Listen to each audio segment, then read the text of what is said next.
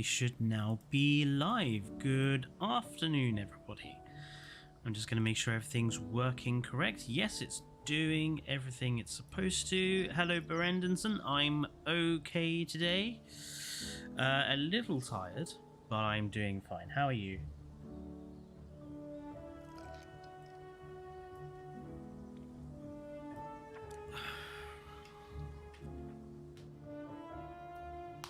Ooh. Right. Today is going to be a long day, so I'm going to take things easy to begin with, because otherwise I'm going to be knackered by the time we get to later on. So we are starting with Prehistoric Kingdom today, and this stream is going to be about creating a bridge, creating a river, or at least a waterfall sort of lake area river, and hopefully getting started on the first enclosure for animals, which I want to be sort of over here somewhere. But that's going to be, we've got 3 hours. I'm going to be doing this for 3 hours, so we'll see how much we get done. I'm going to start with the bridge first. I've already got it laid out. So this is the end of the bridge. And then we've got glass span, and then we've got the other end of the bridge here. Now what I want to do is try and create something manually, but something that's relatively simple but unique to the park. And we're going to create... What is wrong with that one in the middle?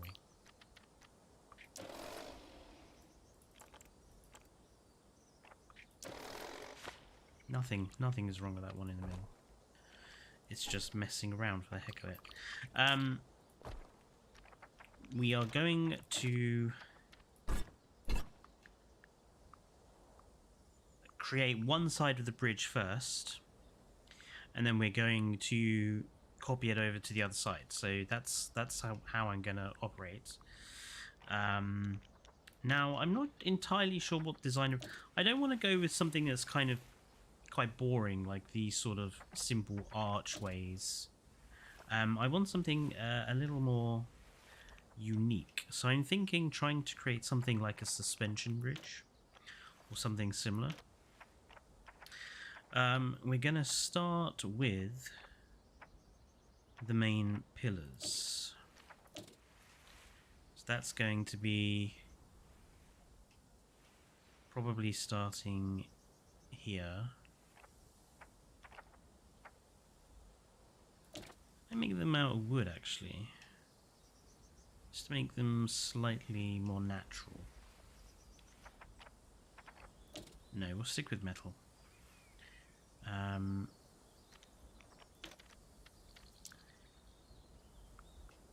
look at that. Grid snapping is useless. It really is.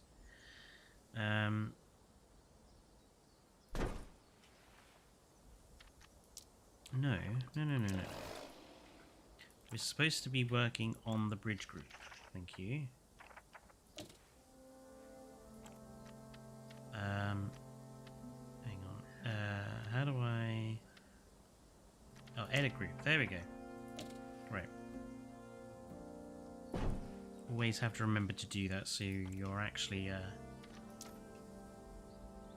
So this is a... I feel this is a bit thick and a bit long. For our first spar, so I'm going to reduce it in height slightly, and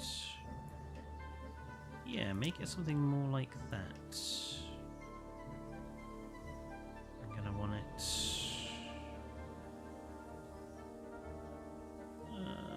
about there, about in the middle. Yeah. And then we're going to duplicate that. And go up to the middle. And this time we're going to make it a bit taller.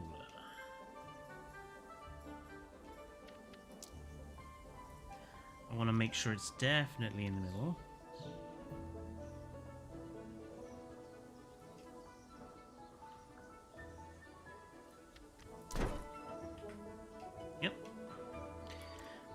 grab another one of those. And that's going to be our end point there. You're wondering what the first dinosaurs are going to be? I'm not 100% sure yet. I'm not even sure if I'm going to have a dinosaur to begin with.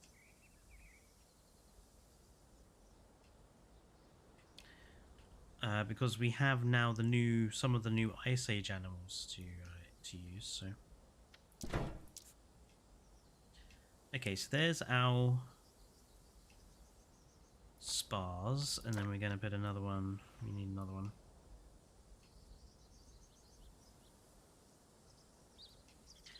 Roughly in the middle. Okay. Now, how to connect them?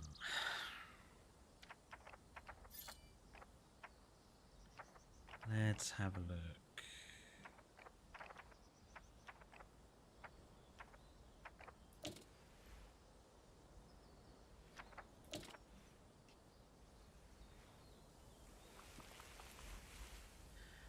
This could work. Hello, Joshua. No. I want something.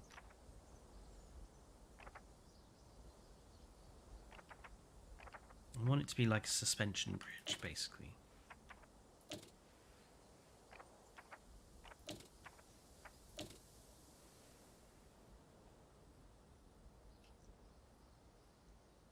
Is it worth it? Hello Foxhawk, by the way, welcome to stream. I would say it's starting to become worth it, but it's got a long way to go. It's starting to get to the point where it's definitely worth thinking about picking it up just to start getting used to the way it works. It's not like Jurassic World Evolution, where you're going to probably need another year or so of development on this before it gets to a really outstanding standard.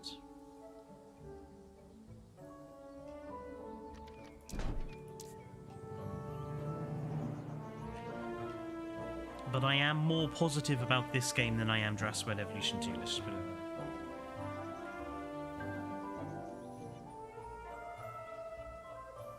Yeah, it definitely needs time to cook.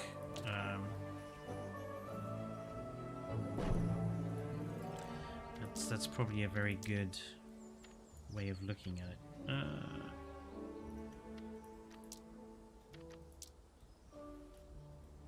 But like I say, it's not far off.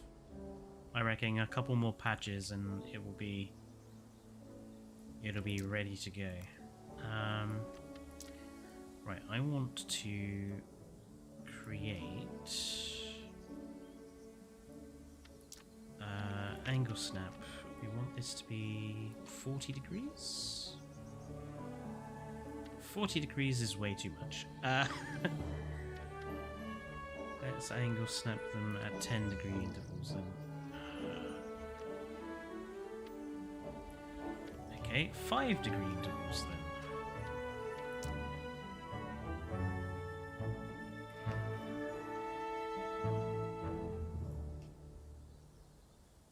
Yeah, 10 degrees was too much. 5 degrees it is. That's...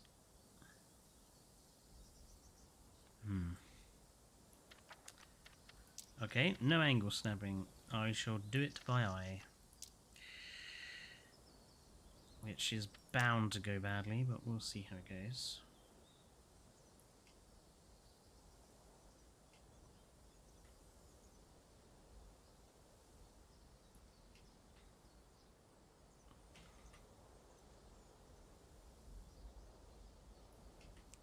It's actually a bit thick, I think.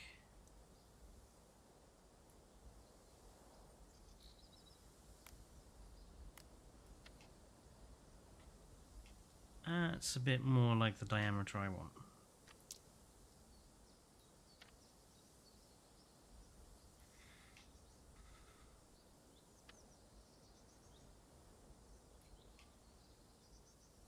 I don't mind if it sticks at the end there.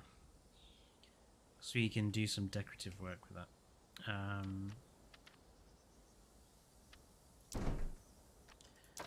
Let's copy that along to the next side. Same thing again, make sure it's roughly in the middle. Excellent.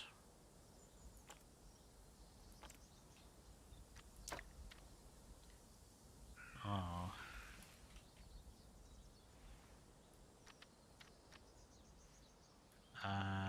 Let's angle snap, put it back up to 90. Rotate. Good.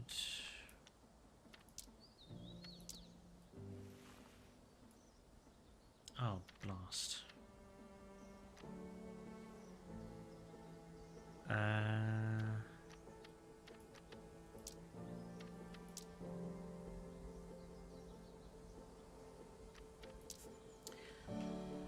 How do I transfer that to over there?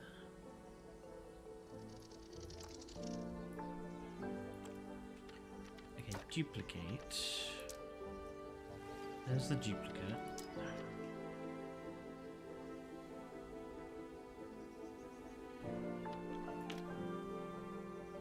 I just want to flip it.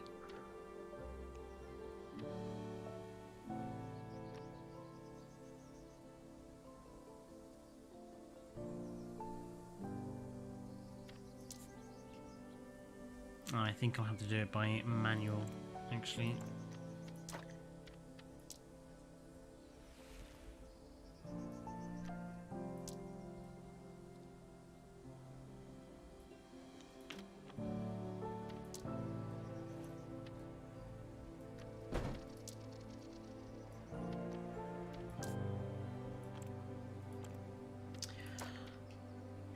Most of this game is the difficulty of learning how to... What the... It's the difficulty of learning the movement system, which can be a big hindrance at times.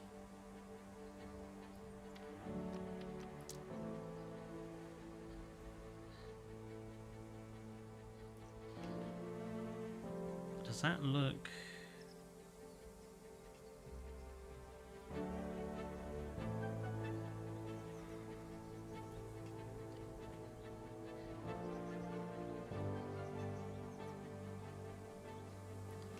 How close is that to...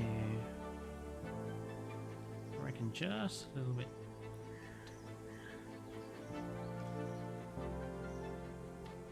Yeah, I reckon that's...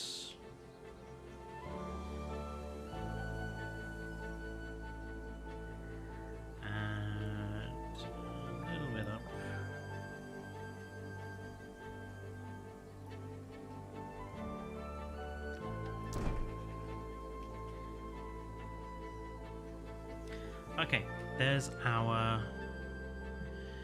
This will be what the suspension cables will hang from. We want something across the top, I think.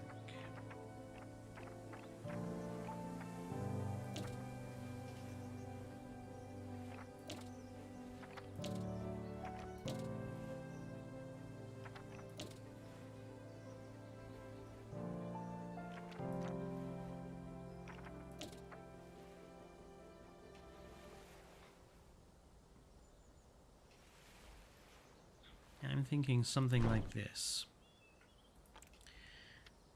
What's my favorite species in the game? I really haven't played the game enough to actually make one, make a favorite, if I'm honest.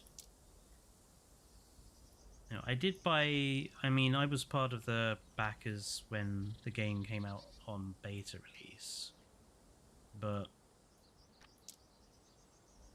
I didn't really play the game very much at that point because the game was very underdeveloped, and it was clear it was going to need more time.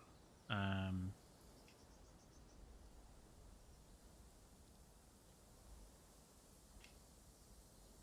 there.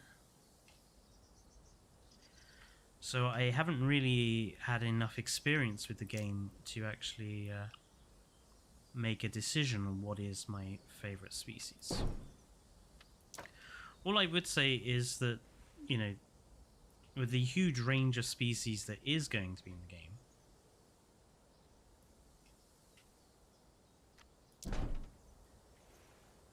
it's certainly going to be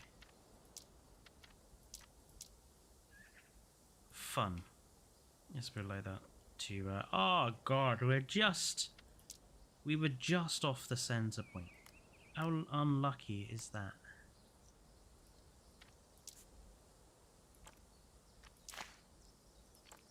Okay, let's extend it a little bit more.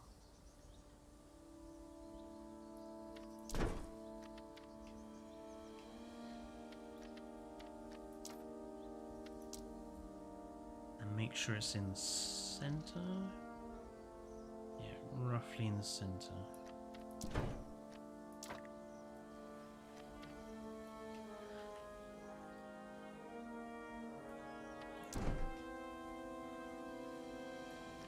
Okay, twist by 90, 180.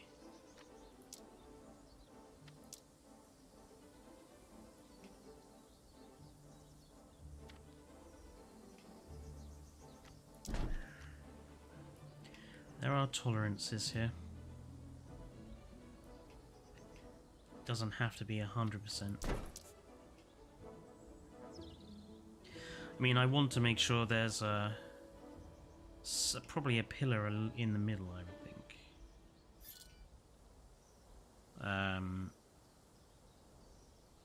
For strength, let's put one of those in.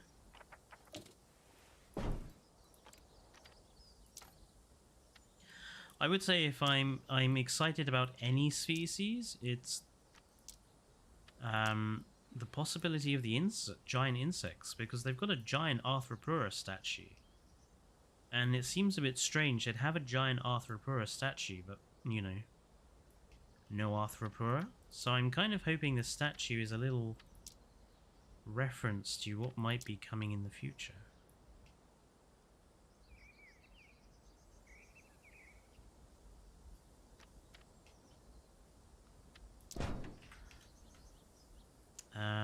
Let's actually drop that down just a little bit more.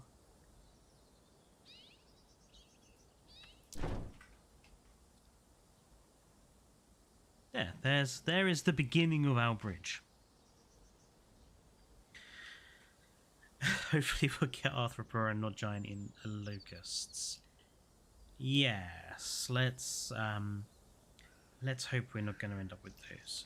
I think we need some banisters, railings. We need to make sure people don't, you know, fall into the river that's down below.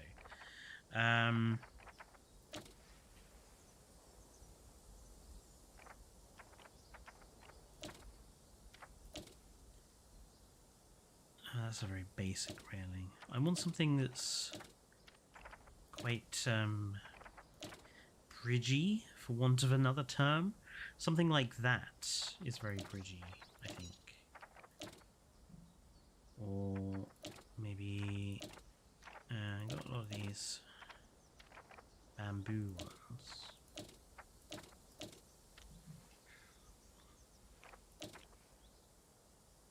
I think we'll go with this one.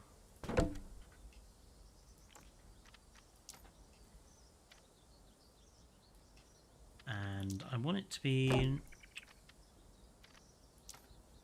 I don't want it to be very tall. I want it to be a little lower.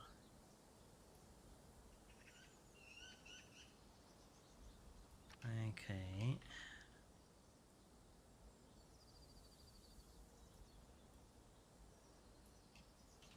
I think we need to make it thin. A little more thin.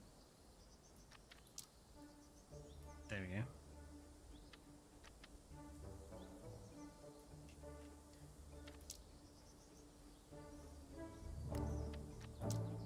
Make it super long.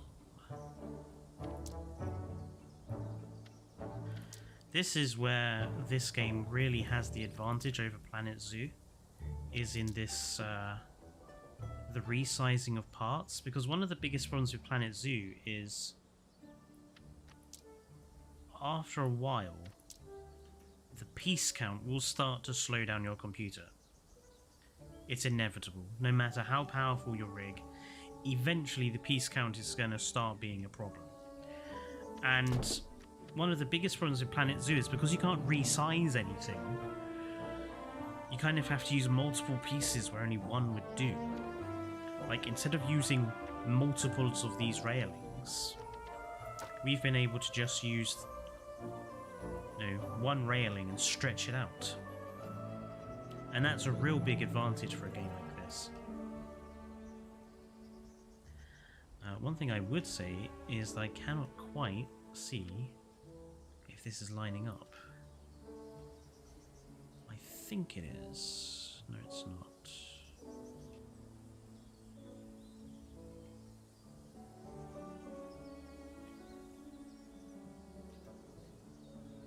Yeah, I think that's okay. And then obviously we can just grab and drag all of these pieces.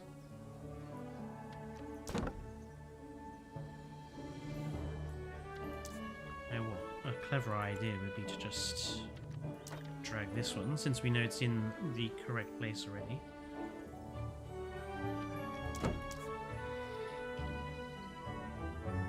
And there we go.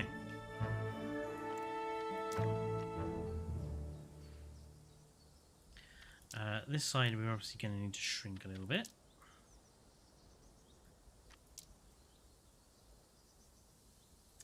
A greenhouse walkthrough for an arthropod would be amazing. I love that idea. Just like building a giant bug house. I mean, as a little aside, I am a massive bug, creepy crawly person.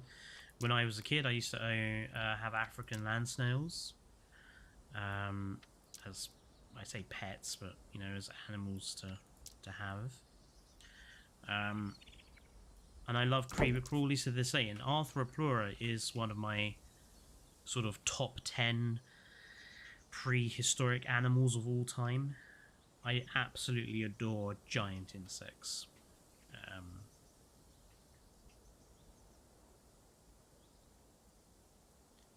So yeah, a game where they're properly being represented would be amazing to have. Now, the whole point of having a suspension bridge is that there are supposed to be lines coming down from you know, there is supposed to be suspension going on here. So I need something that I can have as like suspension cable.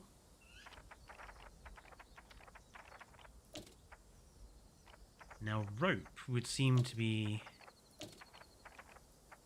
the best idea. I know there is rope in this game somewhere.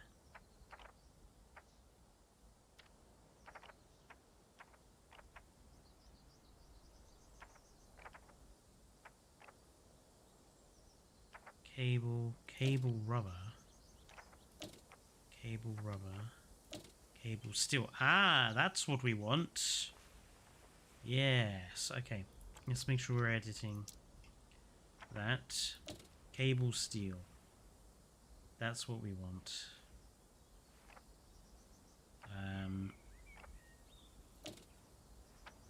It's a bit thick, but we can work with that.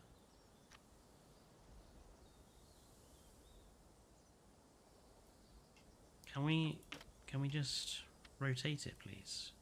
There we go.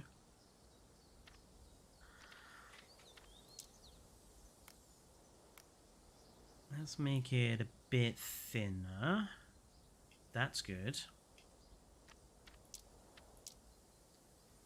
And basically, we're just going to want to start creating each suspension, really.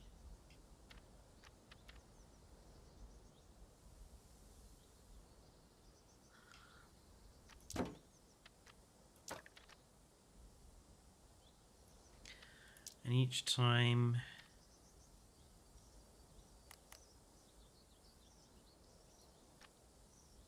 just go up a little bit. I don't know how many to do. Like, how many do we think? Like 1, 2, 3? I think 3 would do.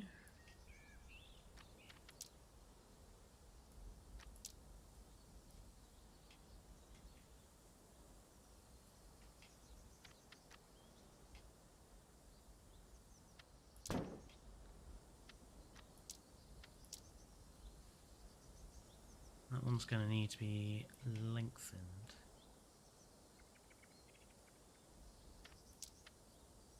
This one needs to be shortened.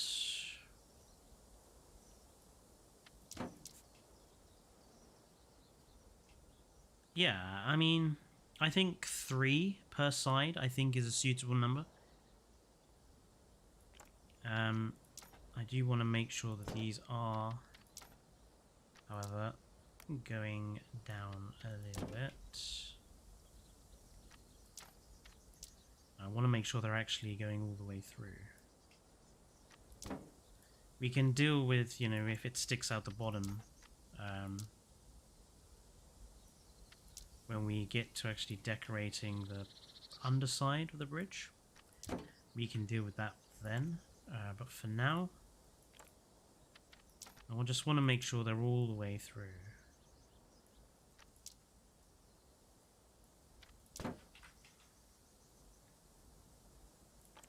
Right, and then we're going to grab these, and we are going to copy them and drag them along. And we are going to make sure they're going through. Yep.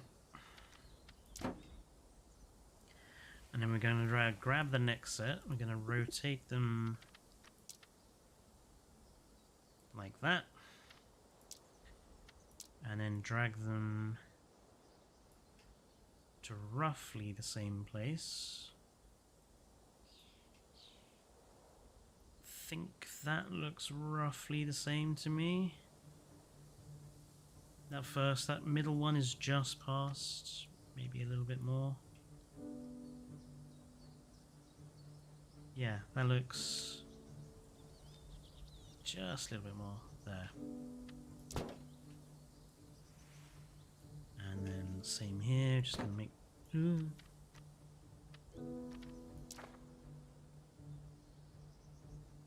sure it's going all the way through.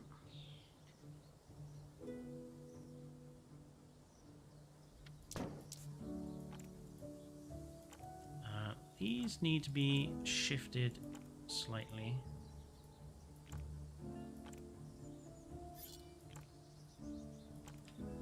Because they are not quite in the middle. There we go. Right, we have the suspension cables for the suspension bridge.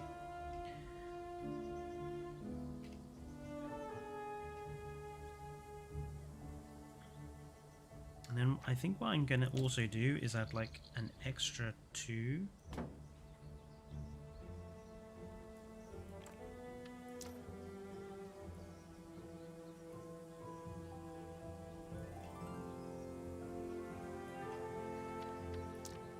Rotate. Actually, you know, an extra 1 would manage, I think. Whoops. I was deceived by perspective.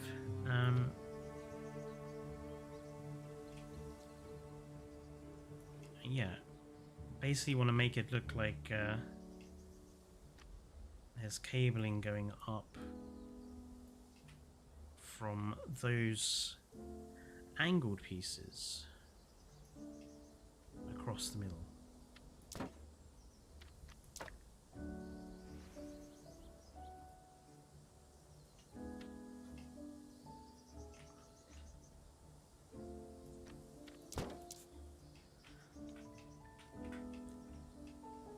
That it's fairly simple, nothing too showy offy,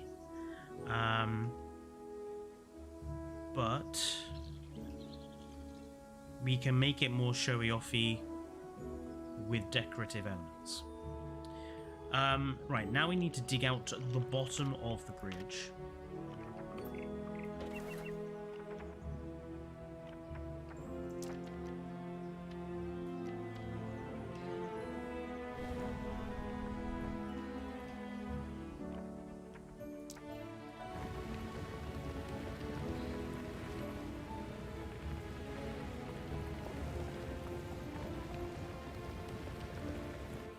Why is that not letting me get rid of the bit in the middle?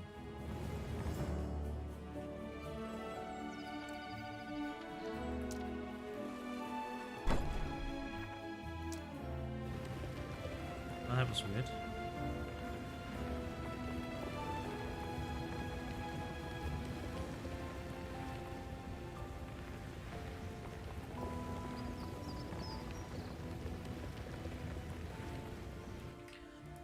Okay.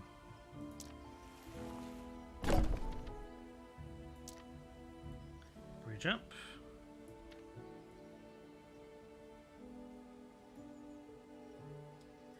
Bridge along.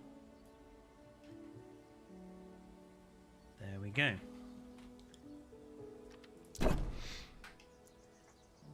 There is our bridge in position.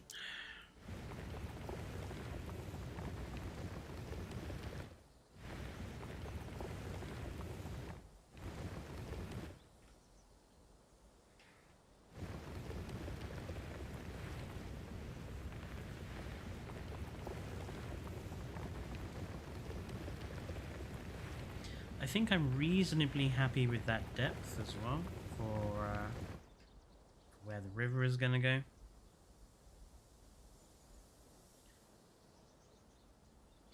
I'm reasonably happy with that.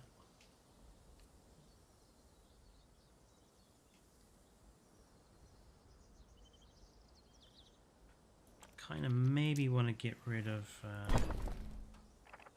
a little bit more of this land. Yeah. Why have we got?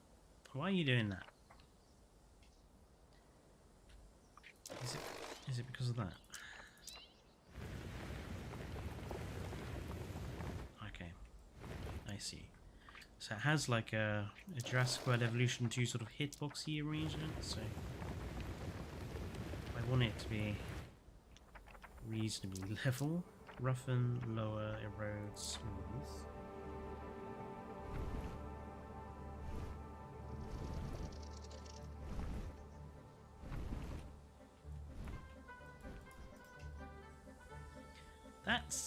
That really smoothed it a lot, actually. Not 100% with that.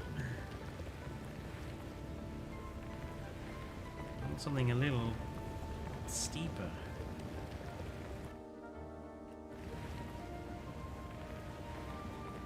You know what? We'll make it like really harsh, and then we will manually we'll use rocks and stuff to make it look less steep.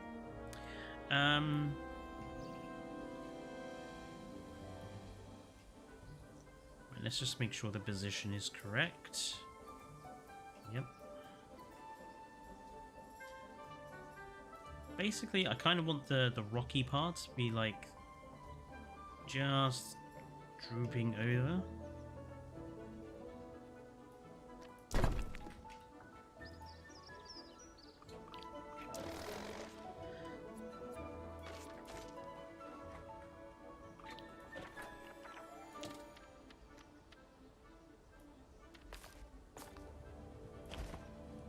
Nope.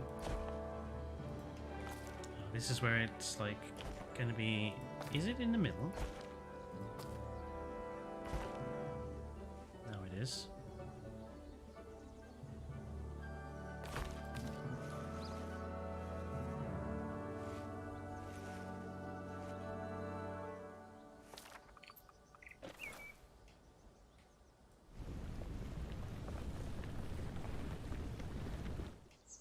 Why are you not?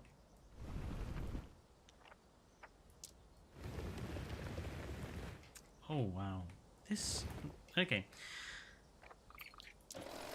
They've really made the path tool a little harder to use.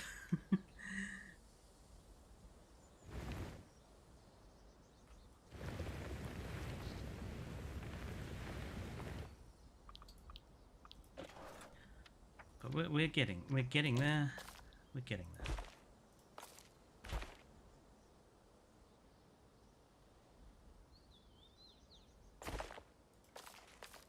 Okay, there we go. There are tolerances here, as I am very fond of saying. Let's just do a 4-meter segment. There we go. Right. Hello, Kingiga. Sorry, I was distracted there with my bridge. First exhibit have Spino. No, we're not going to have Spino. I'm not sure what animal we're going to have in the first exhibit. I am thinking something not too massive, but something water-loving. I don't know. We'll see how it goes. I just wanted to get the bridge done first. Right, we're going to edit this because we now need to do the underside of the bridge. So, first thing I want is I want the bridge archways. I think I used something like that last time. Was it something like that? No, it was one of those.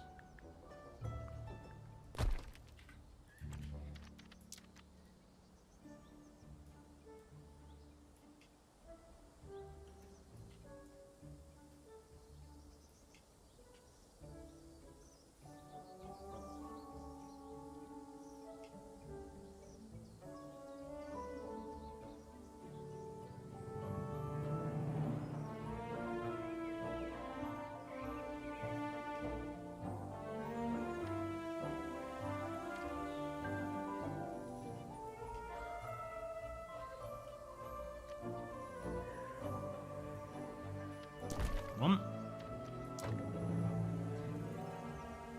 I basically want to do the same over here.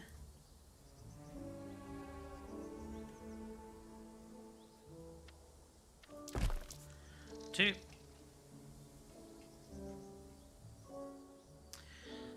Yeah, I think we need to have like something thick underneath the bridge. So I will admit those spars do look a tad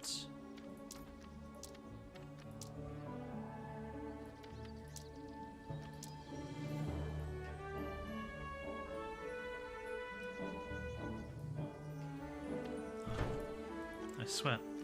Perspective can really... Oh, I've just won an achievement for spending 5 hours in a single save. So that indicates that's the length of time so far I have taken on this park. 5 hours. And that's encompassed an entrance building that's half finished and a bridge.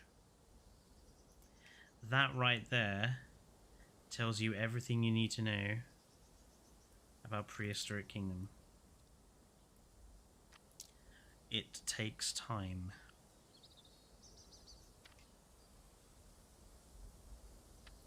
How long can I make this? Oh, very long. Okay. Can I make it just a bit longer? Okay, so it's covering kind of all of there. And it's covering all of there. Okay, good. And I just want to drag one over to the other side.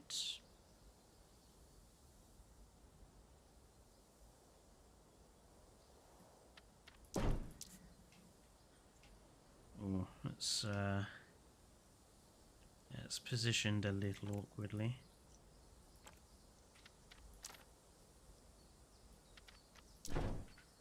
That's a bit better.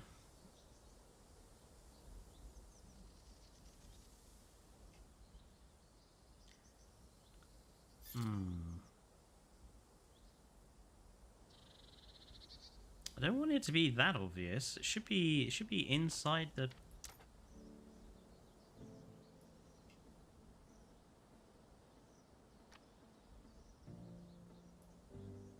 hidden away. There we go.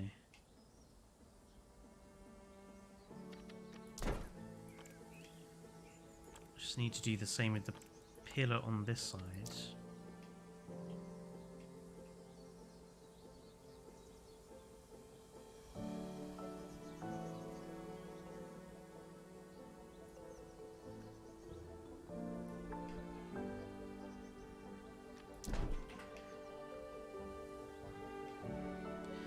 And all these cables need to be moved again.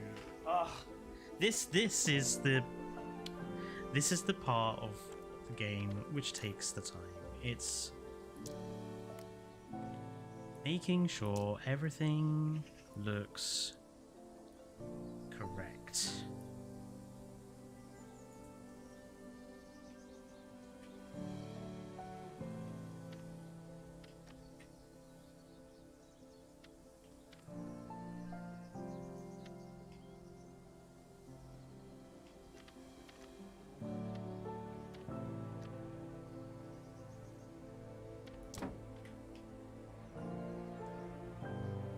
See, because that's now not long enough.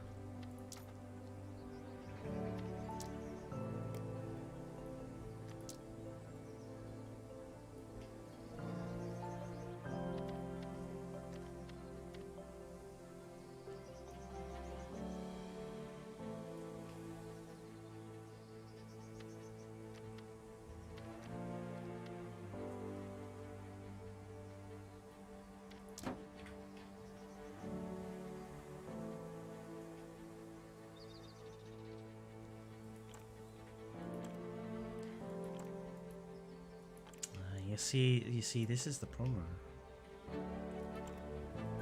That... No, I want the bar, thank you. The bar needs to be actually under the bridge. And then it's gonna show up here.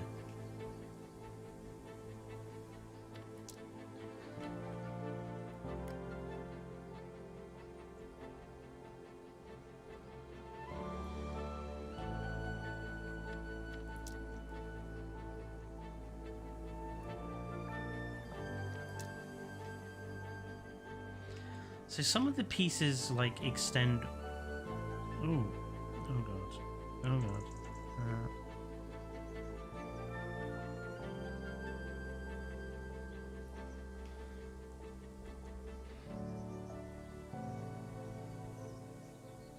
Just a little bit more. There we go. Ooh.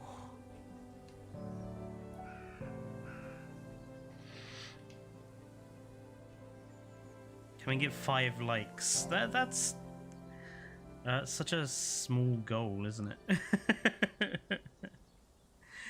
Right. Let's grab the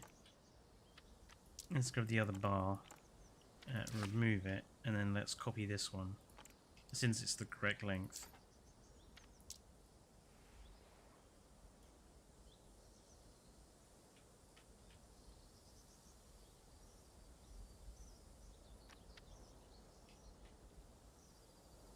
And that should look relative.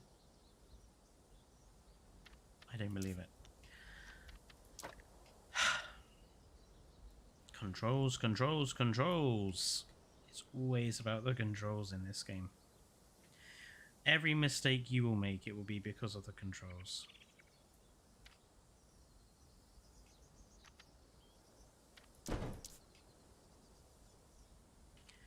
Is that relatively similar on both sides? I think it is.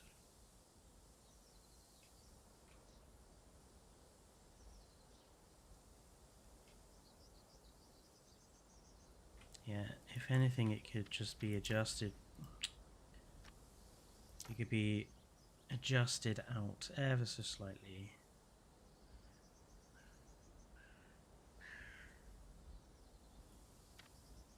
There we go. Now, the only ones that need a little bit of adjustment are a couple of these cables now.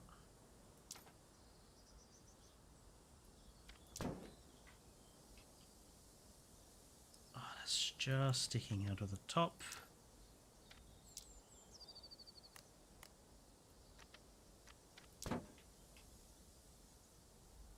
Okay. This one needs to be a little adjusted as well.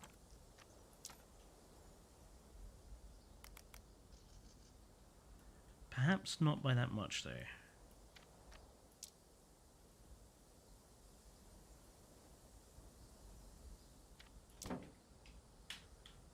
Okay, that's good.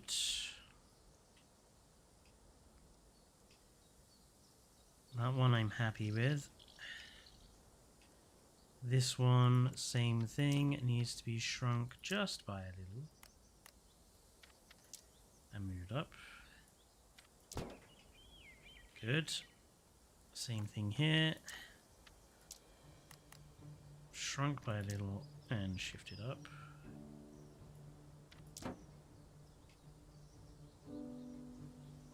It sucks the Frontier didn't add the stretch and resizing tool in Planet Z. Well, I think... Look, let's be honest. Jurassic World Evolution 2 is not really supposed to be a very detailed park builder.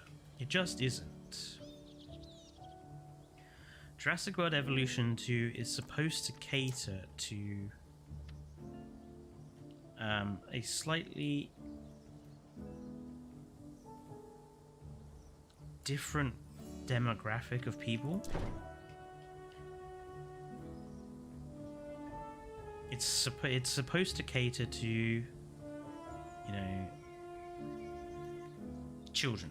If I'm gonna be honest and brutal, Jurassic World Evolution 2 is aimed at kids. It is as simple as that.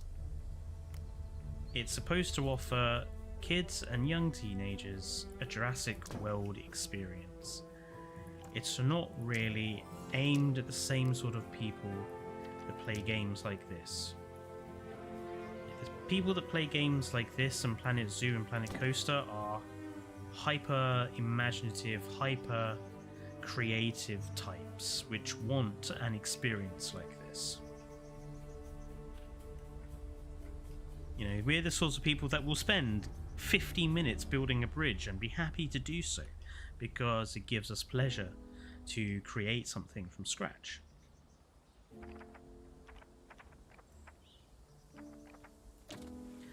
I feel like we need something to...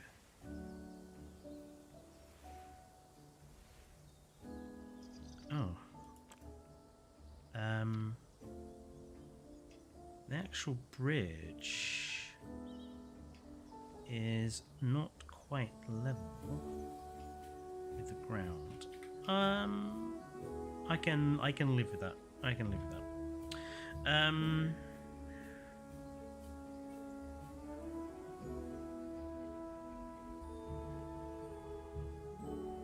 Yeah, if we'll put some rocks to disguise the edges. And I feel we do need something on the underside of the bridge.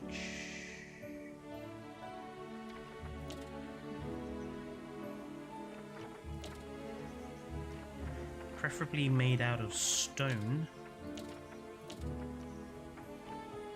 Preferably made of stone, thank you.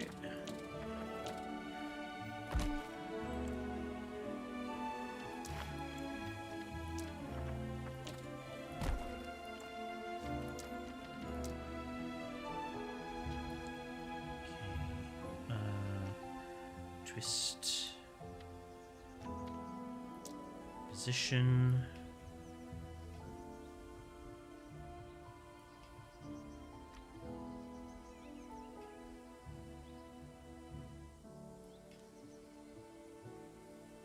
Is that what I wanted?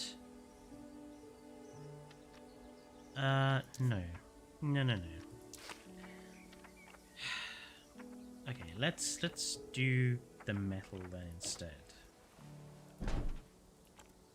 Did I want it... Which way round did I want that? I wanted it like that?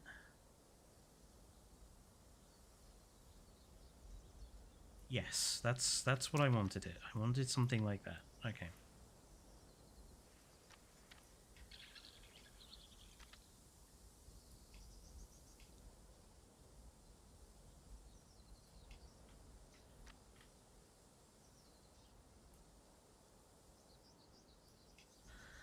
kind of want it to look like? I want it to go to right up to the first line on the bridge. There. Okay. Happy. Click and drag. Ah! Oh, for heaven's sake.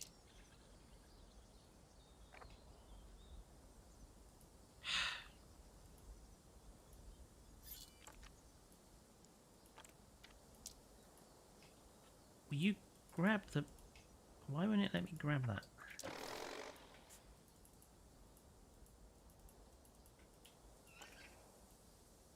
What the... Edit? Why won't it let me grab this?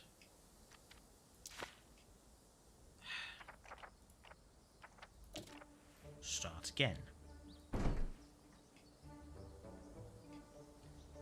What?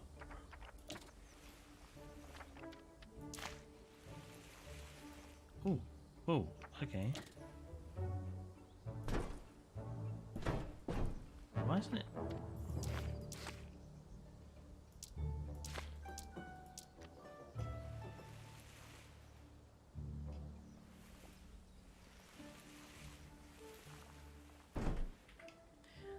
I think the camera mucked up for a minute. Right. Let's do that again.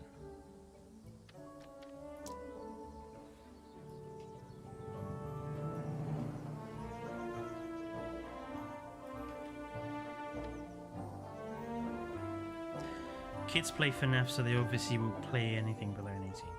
Well, it's not that. It's more that the way the game plays is obviously targeting that demographic. You know, most people that play Planet Zoo and Planet Coaster do not want to set the lions into the polar bear enclosure to see who will win. You know. We just aren't that sort of people. Why is that not...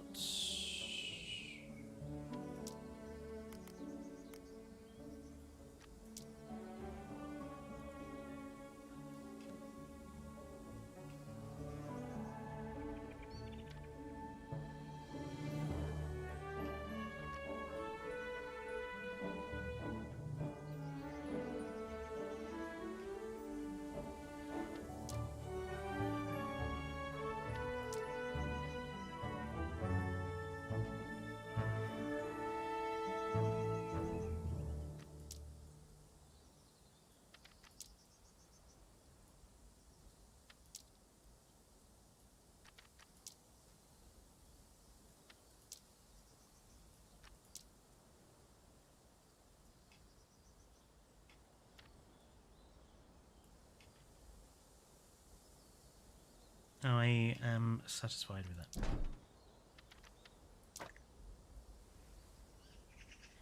So, same thing over here. Drag it all the way up to the metal edge.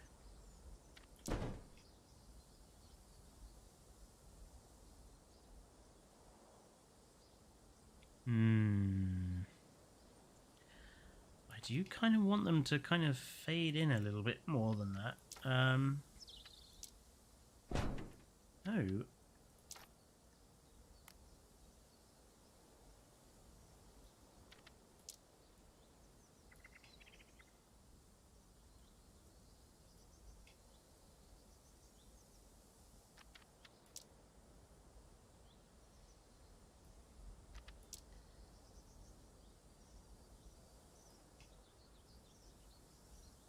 I just wanted an arch, that's all. Just something to...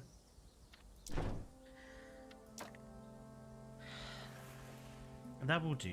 I'm...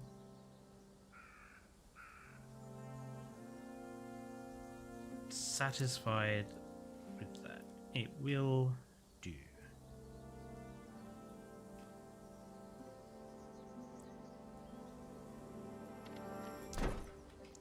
I just wanted something to go underneath because it just looked a little weird. That's all. I think that is one finished bridge for now. Right, water time.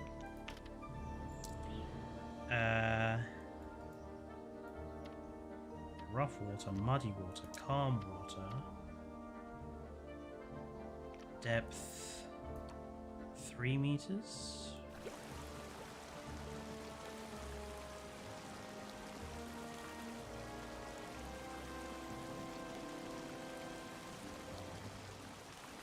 That produced more of a bank than I was expecting.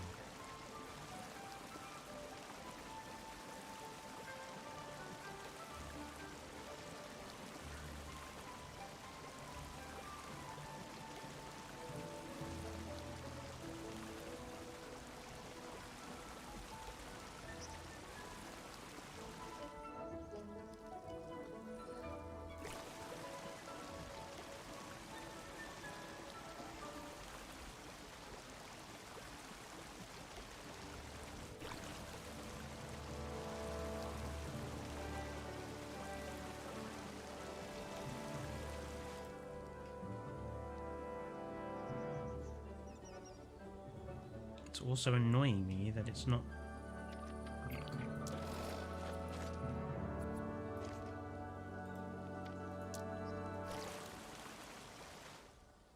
Why is it doing it like that?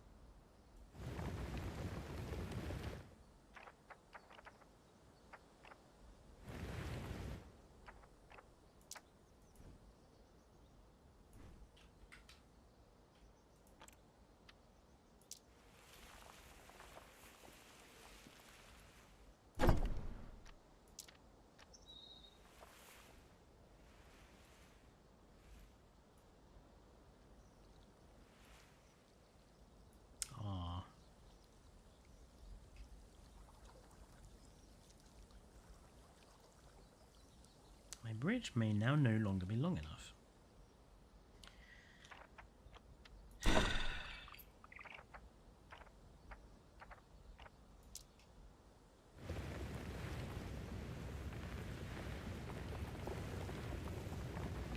Oh, it just created the bank for itself. So it just created the bank itself. It didn't actually need it. It just randomly decided to put one in. I assume that's so animals can use them.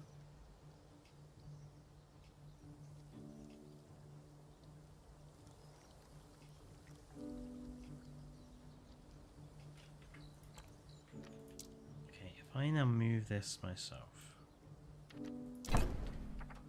and smooth.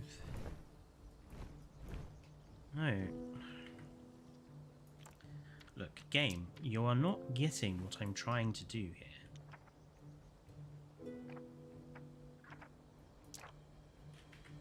What the...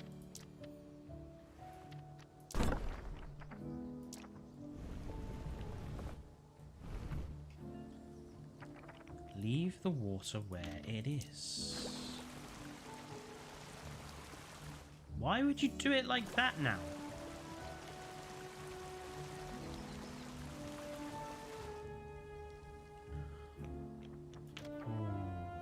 This may be the most awkward water tool I've ever used.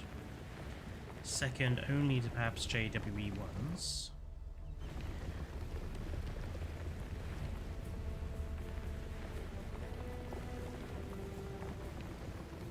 Yeah, we are almost there. I mean, I actually don't know if we will get there or not.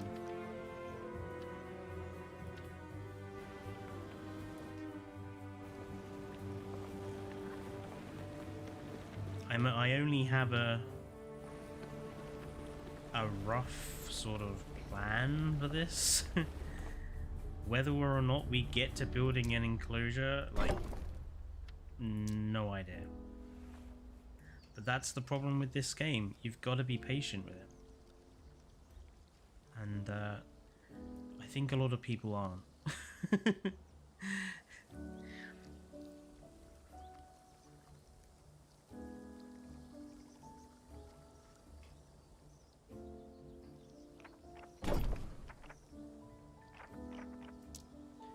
Okay, level.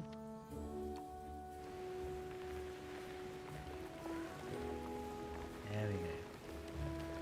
That's a bit better. I just needed to lower the intensity down.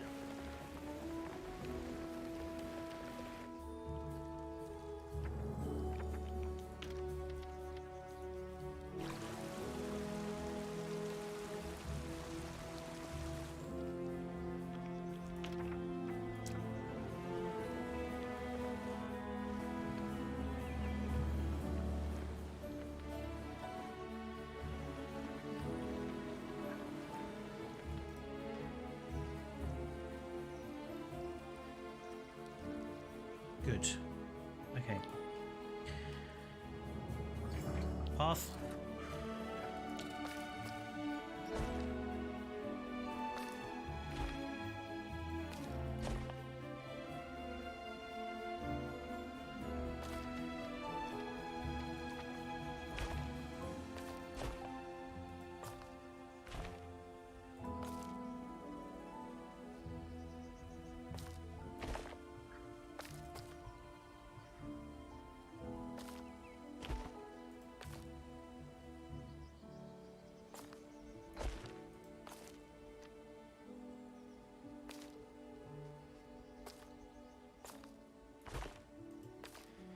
That's not. Thank you.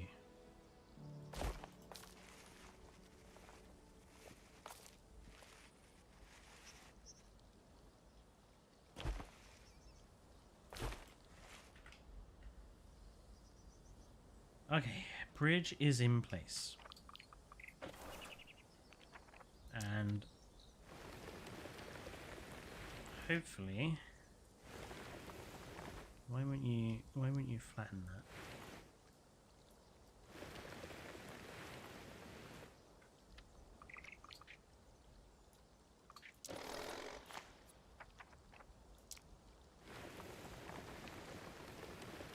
Why is it letting me flatten that?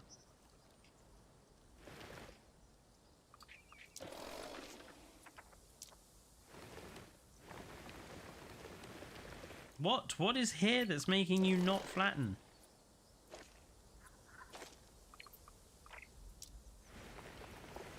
Oh my lord.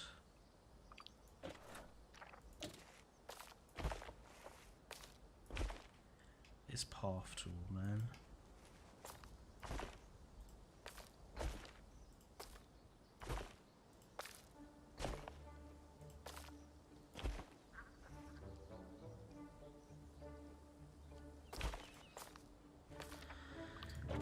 Bloody hell. Right.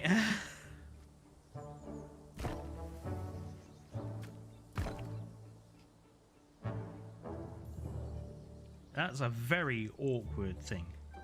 Hello, Nicholas. Sorry, I didn't see you pop in there. Right, water. Continue the water.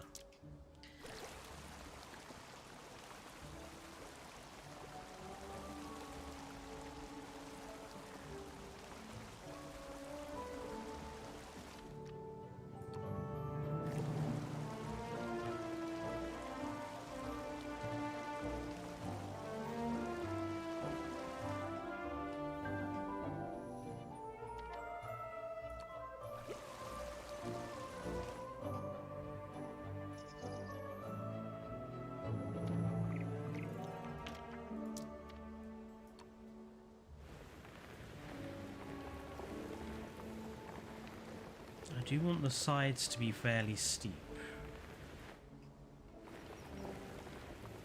At least around here. Let's because the plan is to have like a waterfall around this lake.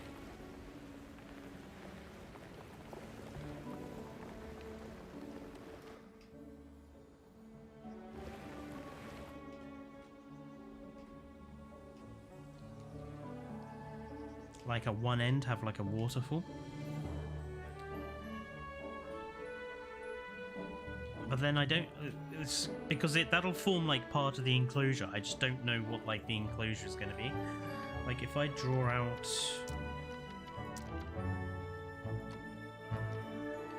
like I want kind of the enclosure to be like,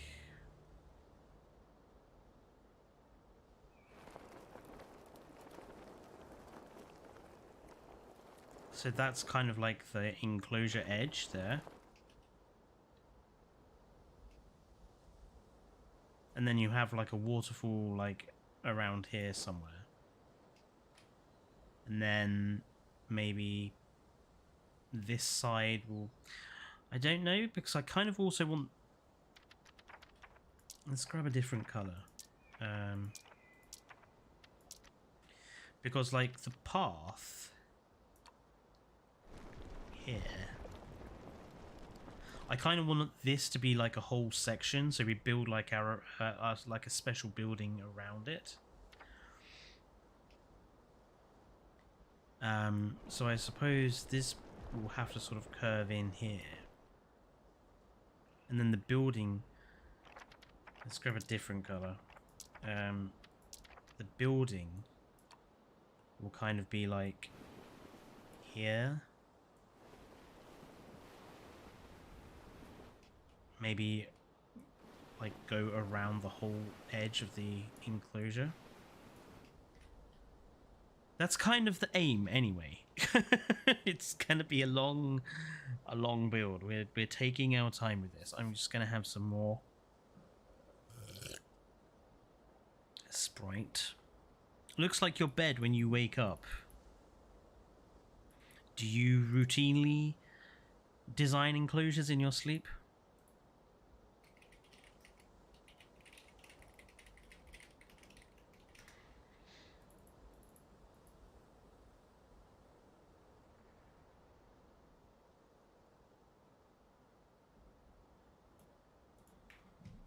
Oh, the white raptor. I'm not even going to respond to that. I'm just going to ignore that. Awful. Awful.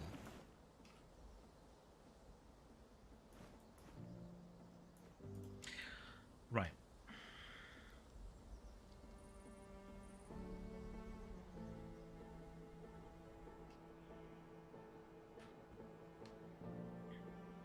I am thinking. Don't worry. I've gone quiet because I am thinking.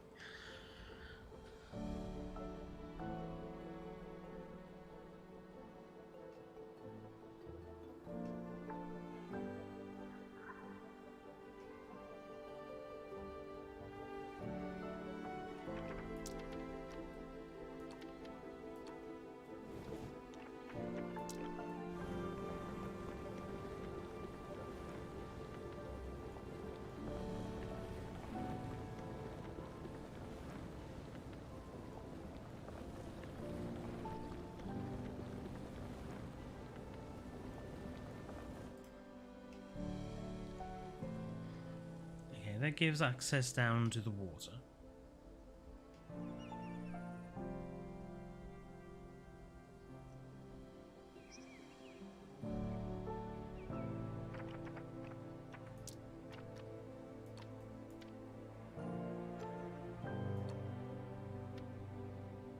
I want to make sure before I do anything that this is all level.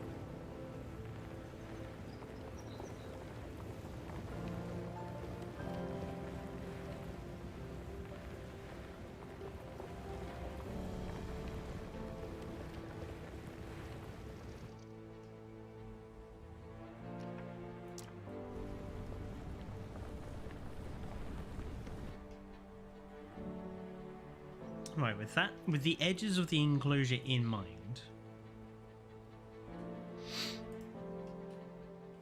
I think I want to figure out how guests are getting into the area first.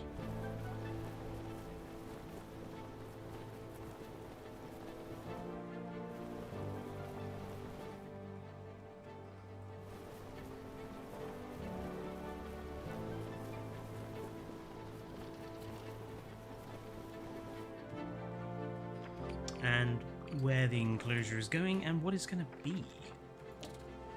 Let's just build the perimeter fence as a rough estimate.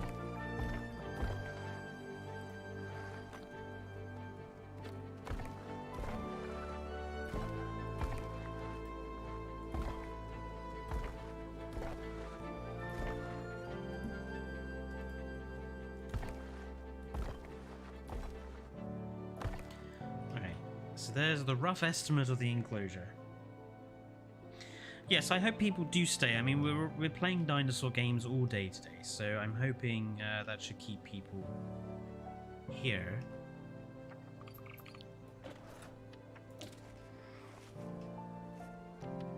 Nice. Segment length 4 meters.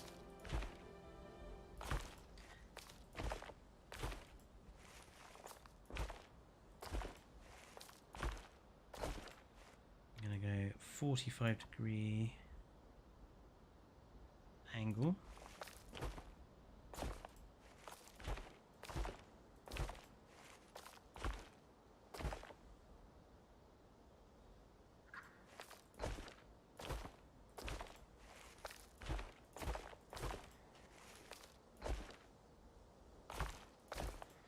Do you know what it is yet?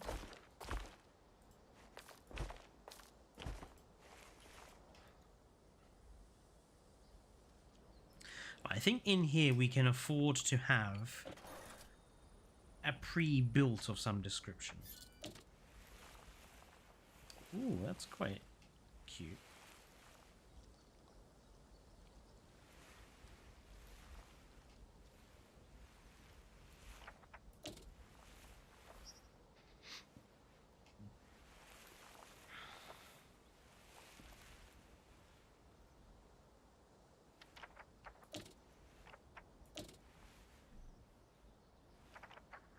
Yeah, I really do like that.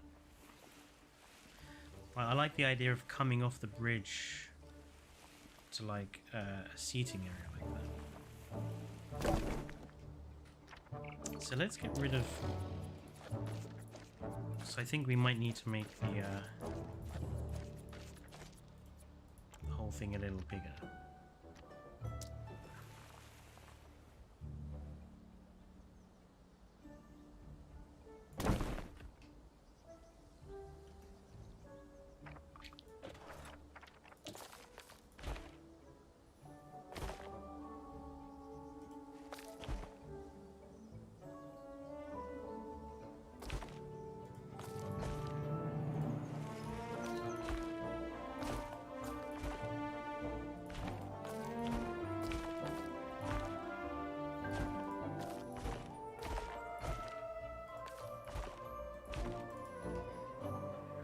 Happened there?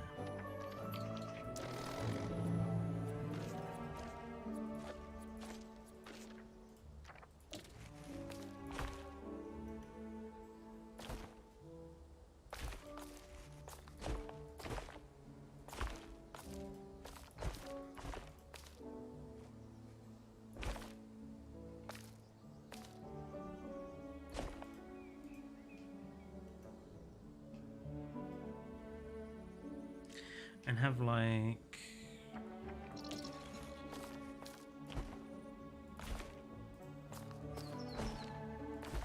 just double that up.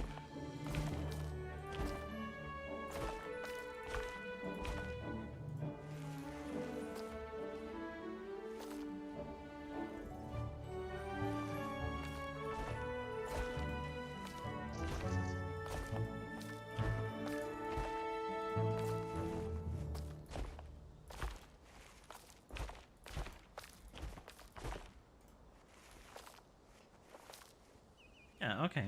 I'm happy with that.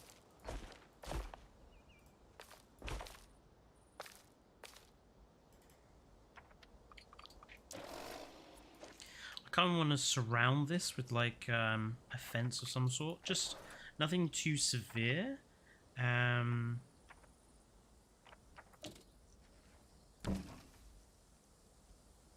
Yeah, something like that.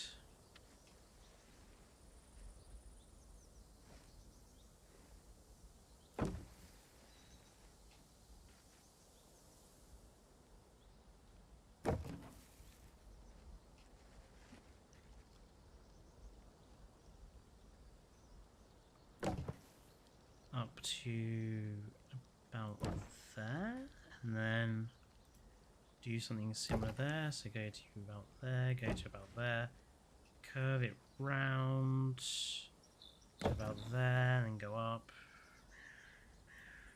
about there.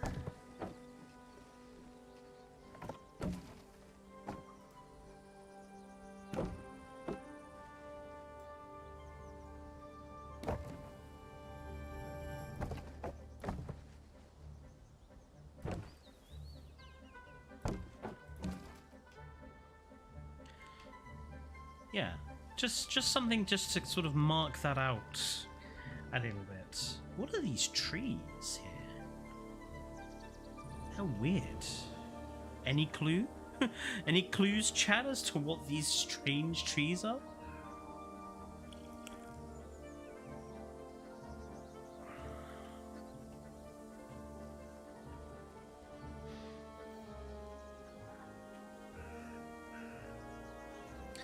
No, I think I might change what the tree is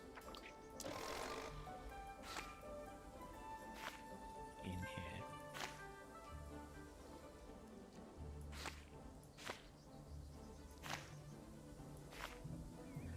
Change the foliage.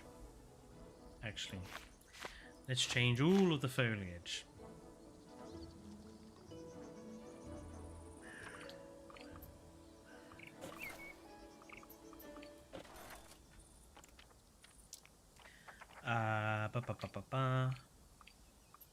Modular pieces, rocks and sticks, foliage, right.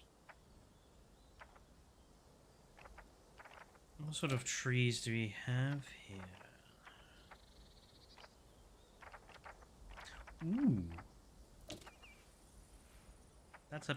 They're a bit big.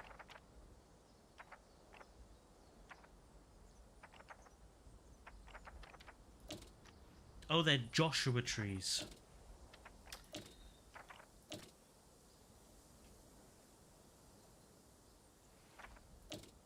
Oh, I quite like these date palms. Scots pine, sword fern, tree fern.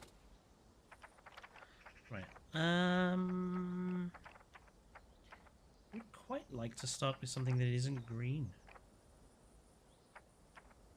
But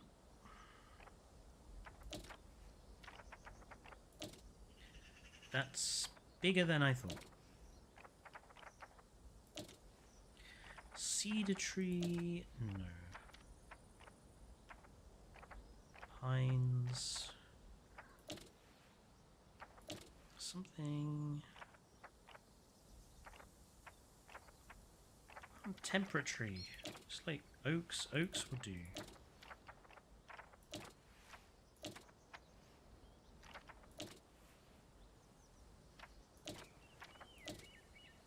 Okay, let's have like a little yellow birch in each side.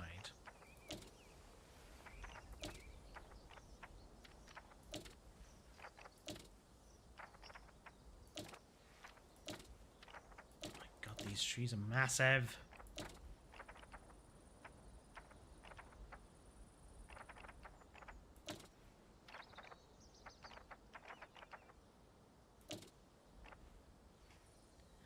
I do really like these little date palms.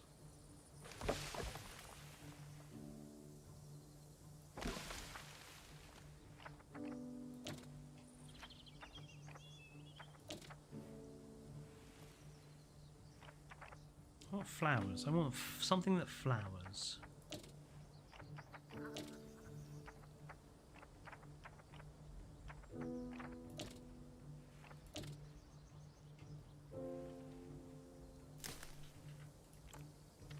I lower that, please. That's a little tool for my liking.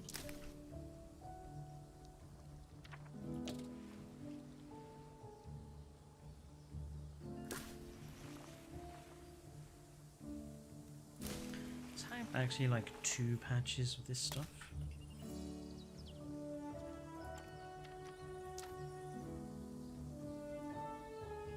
Joshua became a tree.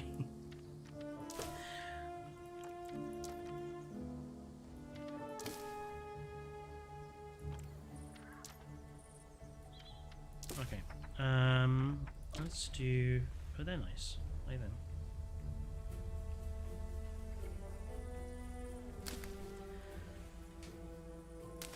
Fireweed. It sounds like something out of Lord of the Rings.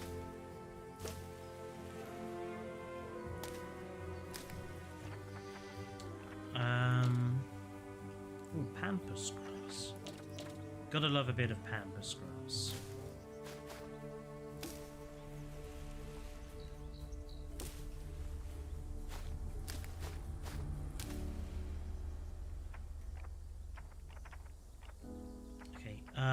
I want another like tree-like thing, maybe a tree fern.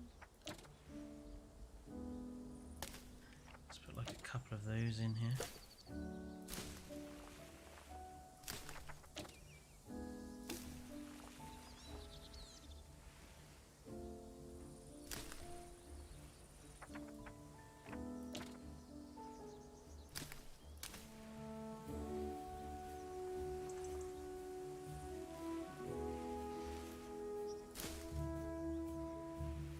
Much better, I think.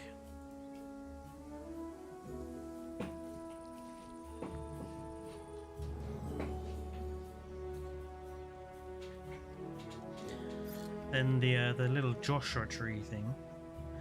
I think that's a lot more fitting with the environment.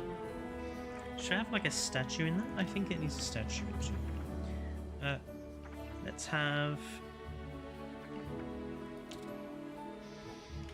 Oh, shall we make this like Arthropleura?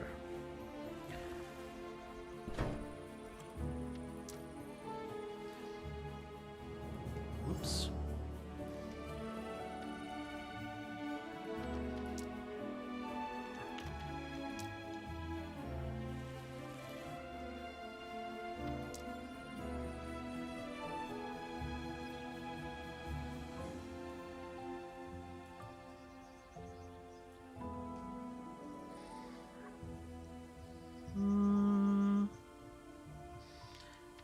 I think the Arthropleura will need something a bit bigger than that.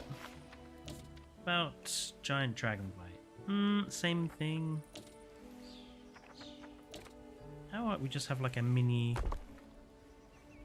couple of mini Edmontosaurus.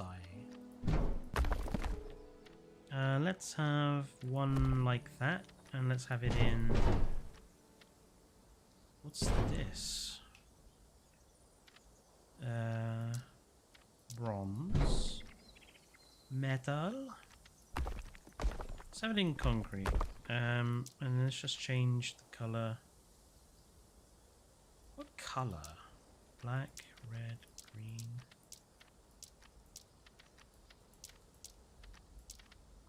I want something a bit kind of like sandstone.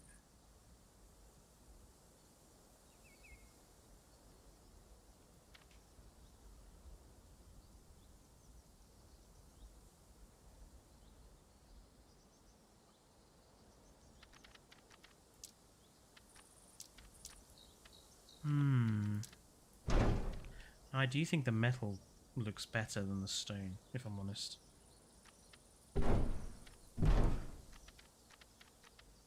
Maybe we could just change the color.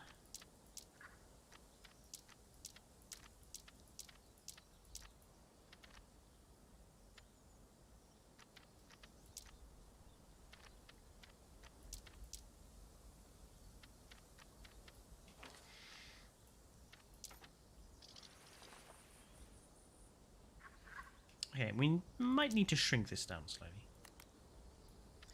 I don't want it to be like a supersized Edmontosaurus. I want it to be like a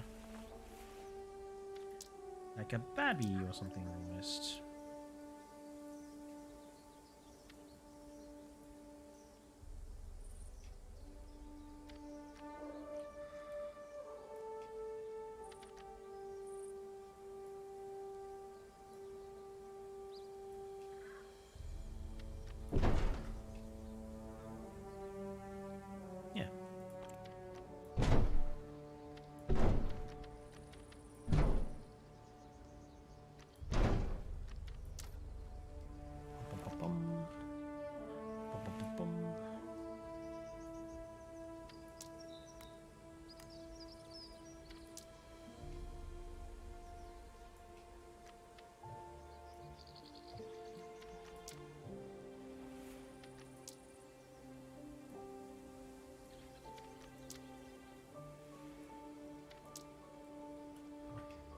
Oh, you... I really must remember that. You have to hit the tick button, otherwise it will delete your progress.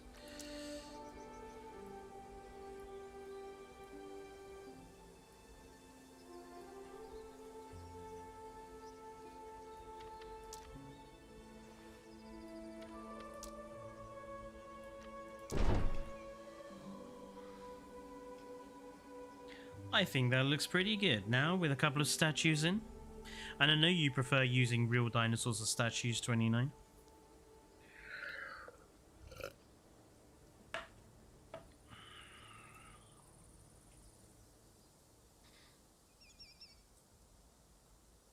I think that looks pretty good.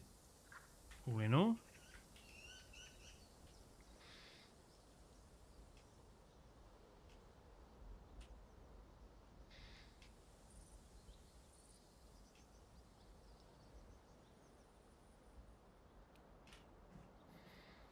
If you can't put fencing into the water, how are you supposed to stop?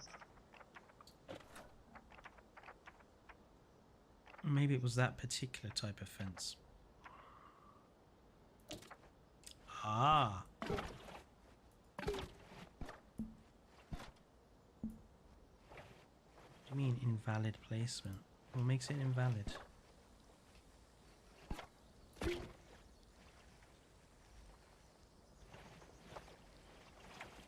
Why is it invalid? Is it something to do with how angular that is? What the?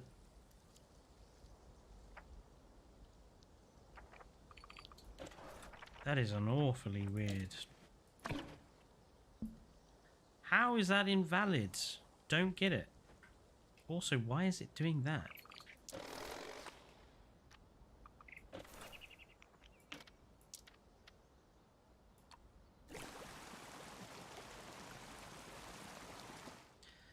What's it doing there?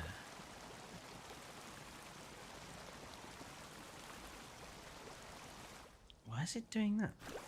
It's not going any deeper.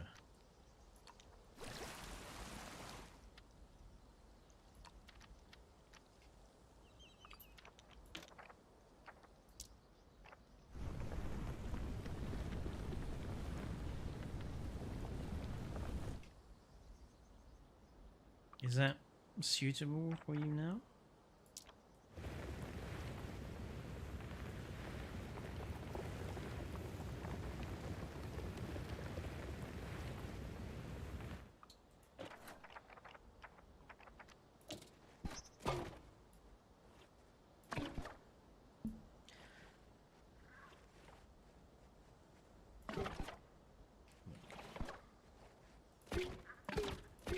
Just want just close off the habitat, please. Blimey. This is... There are elements of this game that are more stressful than it needs to be.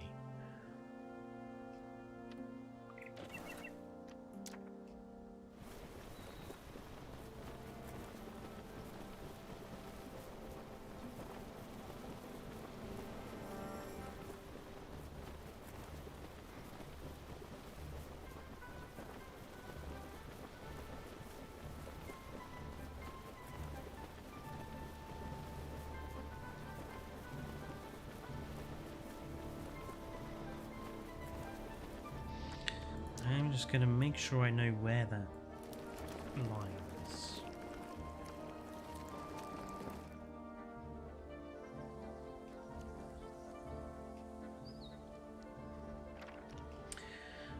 Right. Let's do the rock.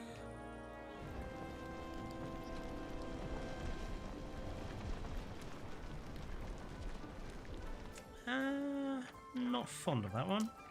Let's see.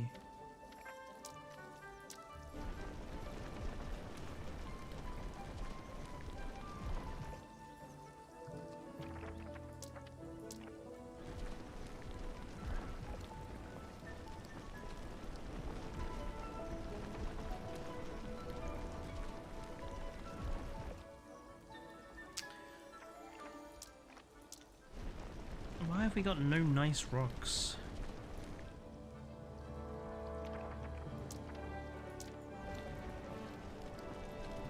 That's a nice rock. Okay, Weasel.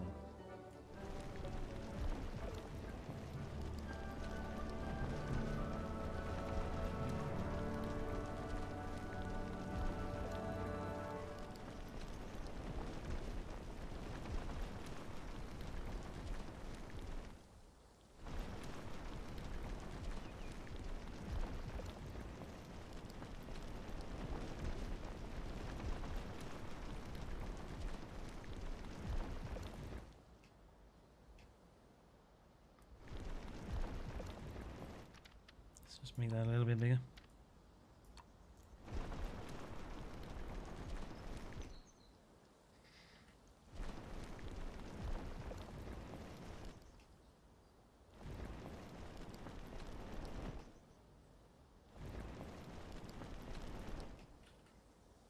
What's it done there? That's weird.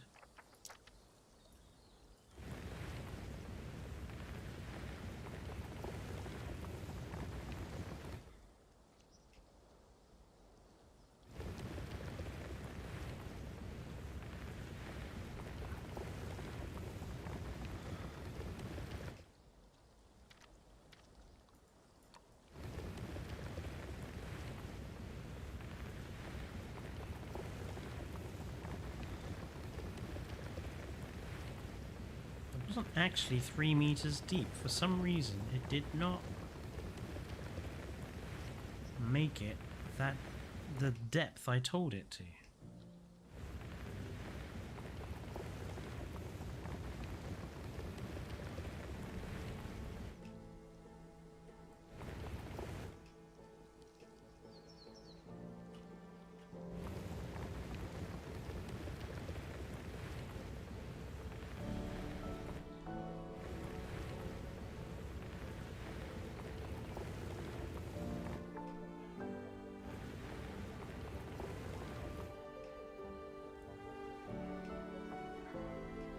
Okay, we need mud or something in the bottom of this, I think.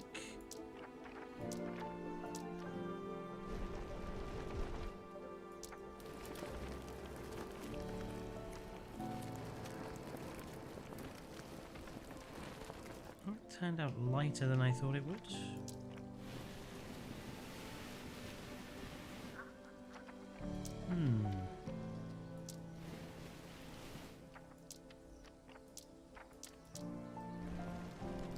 That's rock. Sand? Ah, that's a bit more like it. Something like that. I wouldn't call that sand. I mean, it's more pebbly than sand.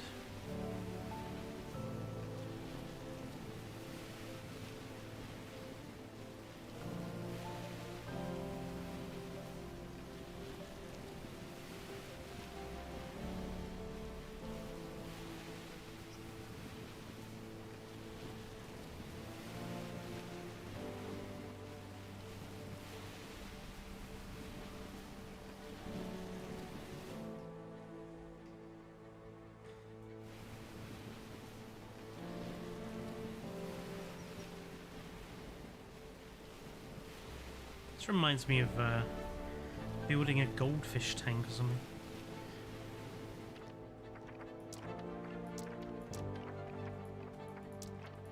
Was that the rock I was using? Maybe it wasn't the rock I was using.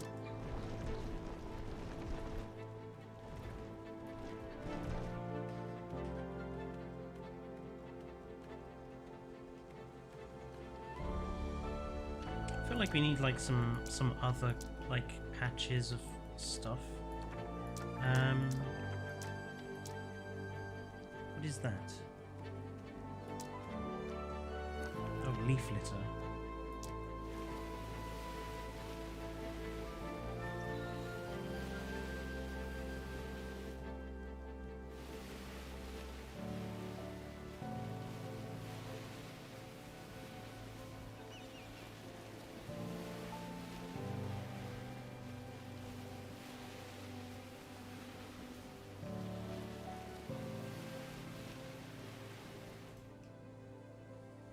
We'll put down rocks and stuff, obviously, in the river to make it a little more interesting.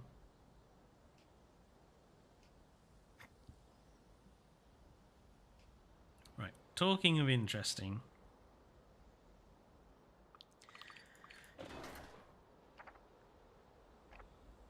Shall we actually... How small that is. Shall we actually put an animal in here?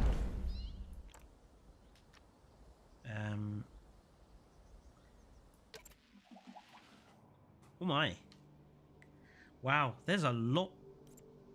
Animal is too large for current nursery. Oh right, the size of the nursery actually stops you, makes you pick particular. Wow, there's a lot more animals here than the first time I played. Oh wow. There's a lot more to choose from.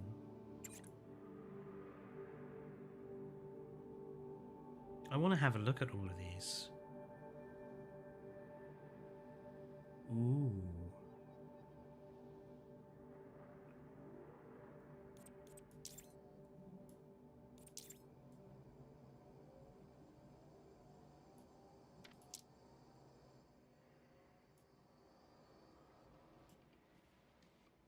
The acro looks cool. I like it.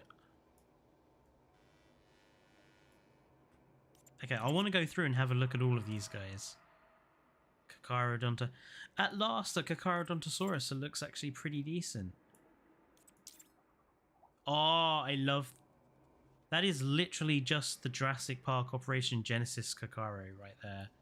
With the emo eyeliner and everything. That's the J-Pod Kakaro.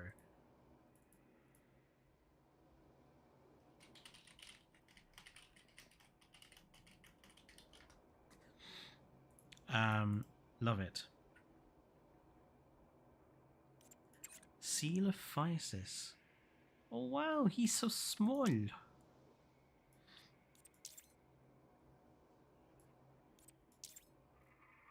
Oh, he has a fuzzy one. That's kind of nifty.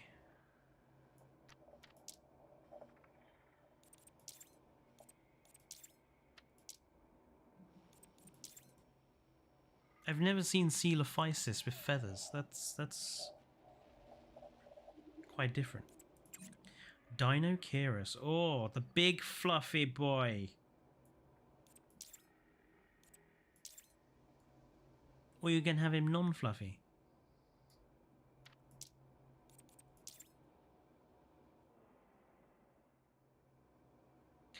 You know, one thing I would say is I think some of their colours are a little dull.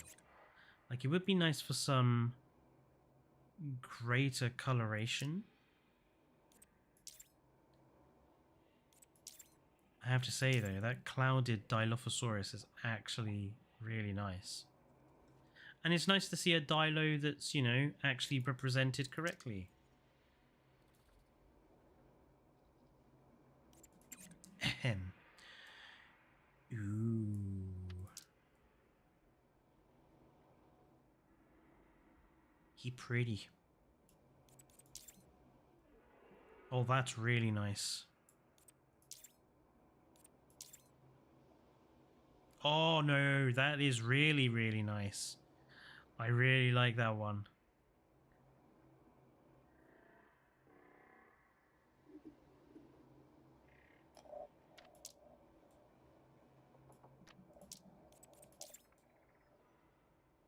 There's some really nice Spinos.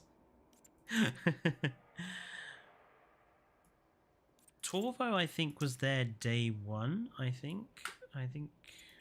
So was T-Rex. The Chunko with the Fluffy.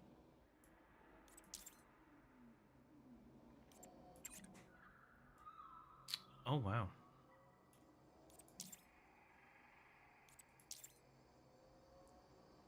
Ooh, I like the iridescent green on that one.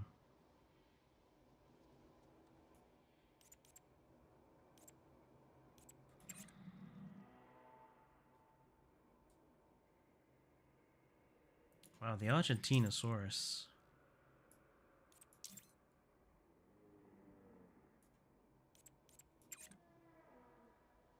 Bracky.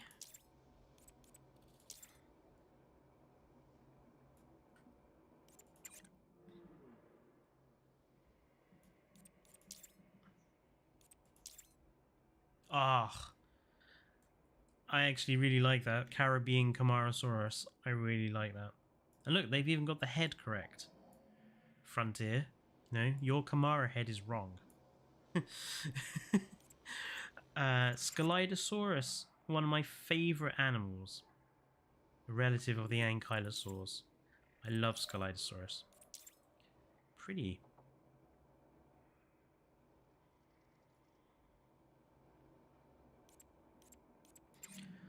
Dryosaurus.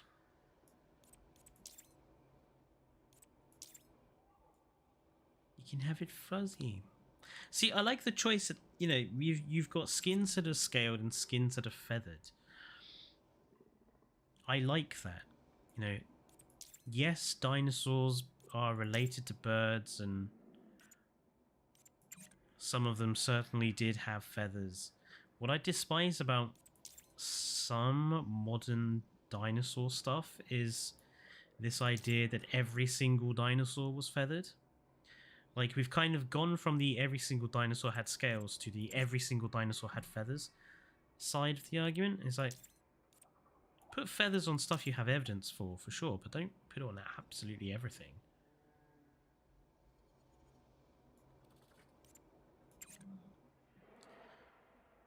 Mutabura. Okay. Oh, that's such a better Oranosaurus model as well than JPOG. See? The hump on the Orano in JPOG is silly. This looks more correct to me. Ugh. That is beautiful. I love that.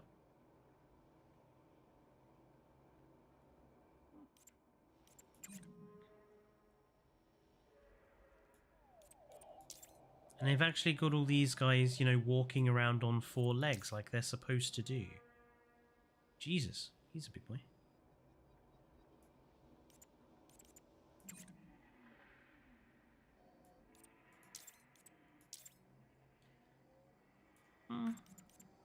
Pachyrhinosaurus.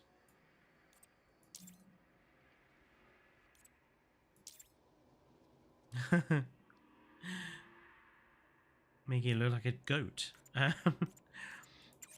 Protoceratops, a species that we really should have in JWE. I am shocked we don't have Protoceratops in the game yet, considering just how important a species it is. Taco! Adorable. Very cute. Styracosaurus. Nice. Trikes. Oh, I love the blue frill.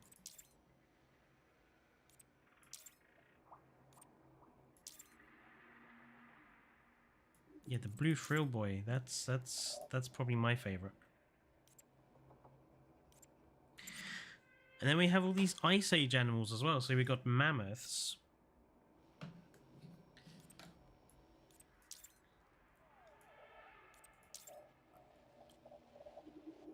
Of various sorts.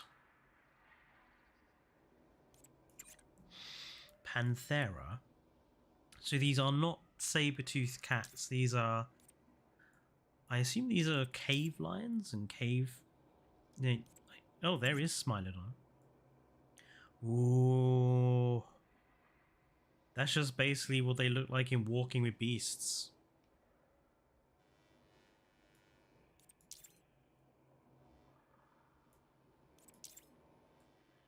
Oh, wow.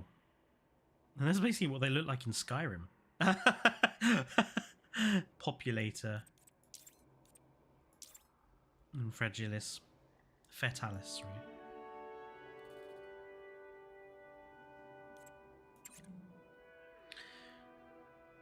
And we have the big boy, the woolly rhinos.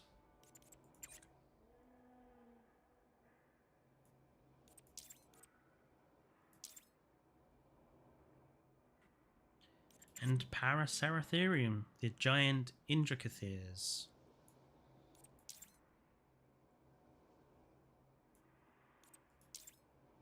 And the slightly smaller Indracotheres. He's tiny compared to... Look how small that one is! Juxia Charamuranensis? He's tiny compared to Paraceratherium.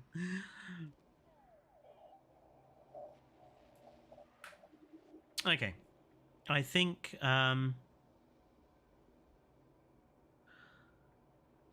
given we do have that lake, I think Spinosaurus is going to have to be our big boy dino for here. But I think actually our lake will need to be bigger for him.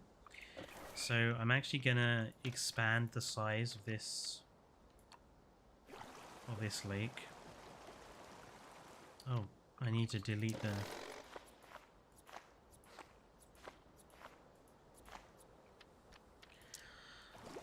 Like, scale in this game is something that's quite difficult to sort of figure out.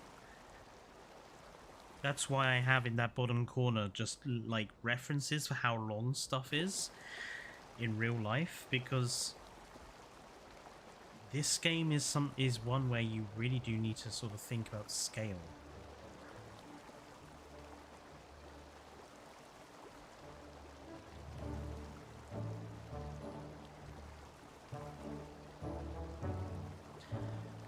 Spinosaurus is he's a big animal, and I think he's going to want quite a lot of space.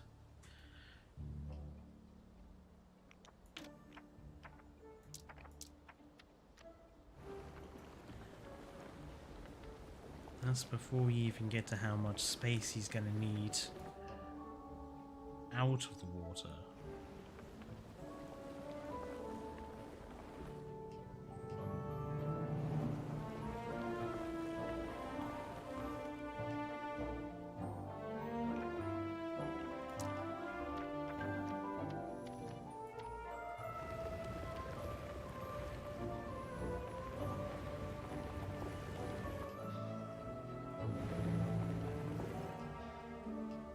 Wherever we choose to put that waterfall, it's going to be...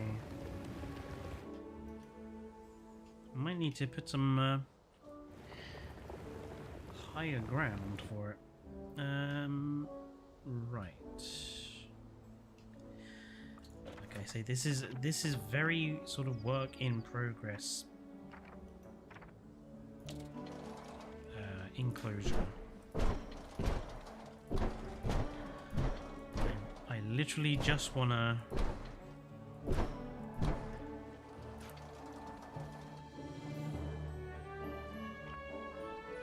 get the animal in and then start building the enclosure around it.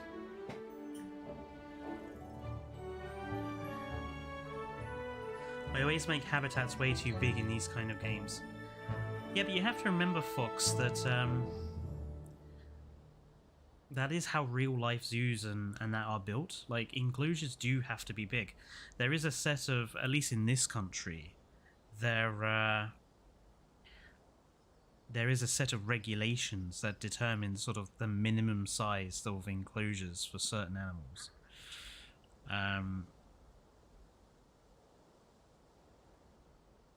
Like a dinosaur, if you think about it, would need even more than, say... Sorry, I'm just shifting around there. Sorry.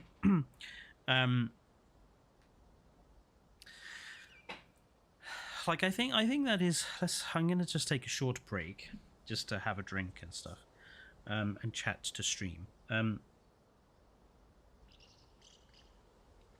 I think that is one of the things that people often forget, is just how big some of these dinosaurs were. Like, you can see down there, I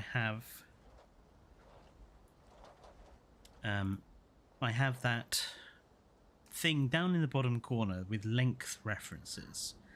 So a one story of a house is about 4 meters tall, and a double-decker bus is about 12 meters long. Now, a T-Rex is about 12 meters. Some estimates go as high as 13, 14 meters. So it's a double-decker bus in length and about 5 to 7 meters tall. So 1 story, possibly 2 stories tall. So basically you're looking at putting in a house into your enclosure in terms of its length and its height. That's huge. We don't have any animals that are around today that are like that. Elephants and giraffes are, in terms of land animals, are, you know, pretty big. But even elephants and giraffes are nothing compared to a Spinosaurus or a T-Rex. And certainly nowhere near something like a sauropod. Like, we have nothing alive today that's anything like a sauropod. And you know, how much space would you need to house a sauropod? I'm actually curious. I'm gonna actually go and check something. I'm gonna Google minimum space requirements for an elephant. Okay.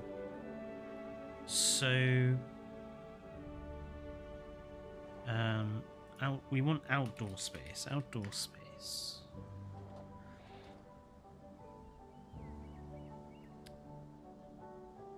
Right, okay, so at a minimum, at a very minimum, outdoor areas for a single elephant have to be at least 1,800 square feet, or about 168 square meters for one elephant, and then you add another 85 meters squared on top for every additional animal. So 100, call it 170 square meters for an animal that is... What? How large is an elephant length? Okay. So a single elephant is 24 feet. I'm going to do some quick maths. Let's do some quick maths. So calculator. So we're saying that an elephant which is 24 feet in size requires 1,800 square feet of space outside. Minimum. So, let's take Diplodocus. Diplodocus is a fairly small sauropod, about 15 meters in length. Let's take that. So, let's do 15 meters times 3.3 to get into feet. That's 49.5 feet. So let's call it 50 feet. So that's... Let's, for ease of math, so that's double an elephant length. of 24 foot. So that means one Diplodocus is going to need 3,600 square feet minimum space. How big is that? 3,600 square feet.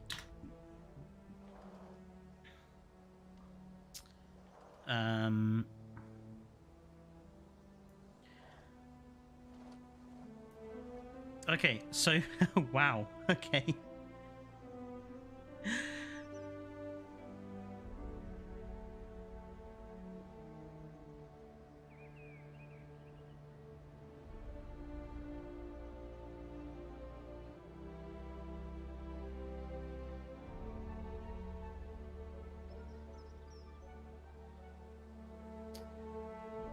I'm actually trying to find something that I can resemble it to.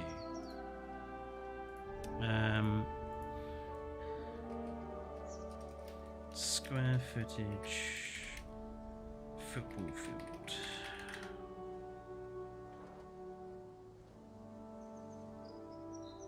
Wow, actually that's not very much space at all.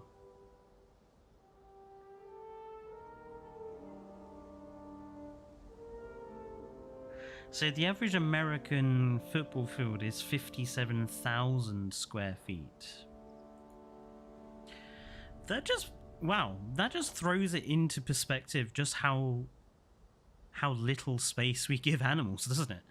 Like, a sauropod, based on elephant calculations, would be given 3,600 square foot minimum. And that's not even 10% of an American football field. That's pretty horrific.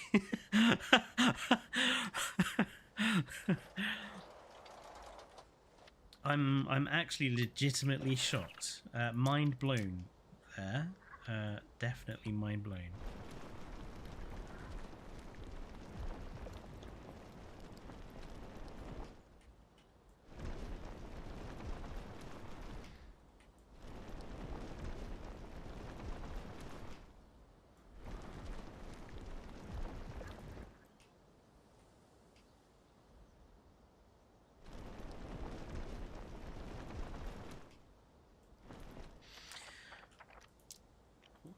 What is that? Oh, that's grass. Gravel. Snow. We used... No. We used... Can you find the one that we used? I thought it was one of these. It was a sand, wasn't it?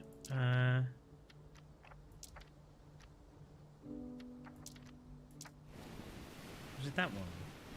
Yes.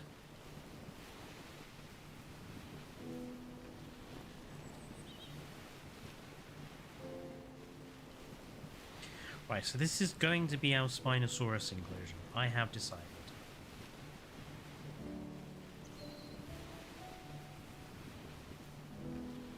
Like, it really can't be anything else. I mean,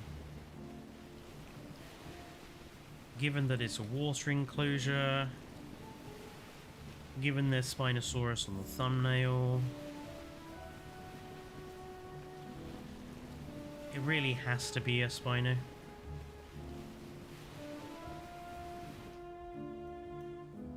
I'm actually gonna like, let's go full on with the theming here. Let's.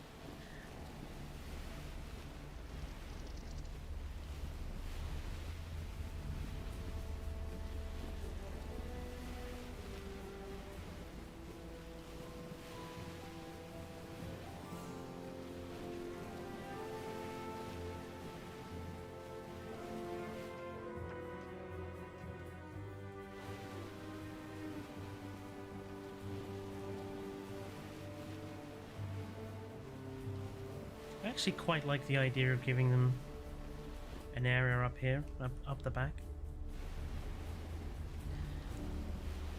We can figure out where to put the waterfall and stuff later.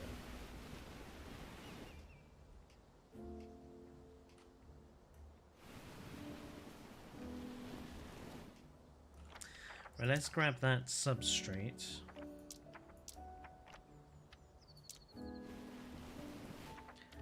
Lower the intensity, blimey.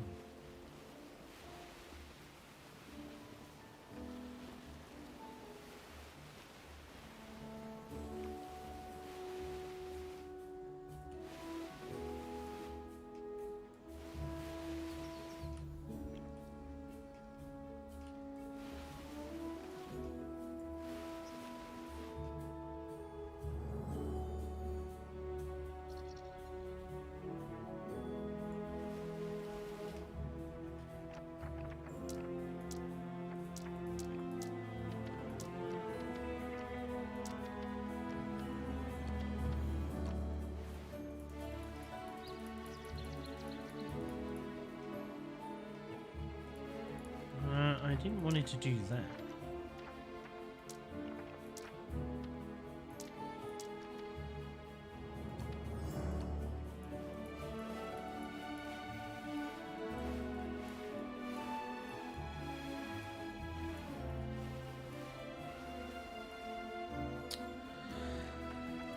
See, making it appear natural is quite difficult in this game.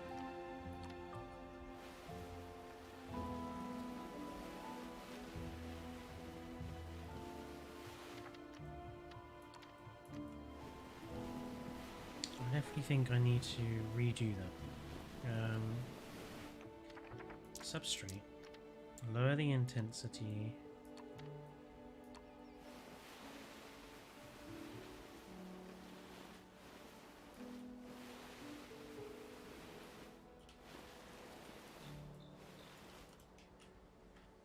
Just wanted to make it look less bland and boring under the waterline.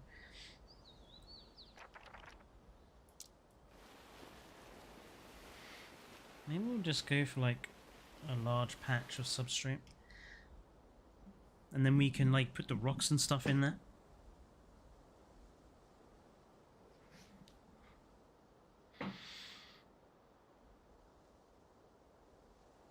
Yeah. Okay. Spino time, I suppose, then. And apparently needs a very large animal nursery, so...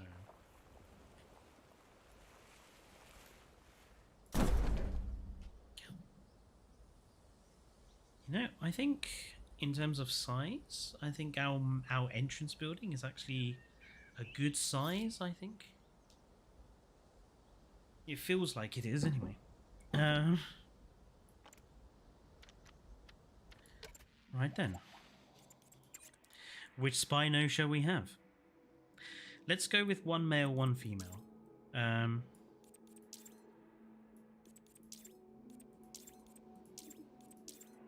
really do like that one.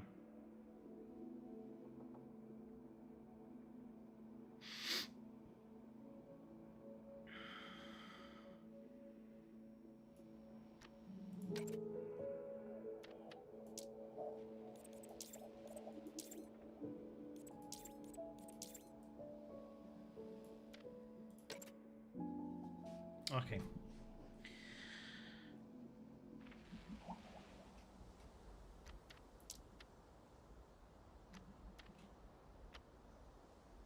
How do I release? What does that mean?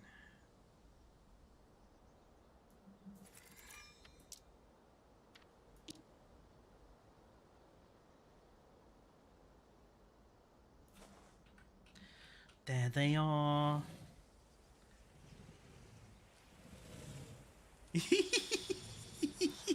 So dopey. I'm so... Okay. Look, I know the modern interpretation of Spinosaurus is, for some people, not the best, but I absolutely adore modern Spino. It is so fucking derpy. Are you gonna go swimming? While Tyrannosaurus Nigel! is widely considered the largest predatory dinosaur in terms of sheer bulk, it's not the longest of them. In that competition, It's Spinosaurus, who reigns supreme. Of course, with its stubby legs and stout proportions, Spinosaurus is not suited to rule terrestrial ecosystems as T-Rex does. Instead, it presides over the aquatic realm. Its dense bones and paddle-like tail provide stability in the water, while its long arms and crocodile-like jaws are perfect for snagging and hauling gigantic fish to shore. I absolutely adore it. This is Spinosaurus. I think he actually needs deeper water, to be honest.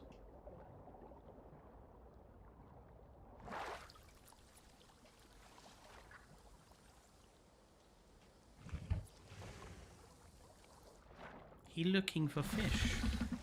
I think they need deeper water.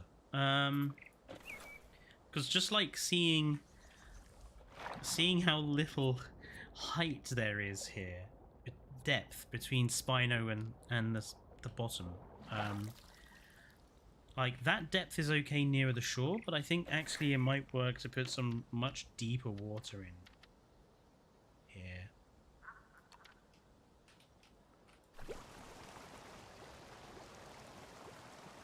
Like, let's put like the really deep water down here.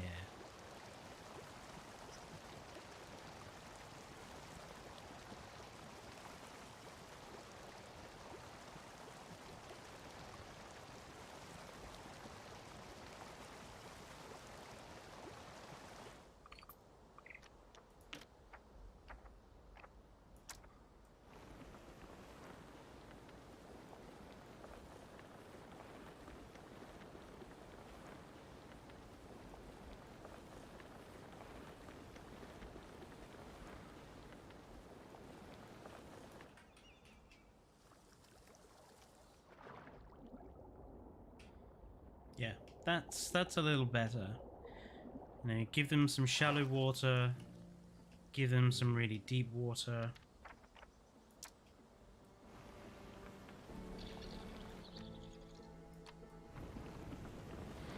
I'm gonna make this ramp slightly less steep for them, just to make it easier for them to get in and out.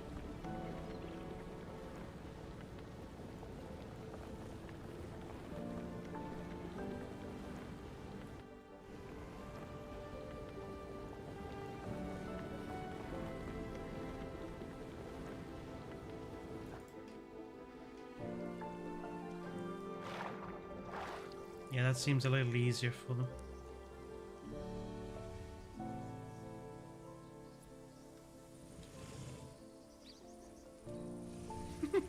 He's cute. Absolutely adorable. Hello, Evo. Right.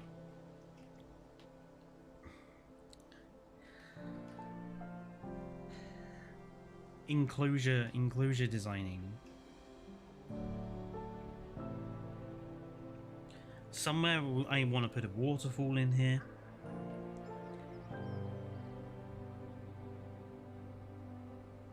Where? I think the waterfall maybe go like opposite there, where they're going in and out, sort of here.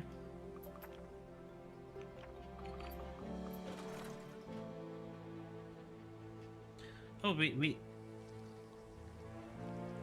Huh.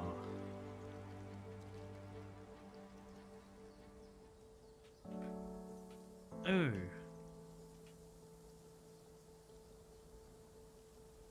I thought that...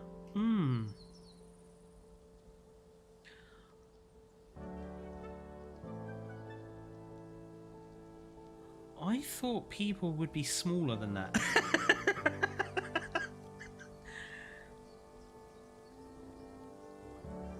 I've been spoiled by Jurassic World Evolution 2, and I'm like,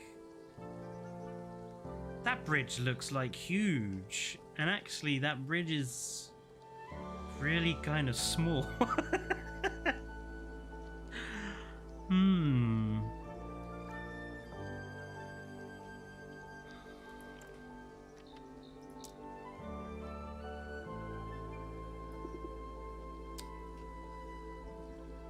Ah.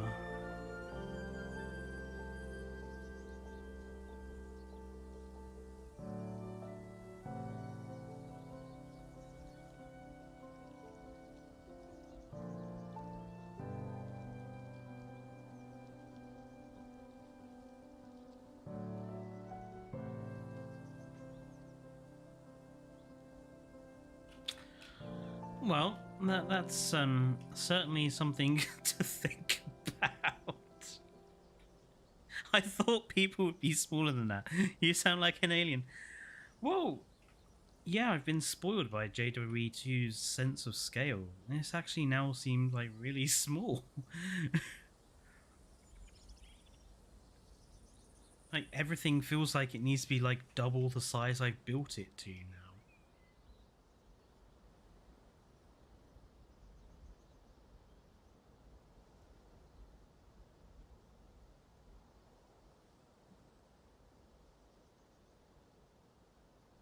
Interesting. Very interesting. Anyway, back to the Spino.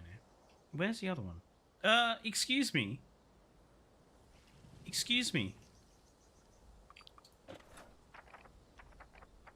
You're not supposed to be able to get through there. You are out of your fence, mister.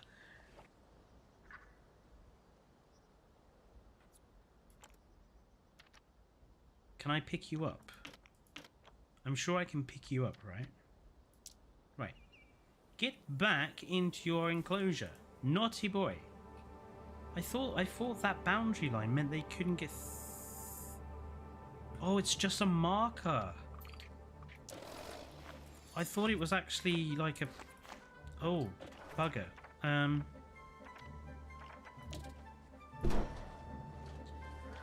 Why is it invalid placement, though? There we go. No more escaping for you. Oh, my lord. I thought the habitat... Yeah, thank you, 29. I've literally figured that one out now. I was led astray. Ah, right, okay.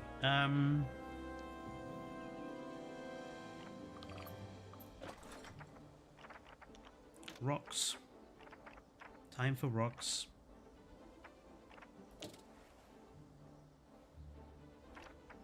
Is that... I want like a really big rock.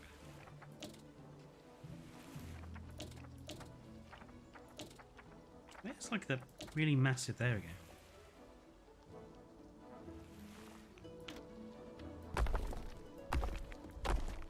Mossy rock, snowy rock, bland rock. We'll go with mossy rock. Actually, we'll go bland rock. So the waterfall, I kind of want it to be between like there and there. And we'll call this waterfall. Right.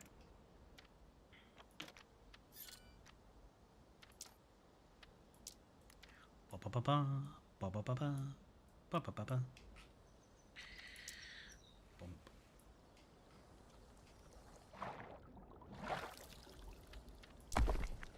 Aren't I supposed to be able to see you underwater? Thank you.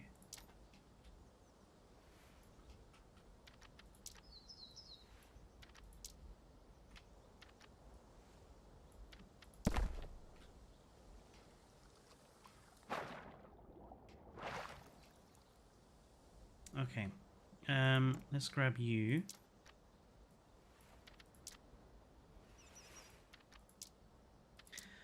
Okay, so lesson learned from this first attempt to construct a park on this game. Humans are actually quite big, and things need to be appropriately sized.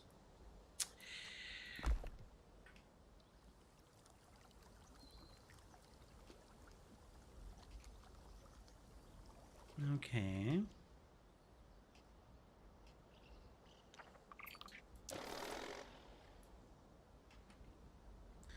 Do we actually have any, like, waterfall effects?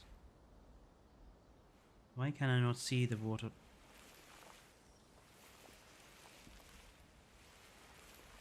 Oh, I see.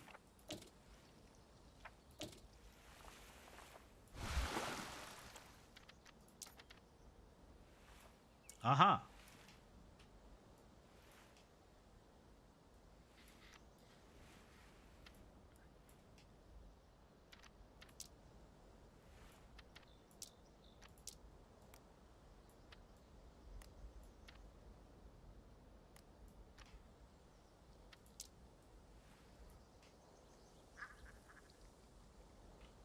Oh,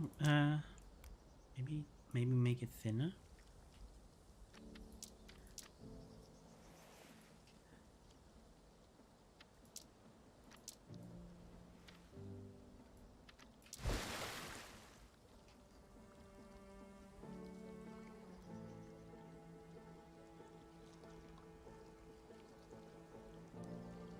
I think there's an overlay in OBS on all. Oh yes, right. Yeah. So the text in the bottom corner Evo is some size references, so that when I was building the buildings, I could visualize how big, like, the walls and that had to be. So like, a double-decker bus is 12 meters long, one story of an English house is 4 meters high, and a jumbo jet is 75 meters wingspan. So it was to help me gauge how big buildings had to be, and it's still it's still. I built the bridge forgetting that, I think.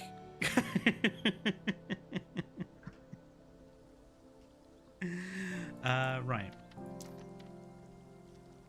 I think how tall does this water go? It's a weird. It's a very weird effect, that. I wish there was just like a placeable waterfall. Just like a solid one.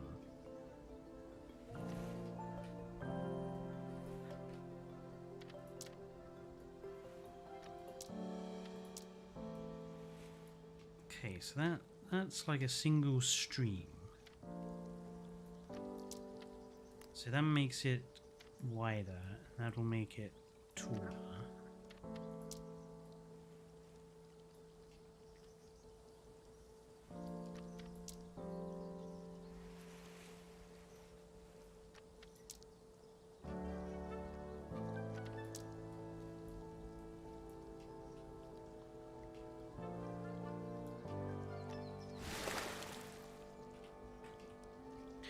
This is going to take some toing and froing, I think.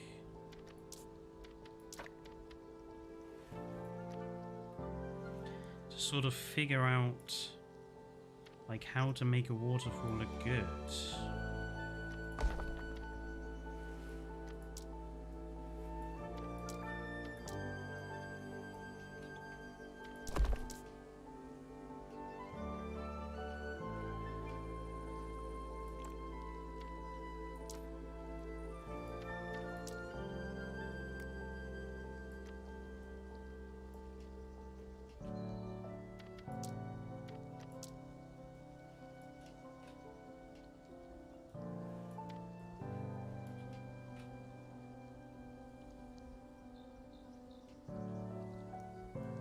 It's awkward.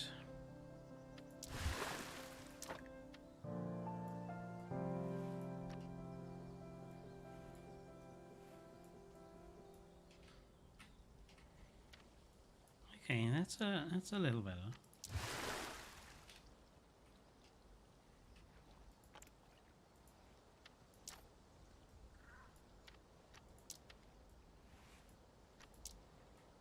It's like the difficulty of trying to figure out, like, where exactly to put, like, the positioning of stuff.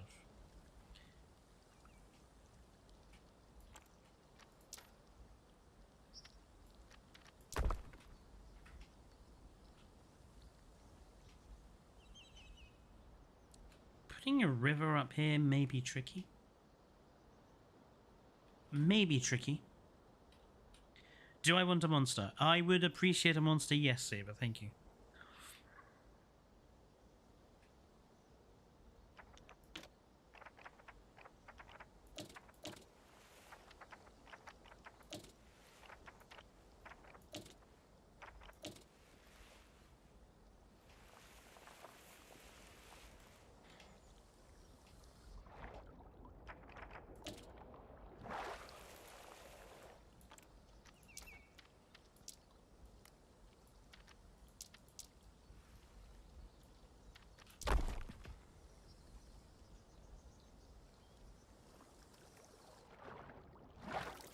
Okay.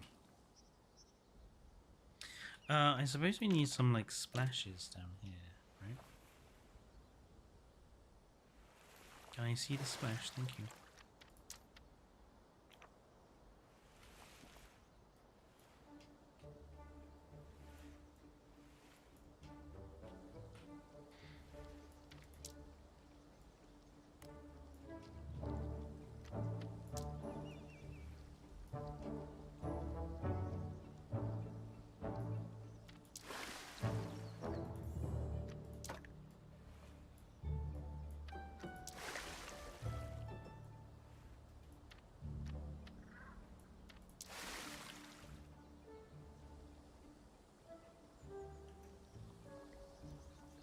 I think that's alright for a first attempt.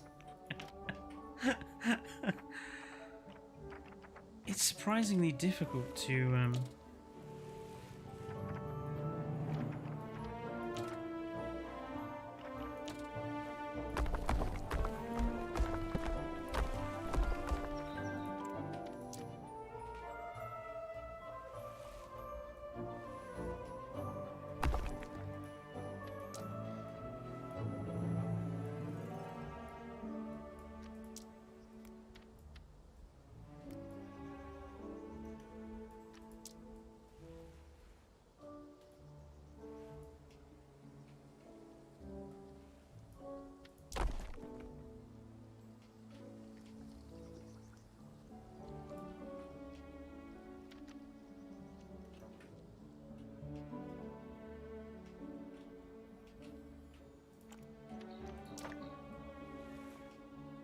I wish it would show me the underwater bit. Thank you.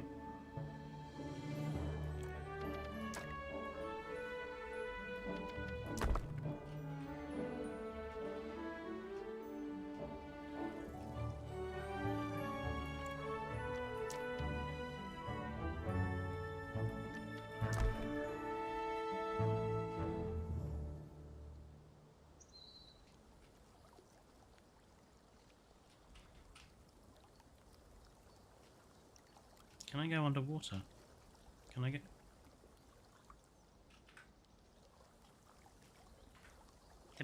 How do I go underwater?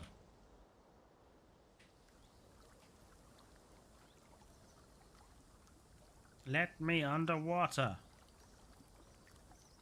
You let me do it a minute ago.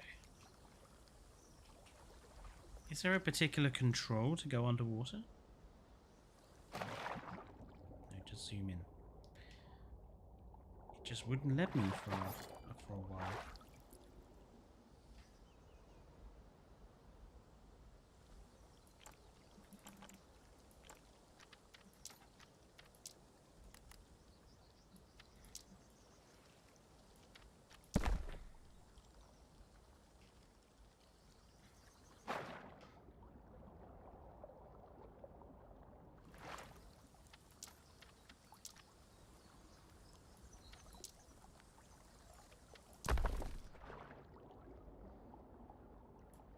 I think that one needs a little bit more. Oh, I see. If you stay underwater, you can actually edit the rocks properly. Okay. Tip learned.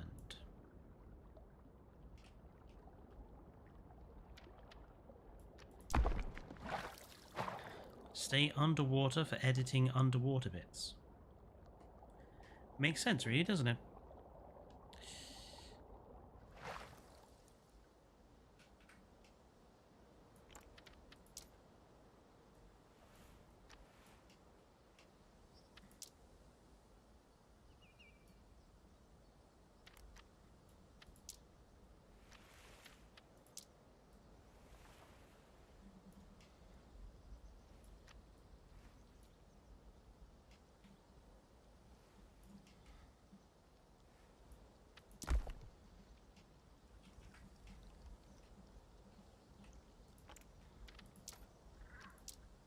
make you a bit longer.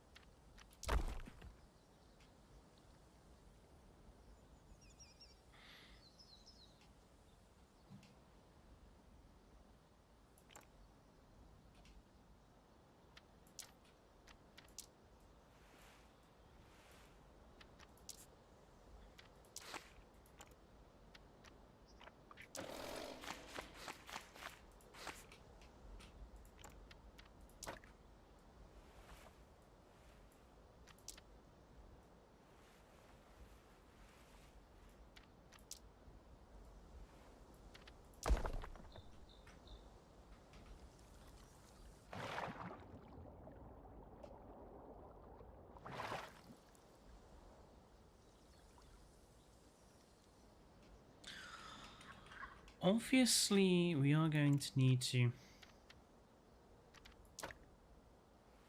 decorate this area with like foliage and stuff, but I'm just kind of getting all the big stuff in place first. Just because I think it makes things a little easier. That's not what I meant to do.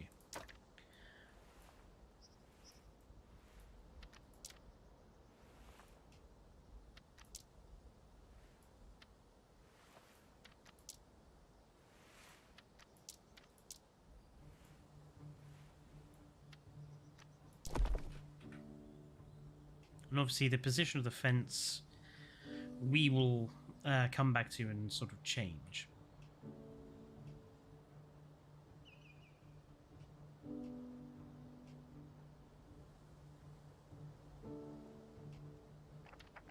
Okay. We've already got our animal in here. Our Spinosaurus boy.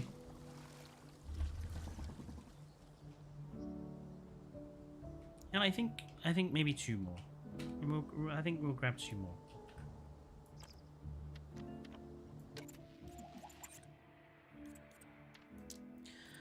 Let's do like a different, slightly different patterning on these two.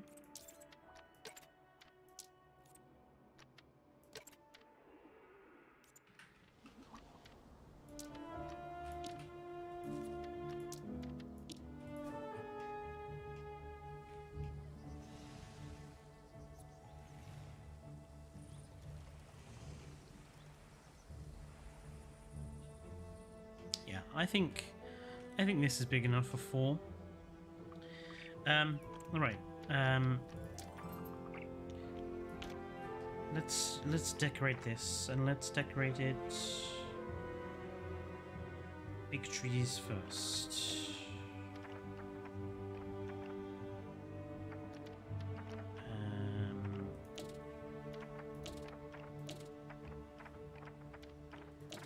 These trees were not quite as big as I thought they would be.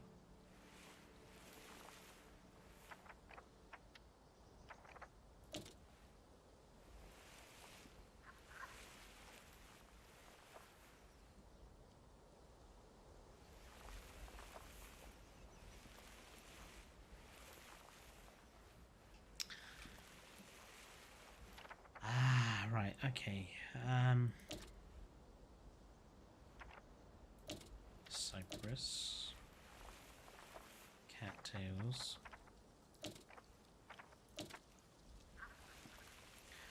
common reeds, mangrove tree. Okay.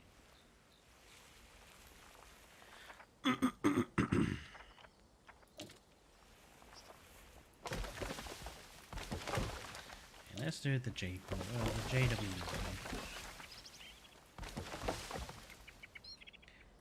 Scrap trees and manually place them in somehow.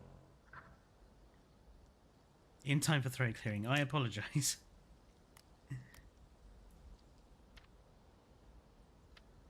want to make it bushier.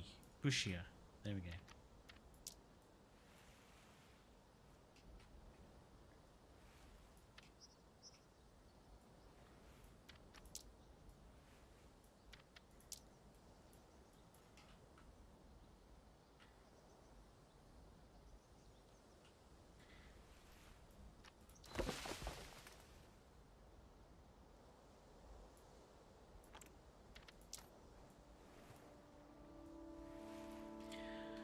Figuring out where I want.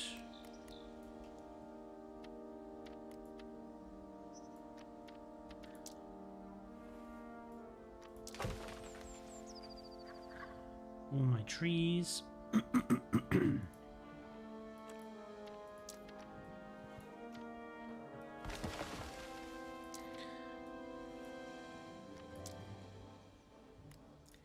Stretch it, stretch it.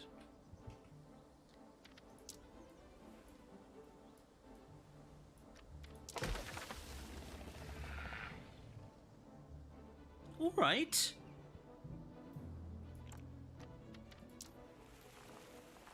Just roared at me. You're putting vegetation in my enclosure. You need vegetation in your enclosure, Spino, otherwise it's going to look really bland.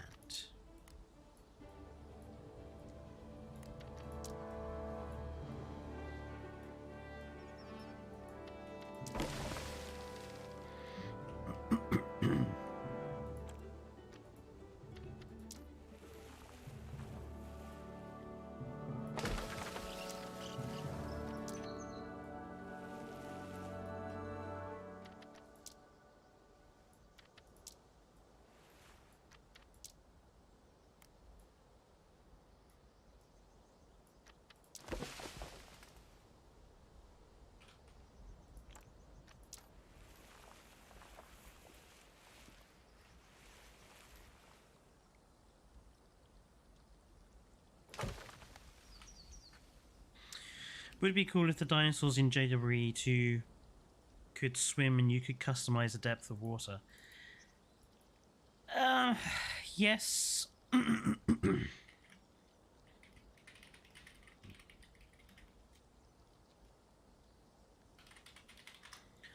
I think, again, though, it comes down to this...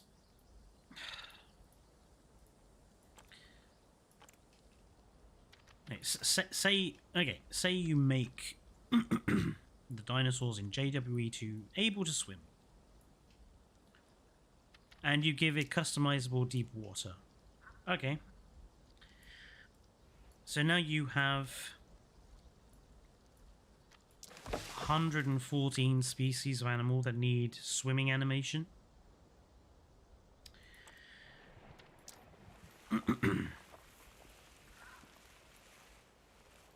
That in itself, just right there, how much work do you think that would take to achieve? And then on top of that, you've got things like, what happens if the dinosaurs try to interact with each other in that deep water, or try to kill each other when in that deep water?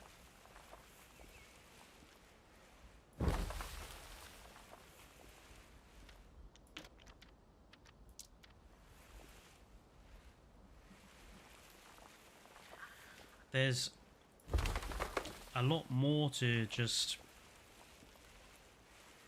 animating that sort of thing. There's everything else to think about at the same time.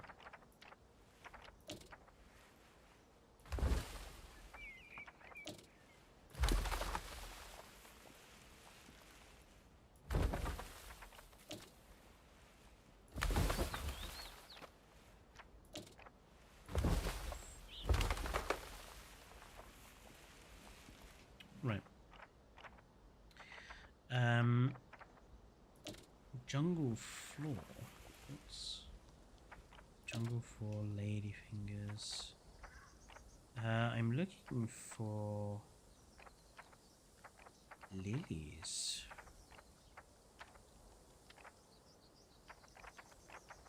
And obviously I'm going to need plenty of common reed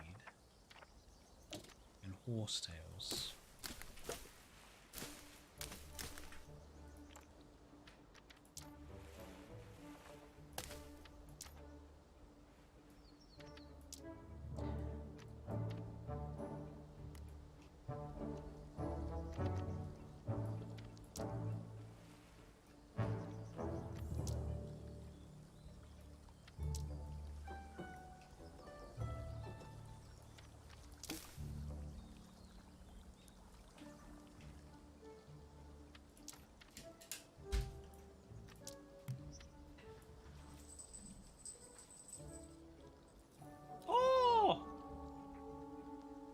thank you.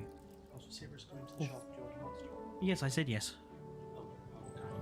Oh, Any, it doesn't matter. he didn't say. Can he go in the fridge, please? Yes. Dane just brought me in a white chocolate lint bunny.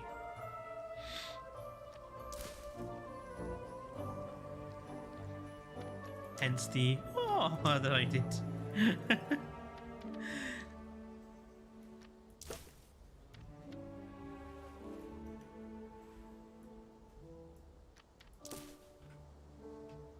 Okay, reads are good. Reads are good.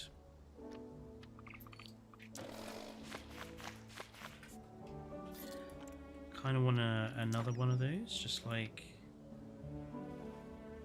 here.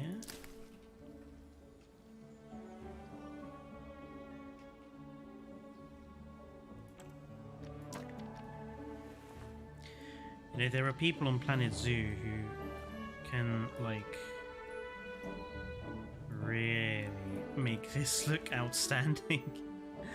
I am so amateur at this.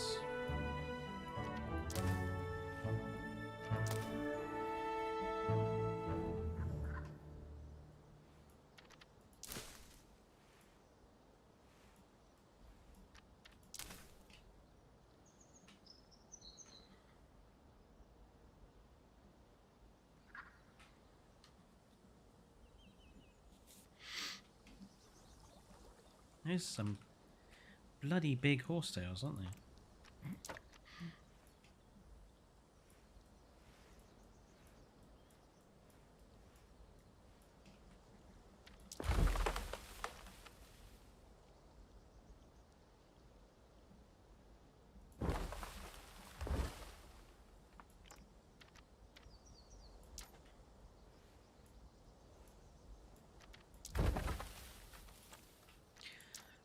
Basically, just want to single these down a bit,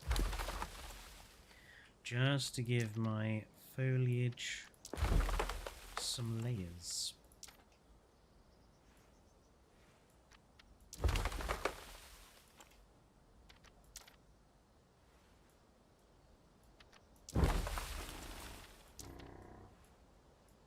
Is that the noise they make?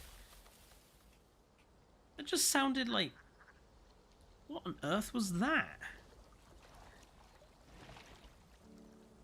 It sounded like one of those, like, door stop things that cats like to play with. There shouldn't be any lag. I've not got any notifications anywhere. So if you are getting some lag, just refresh your page.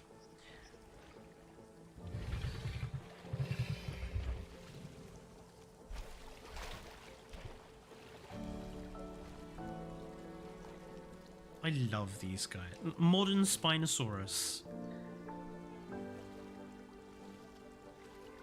I don't know. I just think they seem like they're so chill. Like Jurassic Park 3 Spino has no chill, but these guys, these are just chill. They'll just laze around in a river all day, drinking beer and eating fish, and they probably even wouldn't give you two looks if you paddled along around them. Ultimate chill.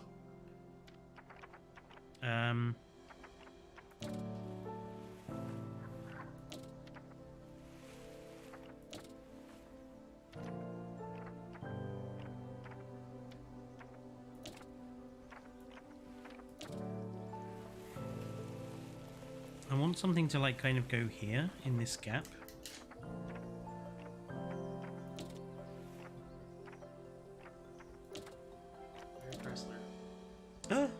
Viennese wells as well. Why? What have I done to deserve? Get up and accept my love. Dane is bribing me with cake and chocolate. What have you done? Who have you been having an affair with? Tell me now. Nice chat, mate. I saw the one. Yeah, Very appreciated, thank you.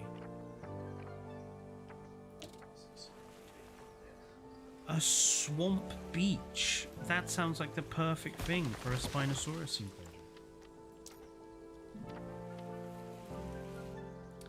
Yes, me and Dane are partners, so obviously we do live in the same house.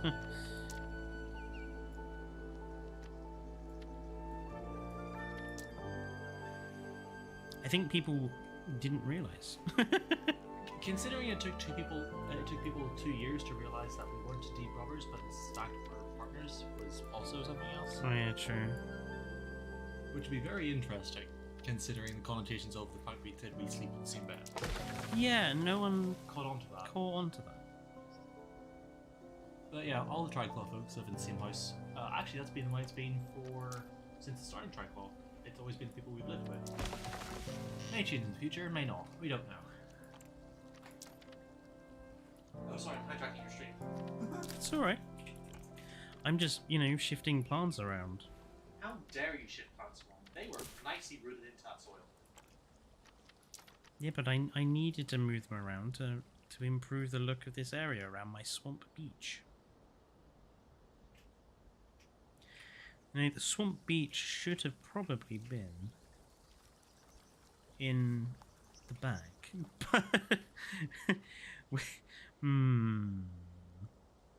You're gonna have to redo all that work, aren't you?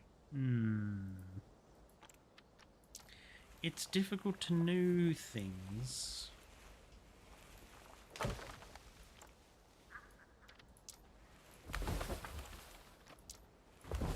How we ended up with 3 of those?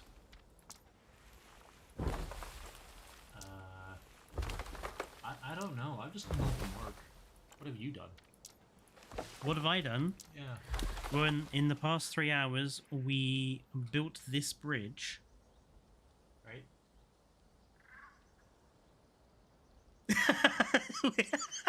We built this bridge. We made a lake. And we made this wall. This game takes so long to do anything with. Which one's this? Prehistoric? This is Prehistoric Kingdom, yes. Yeah, I can understand why it takes. Oh, sorry. I was right for your. Thank you for, like, just cracking all over my stream. I had a statement I was going to say. I am not going to say it because I thought about it.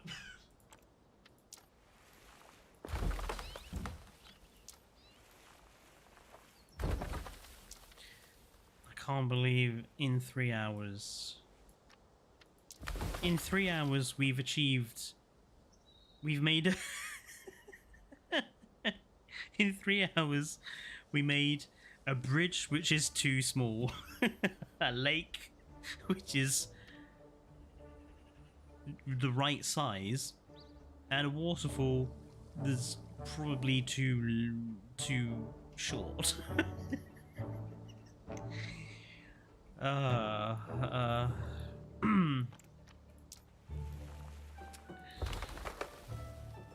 The joys and perils of Prehistoric Kingdom.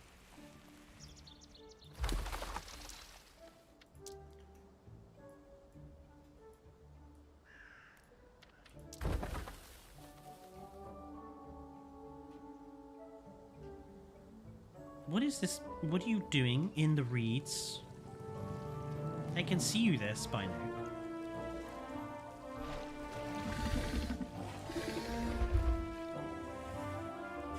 You've discovered you can climb up the rock.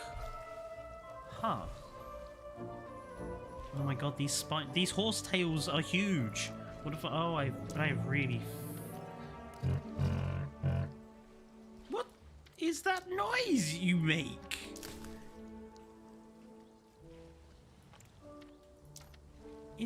That's a very peculiar noise.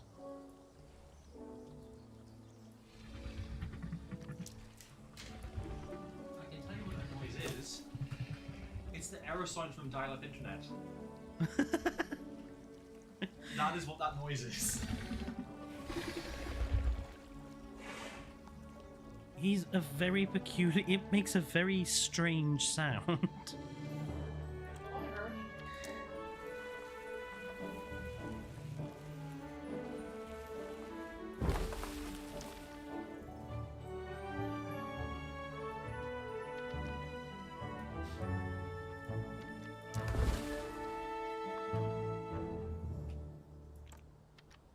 Okay.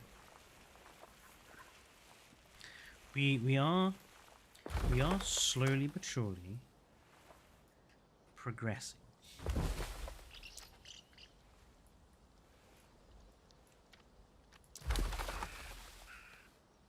Have to go. I think I do more in 3 hours of a roguelike game than this. Yeah. Look, Prehistoric Kingdom is one of those very long haul sort of games. It's everything you build is a project, not a quick park. The thing is, I think you know I hate games like this because of what the hell is detail and why does it exist? And yet you're still expected to be playing Planet Zeus, you know. Planet Zeus? Yes. The Planet Zoo? Zzz.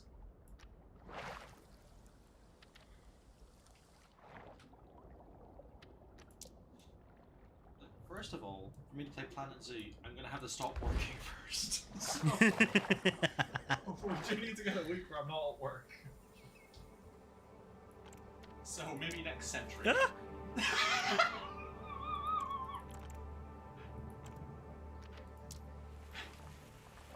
Shut up.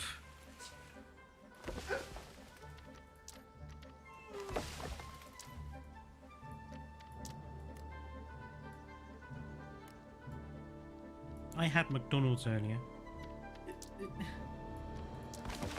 Is this an admission of guilt? No, this is me saying, haha, I had McDonald's earlier and you had none.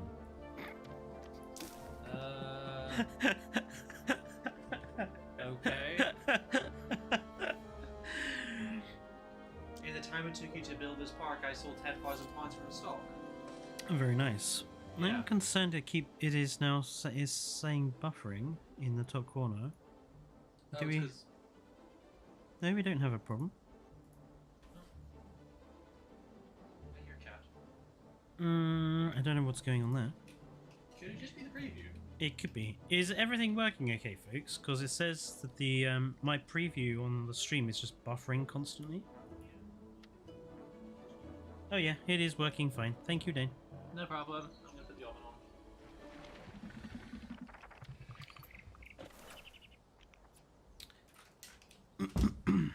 on. I think that's not too bad so far.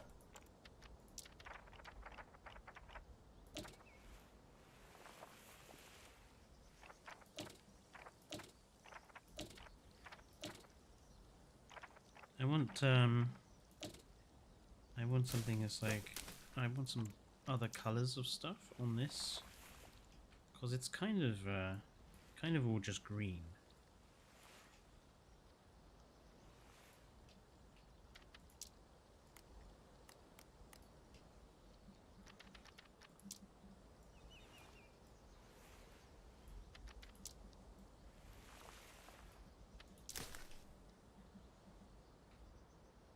Yeah.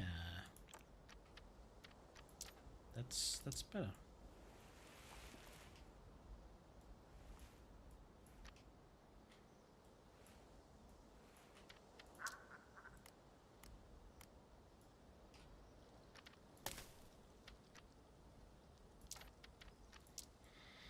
Oh my lord. Right.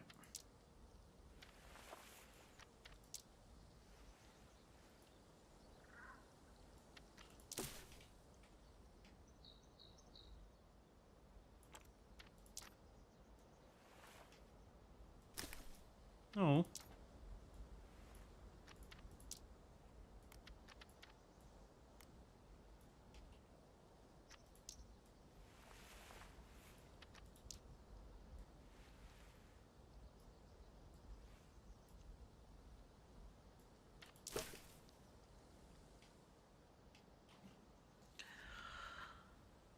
If you could be a dinosaur in this park, I would be Velociraptor.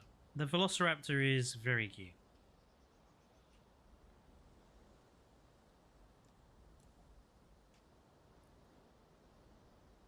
We're coming up to the end of the 3 hours of Prehistoric Kingdom. And again, it feels like I've got some redesigning to do. This tiny bridge needs to be like double the size, double the width, double the height. Like, this building needs to be...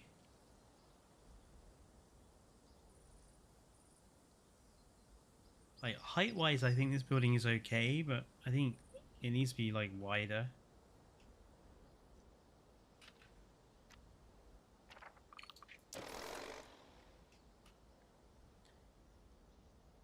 I don't know, though. I mean, it's difficult to say, because a lot of British zoos are actually quite small.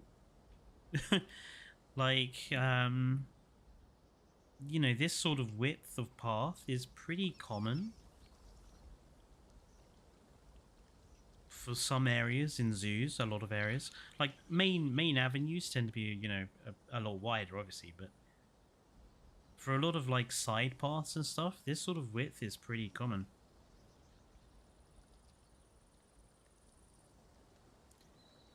Have you ever been to a Dutch zoo? Well, I've never been out of the UK, so no. I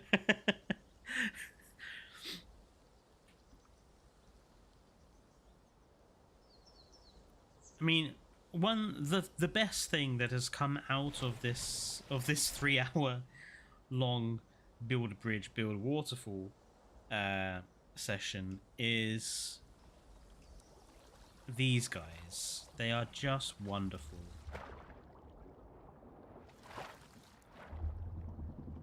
And also look at the model. I mean, come on, dude. Can we pause actually for a minute? I mean, look at the detail there.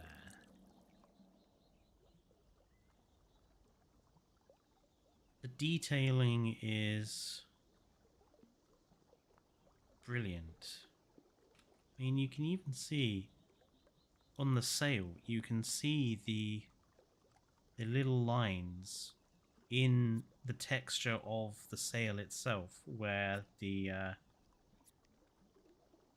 spines are, creating those lines through the texture. It's just outstanding.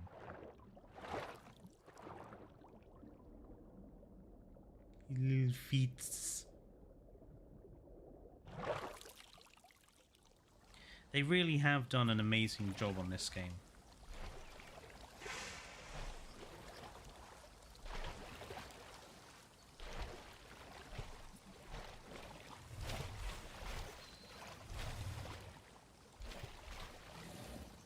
Can we... I think we need to take a photograph, don't we? What's photo mode? Ah, screenshot mode. There we go. Can we get the waterfall in the back?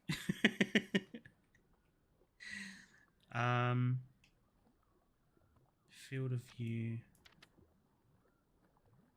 Ooh, let's make the field of view smaller.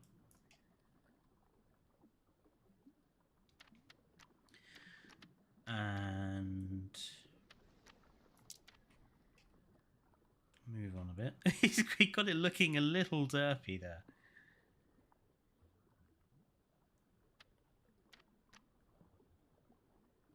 Let's have the light coming from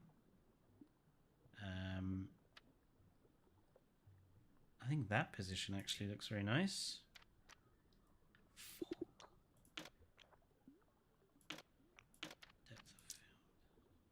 Ah, perfect. There we go. Depth of field. That's a good shot. Smile for the camera, exactly.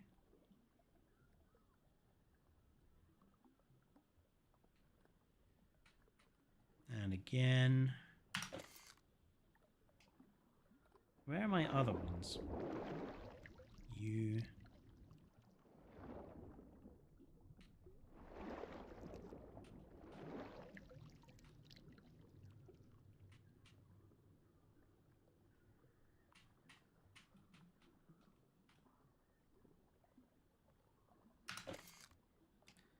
These guys, so photogenic. There is a... Hang on, there's a Spino missing. We took 1 and 2 and 3. Oh god, this is like what it's like for me when I'm not wearing glasses. Hang on. Where's the other one? Hang on a minute. What? We've got 4 in here, don't we? So why can I only see 3? Oh god, I'm turning that off. Am I just blind? No. What? No, he was there. What are you doing?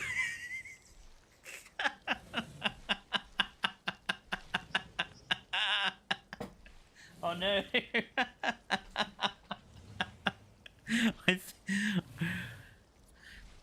I think our poor Spinosaurus, Aliza, might be stuck.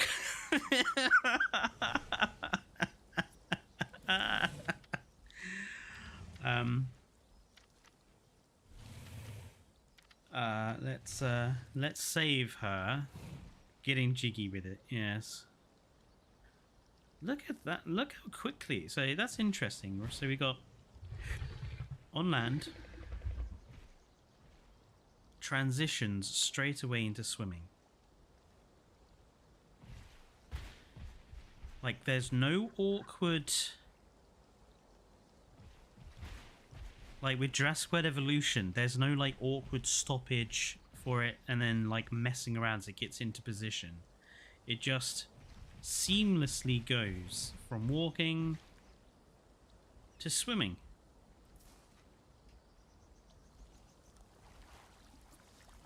Seriously. Like give this game another year. Give builders a lot more prefabs. I mean, we got the Steam Workshop, so pfft. Give the Steam Workshop a year for people to like start putting out some really good stuff.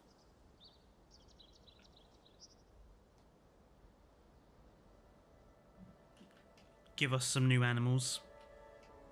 More animals, you know, fill out the mammal roster a bit more. Maybe even start on things like if they are adding giant insects, which I think the giant Arthropleura statue must be a sign that they are. This game is going to knock JW2 out of the waters. Like, it really will not be long, I think. And it has such great music as well. I love the music in this game. It's just perfect. It's loafing.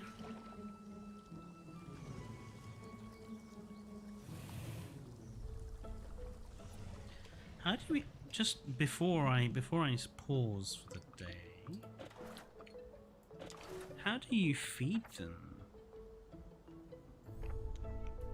Is there like a fish?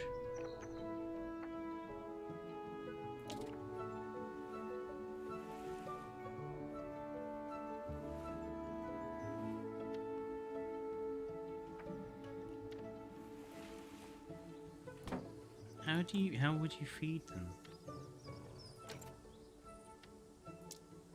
Oh, so you can just give them a fish feeder. So there's no live feeders yet. I think live feeders are something that is going to become coming on to you. But do they actually eat? I'm curious. Come over here. Do you eat? Are you hungry?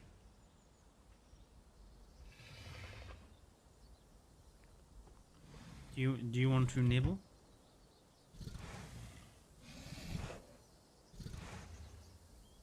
I take that as a no.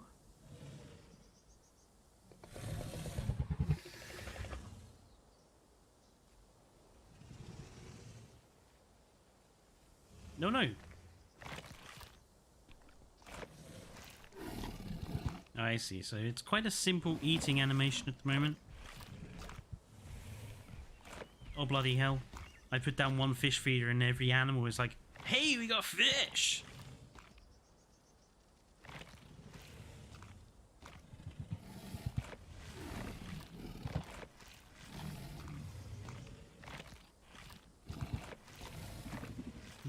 They're all eager for fish.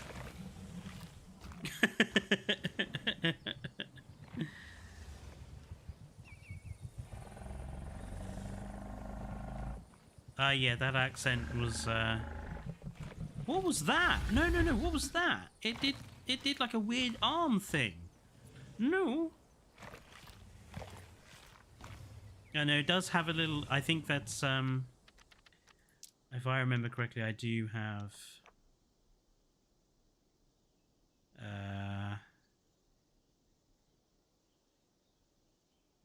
I think I do have motion blur or DLSS or something like that on Saber. They are still working on optimizations, but what was that weird arm thing it did? Your fish is back on the menu.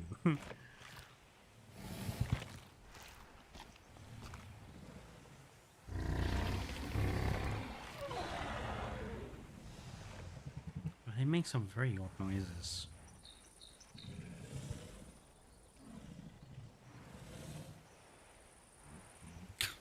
It's just such a strange animal. Such a weird creature. Nowadays, anyway.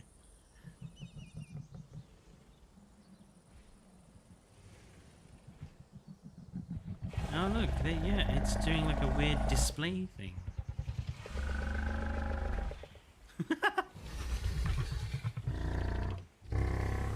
You know, the claws on them, though, they're huge. You definitely wouldn't want to tick one off, that's for sure. Definitely not. Right, folks. Let me just save here. So, what is going to happen now?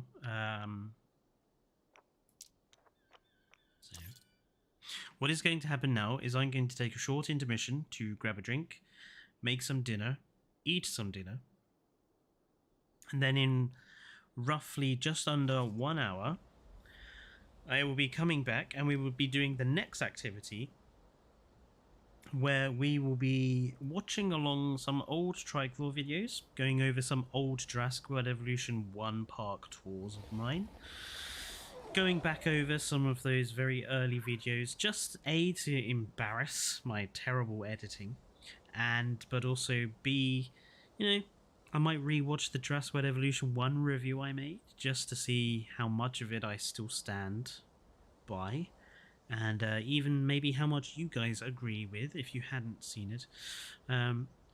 Watch the park tour of my Battle of the Builders park that I made for Evo's Battle of the Builders, and a few other parks of mine. And yeah, that'll be the next activity, and that'll be for a couple of hours, and then after that we will be doing some JWE... No, not JWE2, we'll be doing the Isle after that. So yeah, give me 1 hour. I'm not going to shut the stream, I'm just going to switch the stream to the music thing, but don't worry, I will mute the music thing and I'll just let the video play through. But yeah, we'll be back in, or I will be back in about an hour's time. Okay, folks? So I will see you then for some embarrassing, cringy videos. And yeah, so bye-bye, folks. See you in 1 hour's time.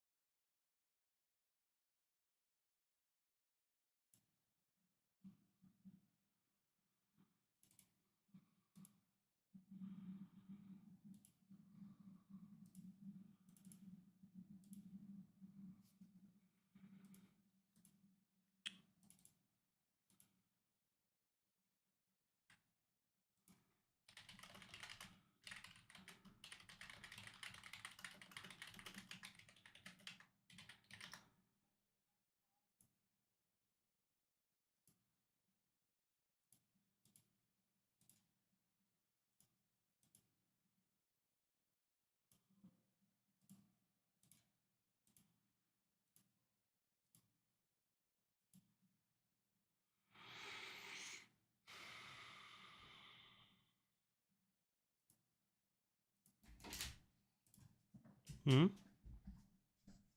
Your mic's live. It is? Yes. Oh, right.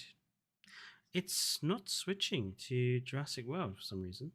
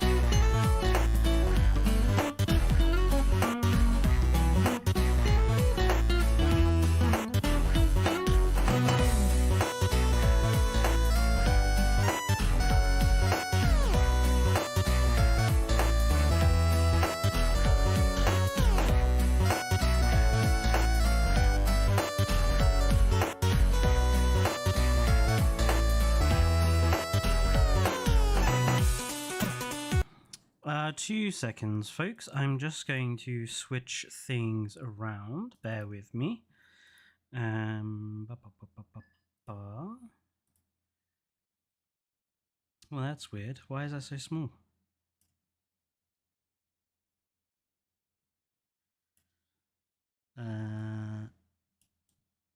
Oh, that's very peculiar.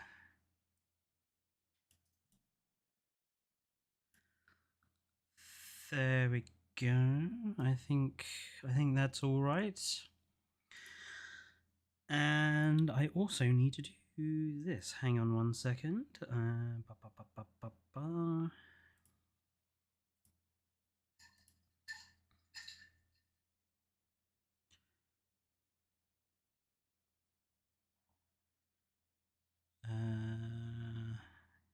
Capture.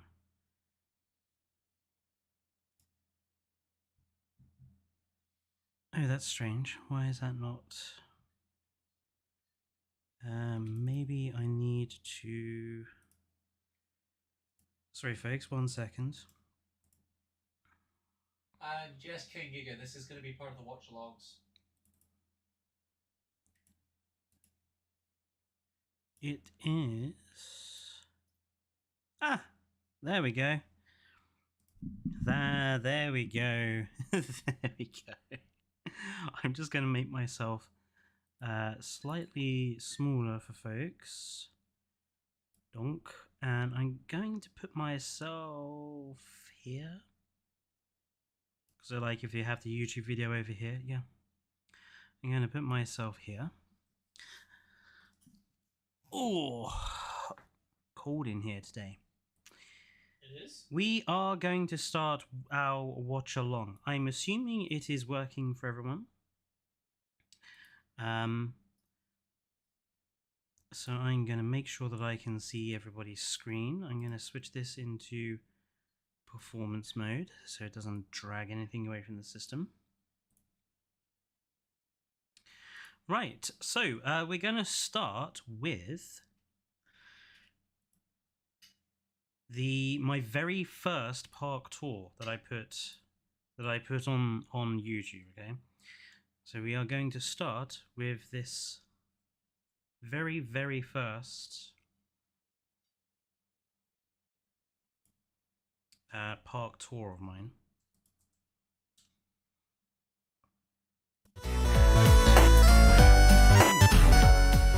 I'm going to turn the volume down on the video slightly.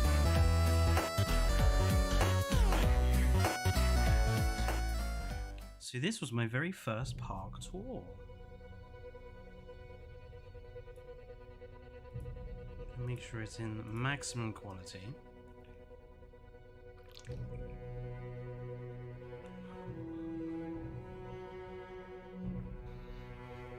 So this is Jurassic World Evolution 1.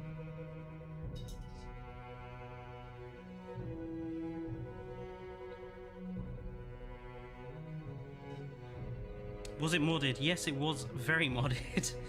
By this point in time, Jurassic World Evolution 1 modding was like in its full circle. So, like, new trees, JPOG, Acro, for example. I think these Troodon had the Jurassic Park the game skins. Styracosaurus had a very bright skin. If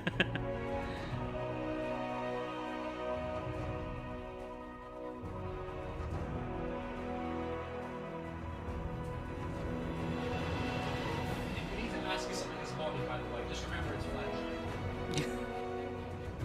Yeah, I mod everything.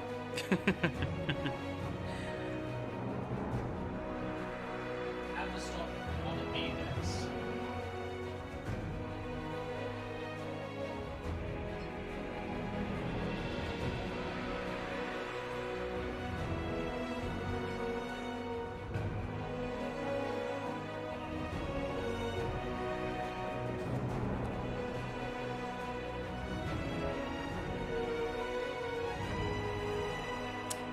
It is. Most of my time doing these very early park tours was spent looking for appropriate music. And not only was it searching for appropriate music, it was timing the transitions to that music as well. Oh yeah, and timing the transitions like this bit.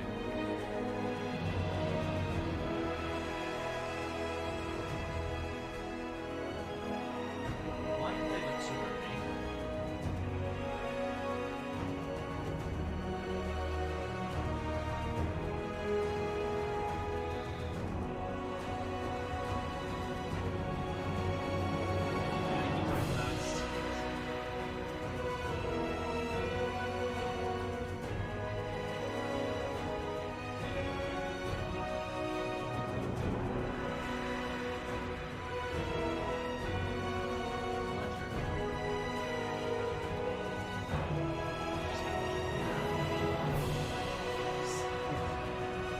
Don't worry,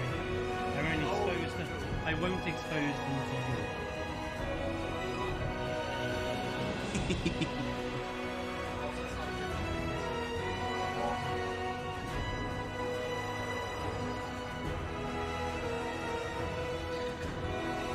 Yeah, so this was the old style of my park tours I used to do, just doing music tours around. And then I switched to the talking tours as well.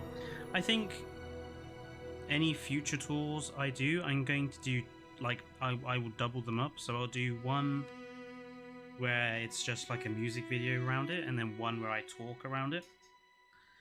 Because there is elements that I want to talk about when doing a park tour.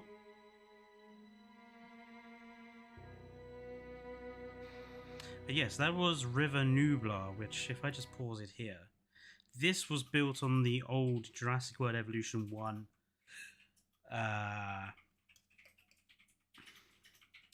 Isla Nublar map. Before we had access to expanded, the expanded map mod, so this was stuck to like the borderlines that we had, and it turned out very, very good actually. Right, let's go back and look at my Battle of the Builders winning entry, because this is the park I am rebuilding for in streams, and this is the one that won Evo's 40k Battle of the Builders. It is also Striper. Spelling errors. There is a couple of spelling errors. Yes.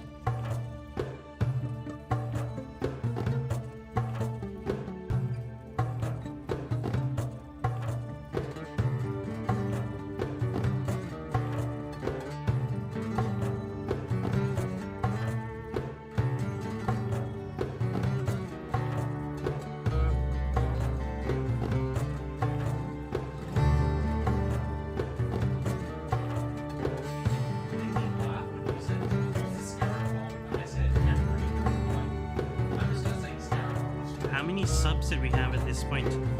I think about 30 back then.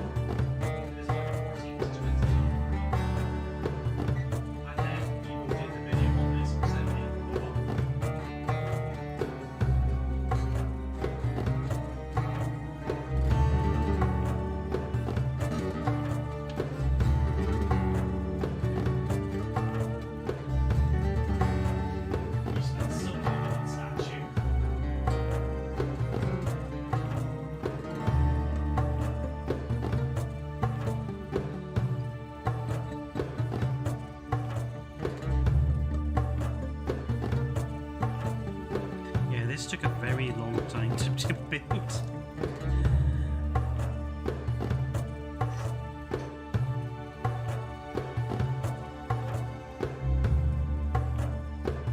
I think it turned out to be like a 60-hour sort of build for this whole park. Actually, this is a good place to pause. So you can see this was made with the expanded map mod, obviously, because there are some things you cannot do on Isla Tacaño East, like use the enormous mountain in the side. A lot of time was spent on the path art. The Eye of Ra and the Scarab was was quite easy to do. Wait. Fletcher? What? That's not an Eye of Ra. That's Yes, an it Eye of is. Horus. It's not. It's the Eye of Ra. Horus's face is the other way. The most annoying bit of path art to do was where is it? Anubis's head. It took me forever to do Anubis's head. There was just something about the sort of the shapes that were part of the hieroglyph I was using, and the pathing just kept clipping. It was so frustrating to do that bit. And obviously, yeah, this building the Sphinx took a long time as well. Basically cutting open the mountain to mold the Sphinx from it. But it turned out very good in the end. And I'm very, very happy with how the park turned out. Then, this one though is the park I am like really proud of, but barely anybody watched the video. So I'm putting it on again for you guys because I loved this build.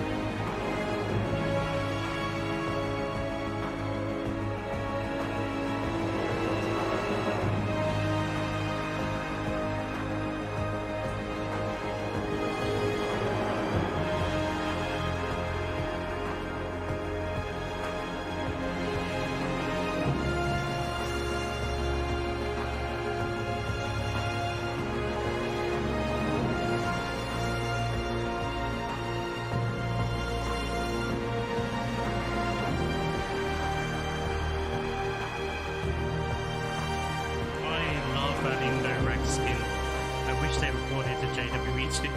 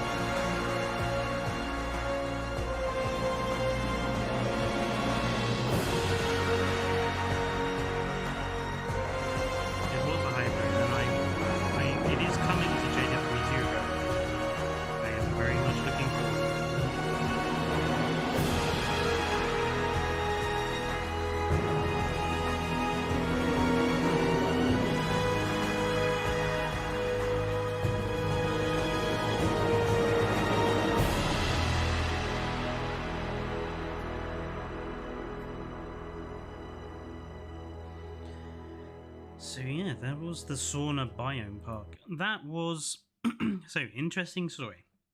When I heard about Evo's Battle of the Builders, I started building the biome park, and it got to about 40 hours of work. And then Evo put out her rules for the contest, and it said you are not allowed to have more than I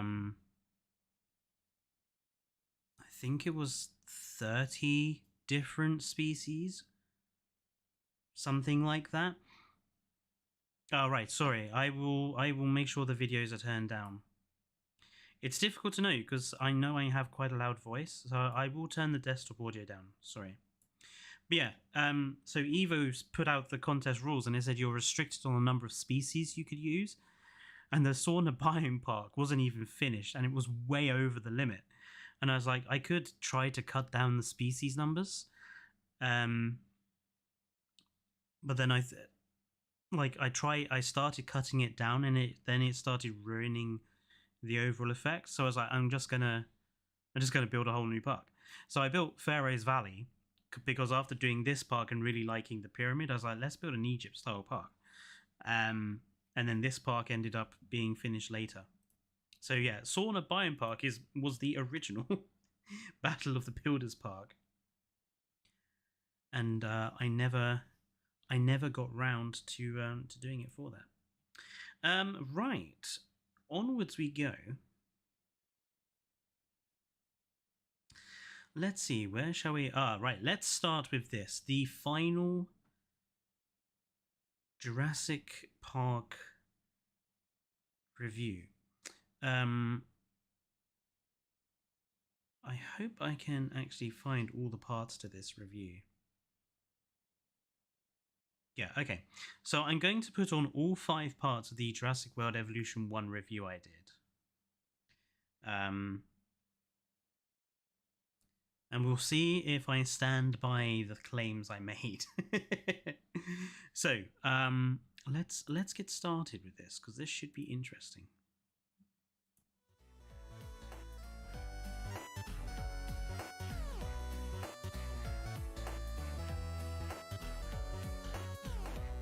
Hello, and welcome back to Trichlor Gaming with me, That Fletcher. terrible mic. And today I present for your viewing pleasure a different sort of video.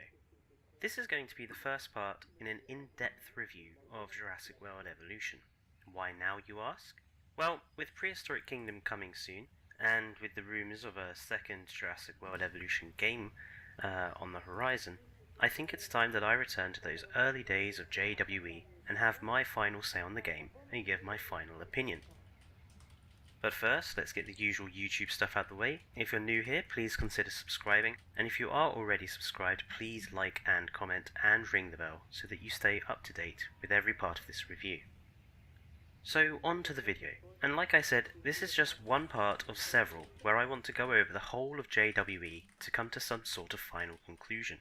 So you all know how it will work, I'm going to divide the review into a number of separate videos, each one looking at a different aspect of the game. So where do we begin? Well, we have to start with the beginning, but before we do, I want to make something clear. You can like something, or watch something, or play something. Okay, I'm pausing here. This was one of my favourite all-time new species mods that came out for Jurassic World Evolution 1. I cannot for the life of me remember the species of dinosaur this was. It begins with H. It's a stegosaur beginning with H, but I absolutely adored its skins, especially that one with the really bright orange and yellow plates on its back. That for me is what a stegosaur should look like. Really brightly coloured plates, dull coloured body. That's what it should be. It's not Hoangosaurus, it's something completely different. Let me see if I can... I'll look it up on my phone and see if I can find out. Something and still be critical of it. I really like Star Trek, but I'll be the first person to criticise the show's more questionable episodes or the movies. It seems that these days, the moment you are critical of something, you get the whole voice of the angry yob from the comments saying, well, if you don't like it, why watch it or play it? That just makes no sense. So please keep this in mind with this review. It's going to be critical, but that doesn't mean I hate it. I also want to make it clear that I have about 700 hours in JWE played, so I'm coming onto this review pretty well acquainted with how the game works. So, let's begin.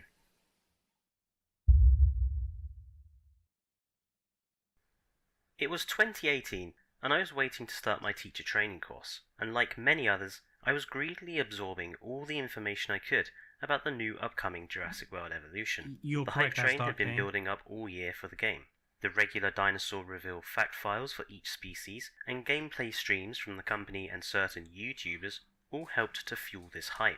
People like Best in Slot regularly did analysis of every species file, and I don't think it's wrong to say that a lot of YouTubers gained a lot of subs from those eager for news.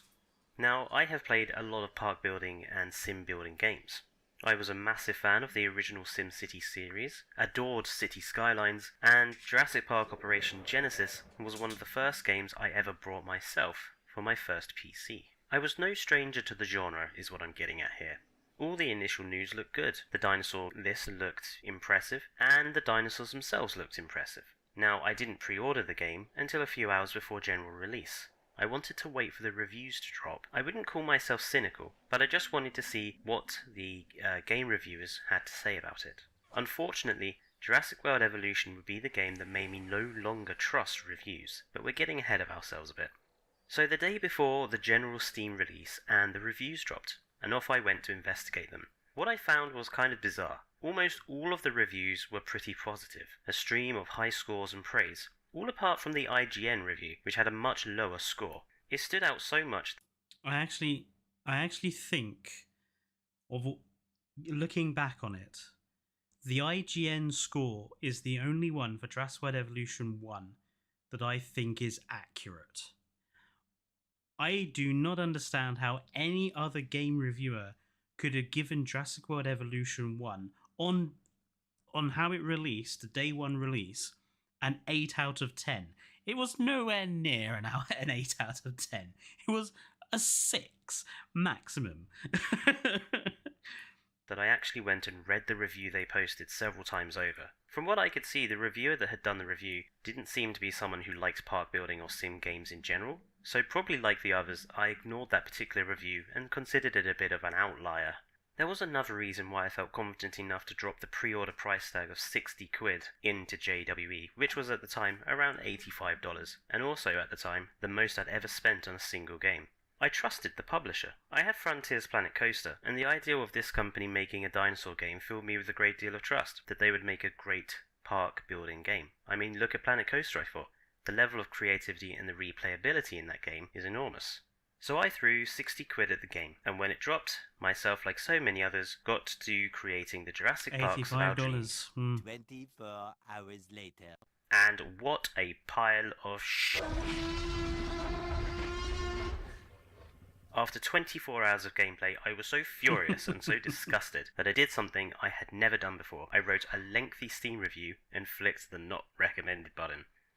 I then went onto Frontiers forums and wrote an even longer 4-page review where I metaphorically took the game out back and executed it in front of a firing squad. I was that angry and that disgusted. This caused quite a lot of hatred from the fanboys who threw angry vitriol at me. I got So so what much went hate. wrong? Well, to start off this review, and in this first part, let's go back to that very early review I did and dig into what annoyed me.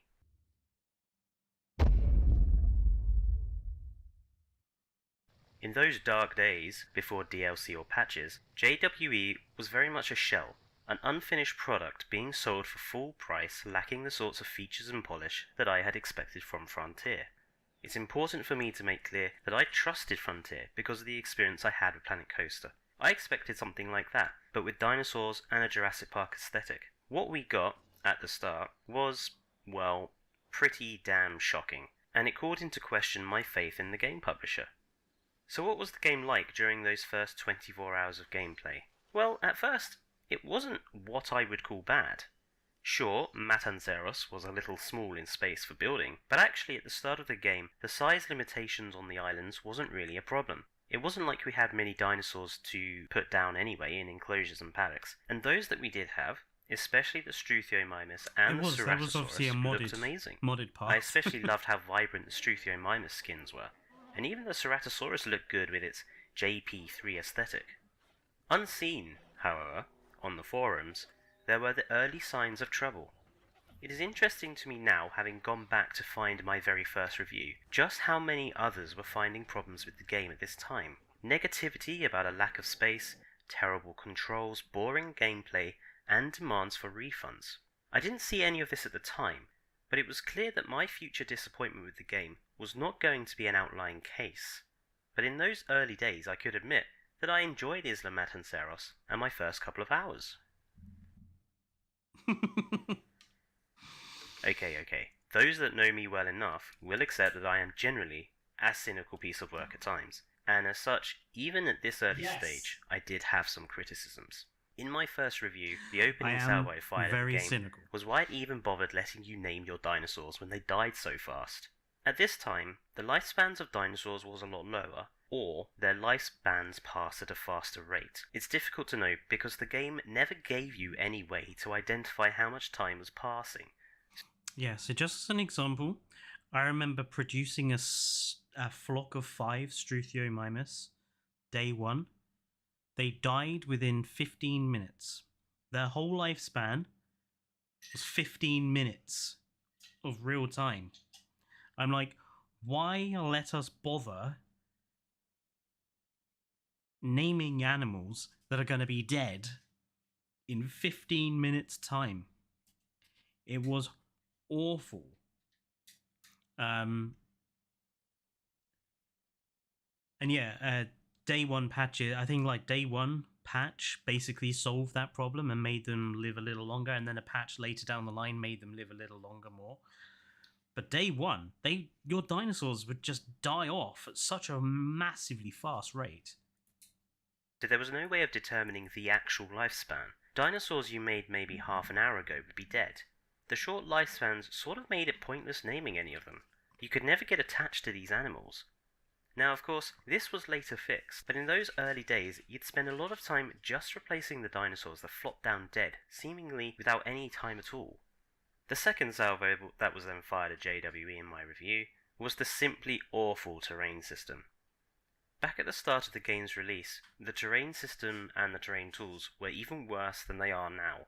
Buildings required a lot more space around them before you could place them, and the slightest bit of unlevel terrain would stop the building dropping. All you would get is that much-hated terrain constraints warning. No warning as to what was actually wrong, just a blank terrain constraints. Sometimes the land would be totally flat, and it would still refuse.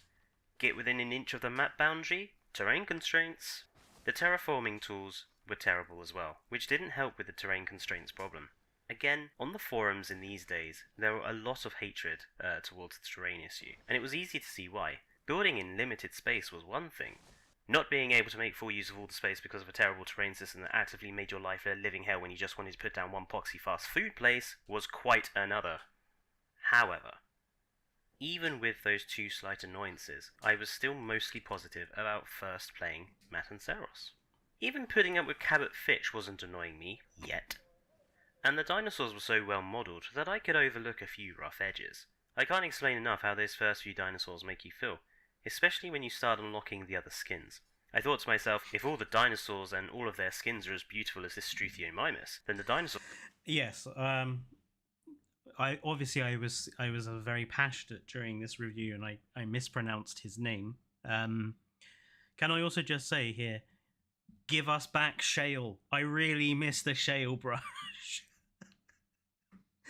Like, of all the things I want in Jurassic World Evolution 2, the bloody Shale brush is like the #1 thing on my list now. Because it's just gravel. It's nice to have a gravel brush. Just give us back Shale, please. are gonna rock. Cue the awkward looking away meme, eh? It was my switch to Isla Muerta, and the first proper island without much tutorialization, where any of the positive thoughts I had started to get gradually eroded away by the rapidly increasing level of niggling annoyances, like a souffle in a Class 9 gale. The terrain constraints and the poor terraforming tools were more of an issue here because of Muerta's unique shape and height. Why they made the island like this on... Yeah, I absolutely despise the design of Isla Muerta. The fact that it sloped so far away from where the park entrance was, and the fact that the boundary of the map was right up against the beach rocks, plateauing it, you waste so much space, and it was a nightmare to build on back in the day. Never know, but the difference in height between the front and the back of the map results in you losing more space due to having sheer cliff sides that you can do little with, especially as you get closer to the map entrance. The same issue also occurs at the beachfront. More of the limited space was wasted by the terrain tools. Then we come to the divisions. Now on the first island, the divisions just put you through some basic tutorial missions, so I couldn't really get a feel for them or how the system was going to work. Muerta's missions were the first proper ones we got. The security mission on Muerta required me to get a Dilophosaurus and a Velociraptor to fight. Okay, I thought, a bit harsh, but it is the security division, and a fight between a JP Dilo and a Raptor should be pretty cool.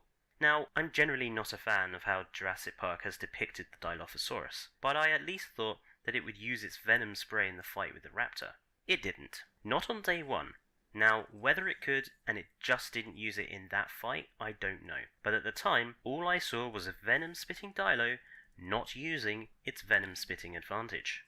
So all there was in this fight were two dinosaurs of relatively equal size using the same copy-pasted animations to claw at one another in this weird preset combat arena.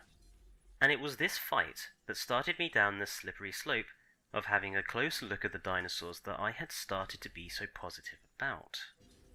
I couldn't stop seeing the copy-pasted animations and other oddities with the dinosaurs. Both the Huangosaurus and the Gigantospinosaurus both use exactly the same animations for leaving the hatchery. Why did the herbivores socialize in little triangular and square groups? It looked so weird and unnatural, like they were having secretive chats around a water cooler in an office. Why did the ceratopsians and the pachycephalosaurs not rut with one another?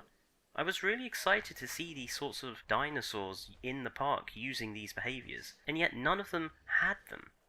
Hell, the dinosaurs wouldn't even sleep. They wouldn't even lie down for a break. They would just forever wander. All these behaviours were shown off in the Dino Fact files. Yeah, so I think that's also important to remember. Day 1, Jurassic World Evolution 1, the dinosaurs didn't sleep. They just perpetually walked around, fed, and did their weird triangular socializing thing, and that's all they did. This pachycephalosaur behavior I never saw in Jurassic World Evolution 1. It was in the species reveal. I never saw it, ever. I have the distinct suspicion that in order to see the Pachycephalosaurus rutting behavior, you had to stress them out so that they would attack each other. Well, I never saw the social I never saw it, King Giga. Even after they brought in social animations, I never saw it.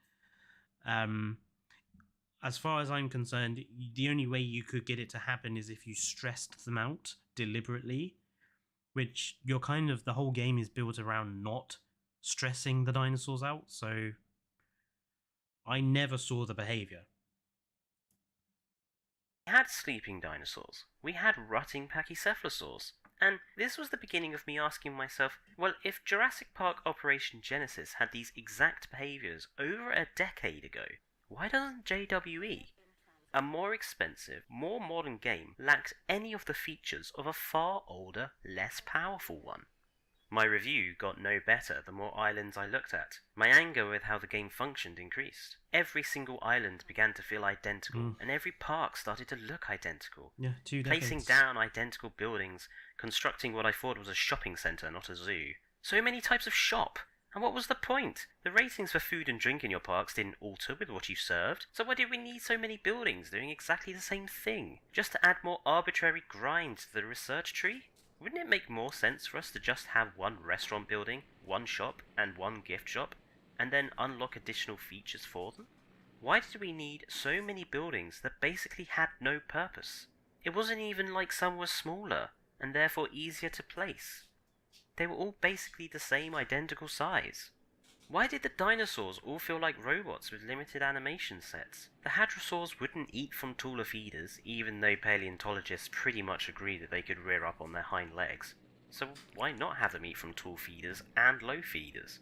It was also at this time where I was becoming sick of the annoyance of not being able to see a dinosaur's social requirement or skin before I cloned one. This didn't matter too badly for some dinosaurs, but for high social need ones it was a persistent annoyance. By the time you made one, and could see the social need, and then went and cloned that number, the first dinosaur had gotten stressed and escaped.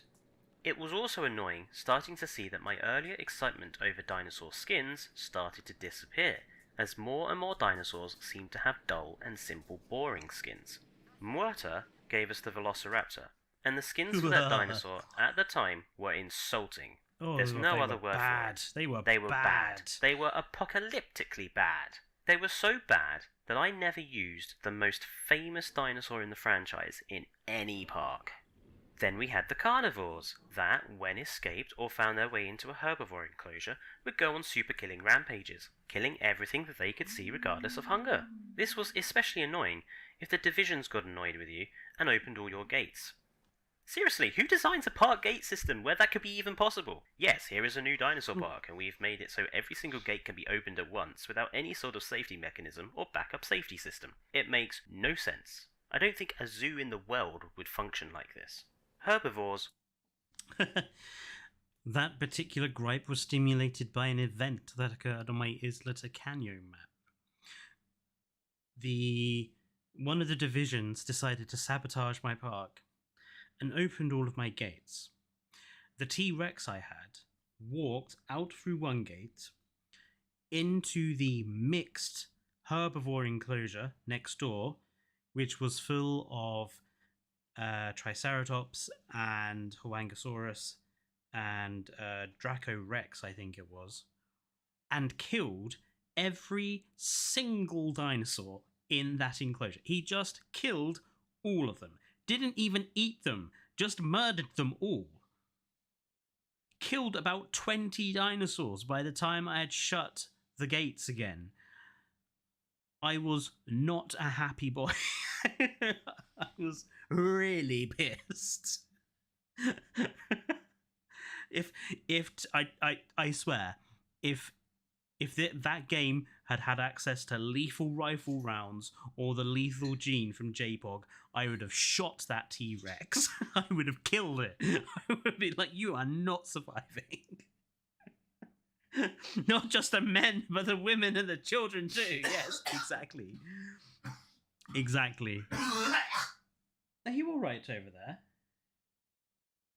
Yep.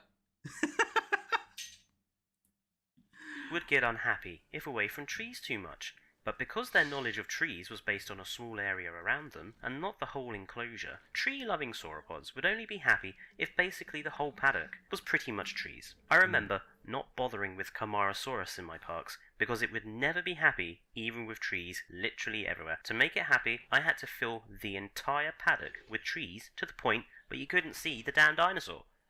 Oh, but if I thought it couldn't get any worse, I was going to be mistaken. My first encounter with Isla Penna was where any goodwill I had disappeared. Which is An strange, island because I where the actually size really miss restrictions Isla and Penna terrain now. system works against you. At the time, I remember calling it Isla Arbitrary Difficulty. There have been yet more names. Isla Pena, Isla Tiny, Isla This Place is a Pile of. And yet again, we had the same process as always. Build the same dull buildings again, over, and grind through the same repetitive division missions. And all the time the game is shrugging its shoulders, aimlessly wandering on with no idea what it's doing. All it could do to wake you up when bored was scream, "Look, a dinosaur!" and run away before you could see the copy-pasted animations with its hands over its ears. The missions on Penna were equally as pointless and damn frustrating. Having to make 2 T-Rex because the second mission wouldn't recognize you already had a T-Rex annoyed me. Having to make a 3rd T-Rex because the second one escaped and it wouldn't detect the second one was back in its cage ready to try again made me switch to colourful metaphors about exactly where the entertainment guy could stick his mission. Or maybe where I would like to stick him. Inside the Rex enclosure, perhaps. Penna's small space and... Yeah. That. I'm pretty sure I rage quit after that mission. because I thought it was so annoying. The mission, it was the security mission and the entertainment mission. And the security mission wanted you to make a T-Rex with some arbitrary genetic modifications and then keep it contained, which I did. Fine. And then the entertainment mission wanted you to create a T-Rex, but it wouldn't accept the T-Rex I already had. So I had to sell my first T-Rex, produce another T-Rex, and then do the entertainment mission. And then the Rex escaped during the entertainment mission. Tranked the Rex, put the Rex back into the enclosure, and restarted the mission, whereupon it wouldn't detect that I already had a Rex in the enclosure again. So I had to make a third Rex to complete the mission. And I was just like, this has gone right past the Tropic of Fuckabout and is just very, very annoying. Yeah, that really did tick me off. Annoying map boundaries that wasted more of the limited space brought up more things I disliked. Why were the Jurassic World buildings so huge? Every single building seemed larger than it needed to be. There were no small variants of the buildings, it just wasted more space. The hotels were especially cumbersome to place, and didn't even offer food or drink. What sort of hotels are these? Why did we have to sell dinosaurs and not just move them to one of our other islands? Maybe I wanted to keep those two fairly expensive T-Rex and have them in other parks, but no, I had to sell them. Where did they go? Who am I selling dinosaurs to? But it was the tornadoes that really killed my enthusiasm. Now, let me do a little geography education here. A tornado is a violent weather formation, a column of swirling wind that can have wind speeds up to 300 miles an hour. It can destroy pretty much anything it comes in contact with. However, if JWE is to be believed, a tornado is no different to a light gust of wind that may, if you're unlucky, dislodge your hat, or perhaps blow your curtains around a little bit. They do a little damage, but they don't kill guests and they don't kill your dinosaurs. I actually watched guests walk through a vortex of a deadly weather system totally unharmed. I imagined scenes of them getting back to the hotel and someone going, "You seem to have a twig lodged through your skull," whereupon the guest goes, "Oh, so I do, that might explain that itch," before he goes back to what he's doing. In Jurassic Park Operation Genesis, SimCity, and most other building games, natural disasters are exactly that, disasters. In JPOG, you would have advance notice a few months of a tornado about to hit your park. It gave you time to prepare, and prepare you would need to do. Tornadoes would seriously damage buildings, destroy fence and paths, kill your dinosaurs, and kill your guests. And because guest deaths in JPOG were actually a bad thing, a tornado strike in an unprepared park could bankrupt you. In JWE, a tornado isn't even threatening, it's just an annoyance. The review on the website ended there, with me about to start Isla Sorna, but without much hope. At the end of the review, I listed another 40 odd points that were other annoyances and things I felt needed to be fixed. These ranged from gameplay issues to dinosaur problems and the inherent unreplayability of the game. The response to that first review was pretty mixed. A lot of people agreed with me. A YouTuber even made a video where he read out my review and basically agreed with it. However, I got a lot more hatred in response to it too. So the much fanboys hate. who came out in hyper defense of any criticism to the game. In fact, the YouTuber who made the video about my review had to remove the video because of the sheer amount of backlash he was personally receiving. Rereading that old review, I stand by everything I wrote. I don't think it's wrong to say that at the time, the game wasn't even worth 30 quid, let alone 60. I think the level of anger I had was appropriate and fair. Yeah, I still stand by that very first review I wrote. I think the amount of backlash I got from the fanboys was excessive. I'm just gonna say that.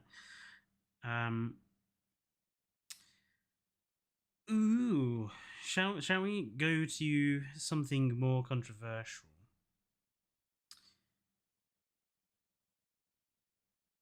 There is a Jurassic World Evolution 2 video. Here we go. So the Stegosaurus species review. This is this was quite controversial at the time. I got into some trouble with various people for what I was saying here. But let's see if I stand by what I said.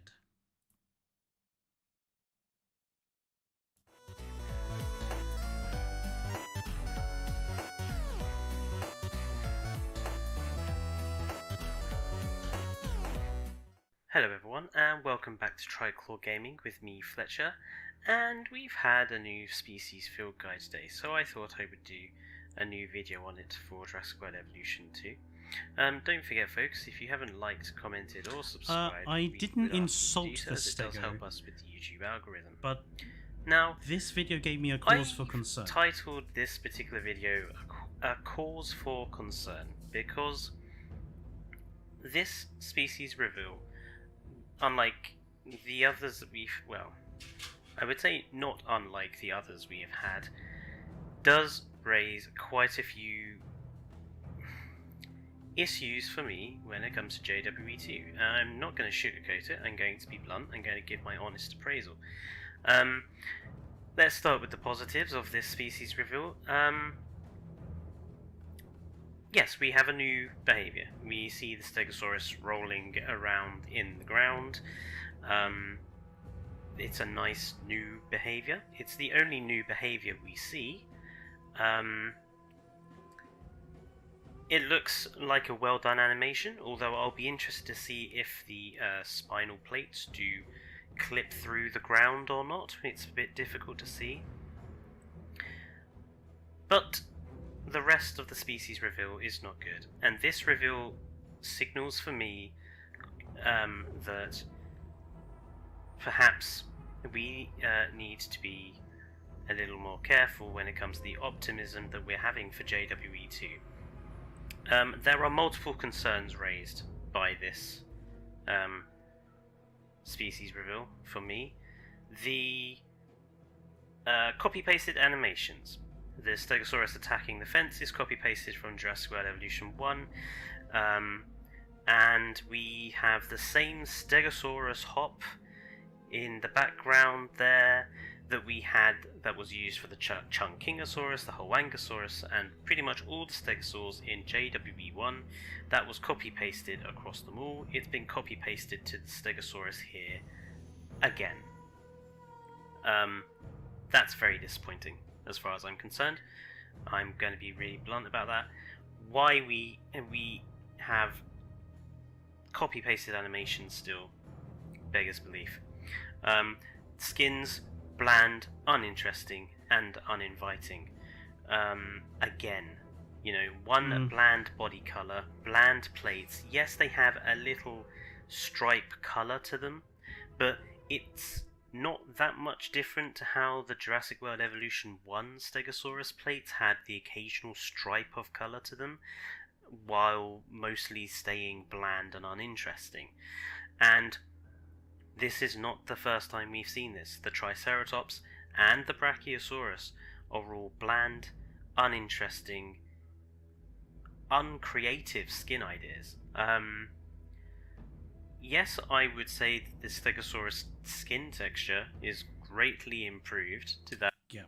So I got into a lot of trouble with the community for pointing out that this is clearly just copy-pasting stuff from Jurassic World Evolution 1, and there didn't seem to be any work being done. And I think I do stand by that. In my opinion, a lot of Jurassic World Evolution 2 is just copy-pasted stuff from Jurassic World Evolution 1. Right. Let's watch the what was the last part of my judgments on JWE 1.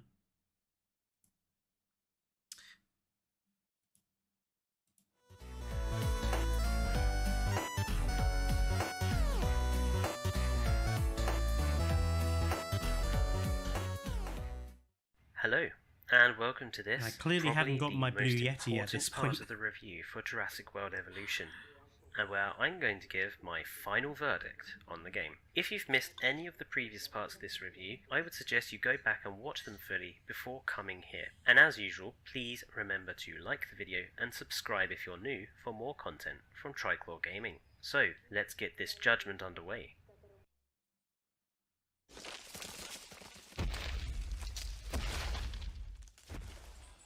Before I get to discussing JWE, I want to try to give us some wider context. I want to put the game into the context of video gaming as a whole and discuss my thoughts on that. Modern video gaming is beset with a number of growing problems in the industry, and JWE has suffered from some of those problems. By far, one of the biggest growing problems is the idea that video games can be released on day one in terribly unfinished states, and that it's okay because something better will be patched in later down the road. I have to say, in the 2 years since I did this video, it's only gotten worse. It's really disappointing to me that in 2 years, the level of quality that modern video games are launched in is worse than it was 2 years ago. It's very disappointing. This sort of attitude occurred with both Fallout 76 and No Man's Sky, two games that were released on day one at full price but were awfully unfinished. However, it seems that because the games have become good, this makes their day one release no longer important. I don't agree. It sets a very dangerous precedent for games companies to release unfinished, broken titles at full price and get our cash regardless, with us consumers living on a hope and a prayer that the game will actually be patched and improved down the line. This has resulted in games years after release finally having all the content they were meant to have on day one. And it's still happening, as the recent controversy over Cyberpunk 2077 has shown. Another significant problem is that Jurassic World Evolution is one of a number of games in the park building genre, and this genre is rapidly increasing in size. Not only do we have Planet Coaster and Planet Zoo, but Parkosaurus and soon to release Prehistoric Kingdom. It also includes older games that are still massively popular like Zoo Tycoon and Jurassic Park Operation Genesis. Amongst this crowd of other games, Jurassic World Evolution has to be compared. It can't avoid the comparison, and it's certainly an unfavourable one for sure. Then there's the role of excessive DLC and microtransactions that infest most games these days. The idea that content can be carved out of a game and sold back to us when it should have been there from the start is something that JWE does suffer from a little bit, and something that modern gaming as a whole is full of. Over the last 10 years, there have been so many publicised gaming controversies, and most centred around the shoddy practices that harm us, the consumer. No Man's Sky, Star Wars Battlefront 1 and then 2, FIFA, Fallout 76, Cyberpunk 2077, Battlefield 5, SimCity, and Aliens Colonial Marines are all examples of games that in the last 10 years or so have seriously harmed consumer trust in the gaming market, is the cutest whether dinosaur. it's through the terrible industry practices, whether it's straight up lying to us, or whether it's just not giving us the sort of quality that we expect from games which now regularly cost 60 or more pounds. This all adds context to my final conclusion on JWE.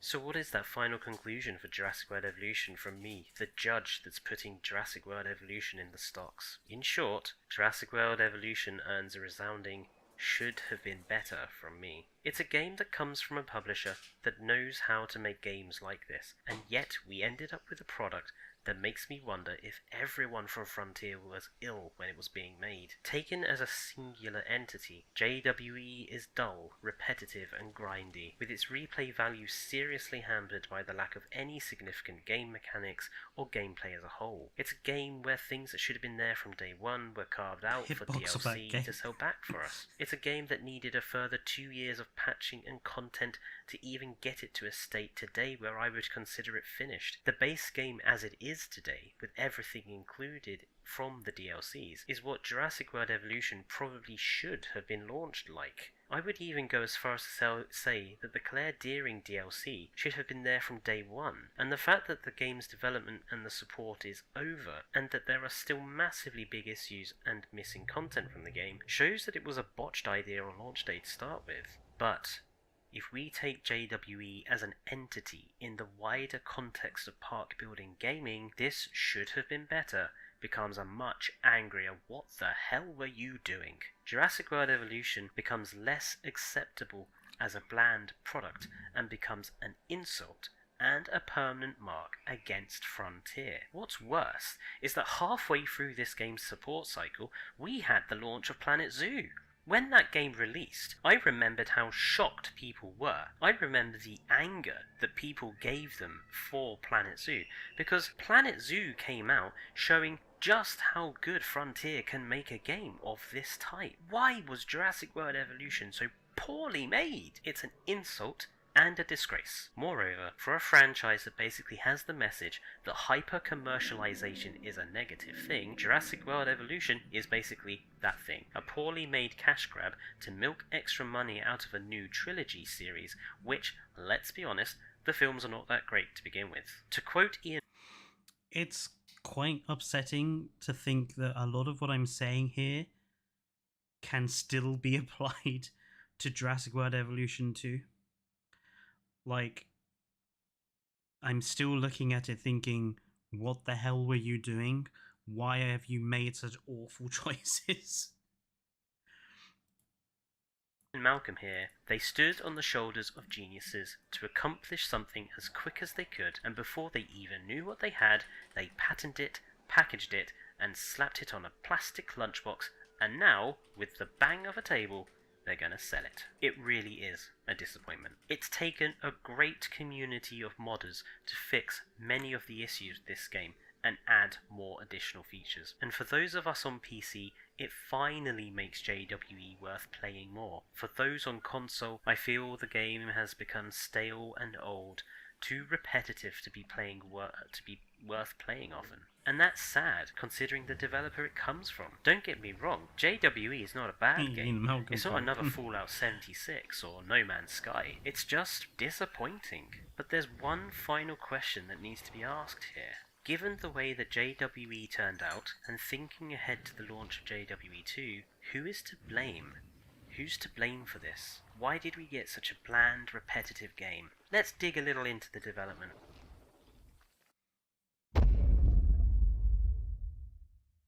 Frontier was apparently approached 2 years before the release of Fallen Kingdom to make the game. The wiki states about 100 people worked on it with a budget of around £8 million. Let's compare this to some other similar titles. Planet Coaster apparently cost about £6 million to make, and based on what I can find online, took the same sort of 2-year period. Planet Zoo's figures are not available currently. City Skylines also took about 2 years to develop, and Jurassic Park Operation Genesis also took about 2 years to make, but I can't find any figures for cost. Did Frontier have enough cash and time? Well, on the face of it, we have to assume so. The Wikipedia article for JWE indicates that they received plenty of help from Universal to aid them in production, especially when it came to getting the dinosaurs right, but we don't know the full story. There have been many instances in the past of games based on film franchises where license holders caused more problems than they solved. Can we assume that Universal were entirely helpful during development? Or can we assume that they interfered and perhaps were part of the blame for the game's limitations? I think it's likely they certainly had a hand in it for sure.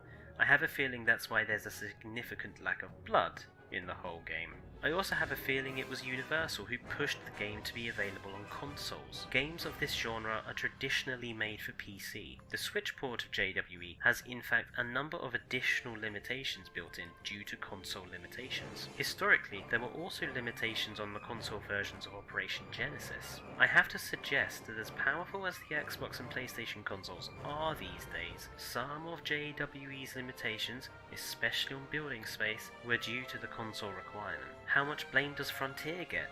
I don't know. It's difficult to figure that out considering we both got Planet Coaster and Planet Zoo, both games that have none of the limitations or negative points that Jurassic World Evolution had. Perhaps the fundamental issue was that JWE was built for park building gamers who were perhaps needing a more simplified style of building, a game aimed at kids. That's certainly supported by where the film franchise has gone, with heavily anthropomorphized raptors, hybrid dinosaurs for the cool factor, and excessive action over story. Although surely Frontier should have known that those of us who were used to more advanced Honestly, how many park-building spelling games mistakes do I would want to have make wanted here? a few decorations or some interesting mechanics. On the whole, I think both Universal and Frontier share equal blame for the way JWE turned out. I think Frontier suffered from railroading by Universal and did not have enough clout to argue back. Do we, the Jurassic Park loving consumers, have any blame? I think so.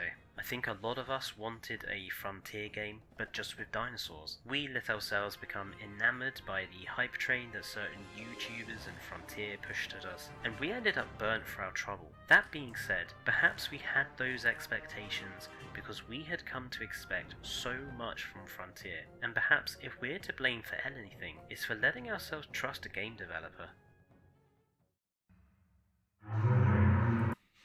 Yeah, I would stand by that. I think the hype train for Jurassic World Evolution 1 was ridiculous, especially from certain YouTubers. The way that they overhyped so much.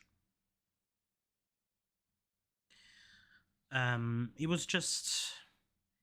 It just resulted in a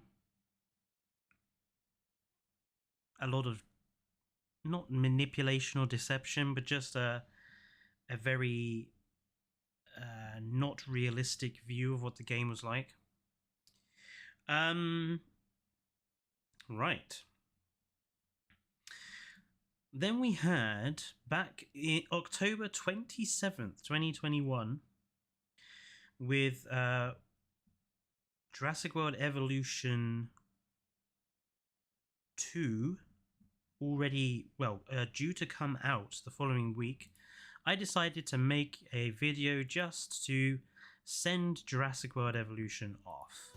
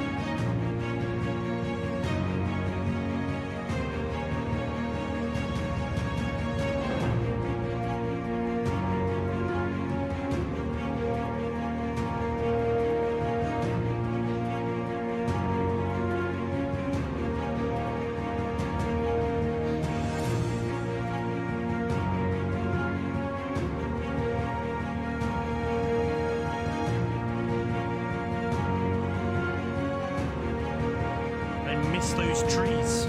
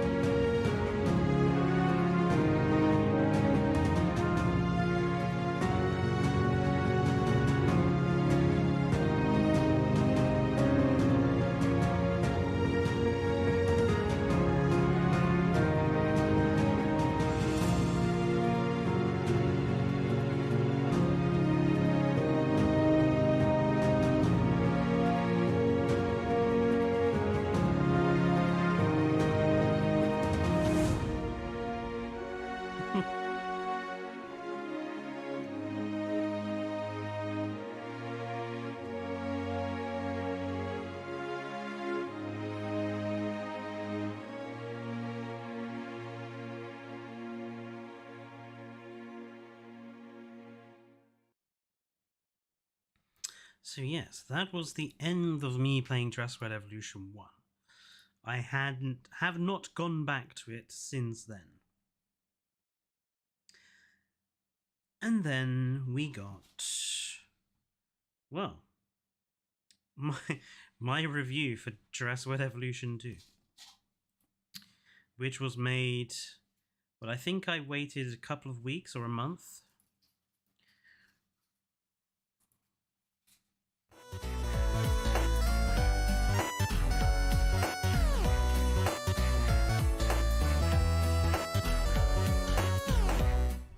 Hello everyone, and welcome back to good mic at Gaming. last. And before we get started with today's Jurassic World Evolution 2 review, please don't forget to like and comment, and if you are new here, please subscribe for more content from all of us here at Tricore Gaming. Now with the usual YouTuber stuff out of the way, let's get down to business.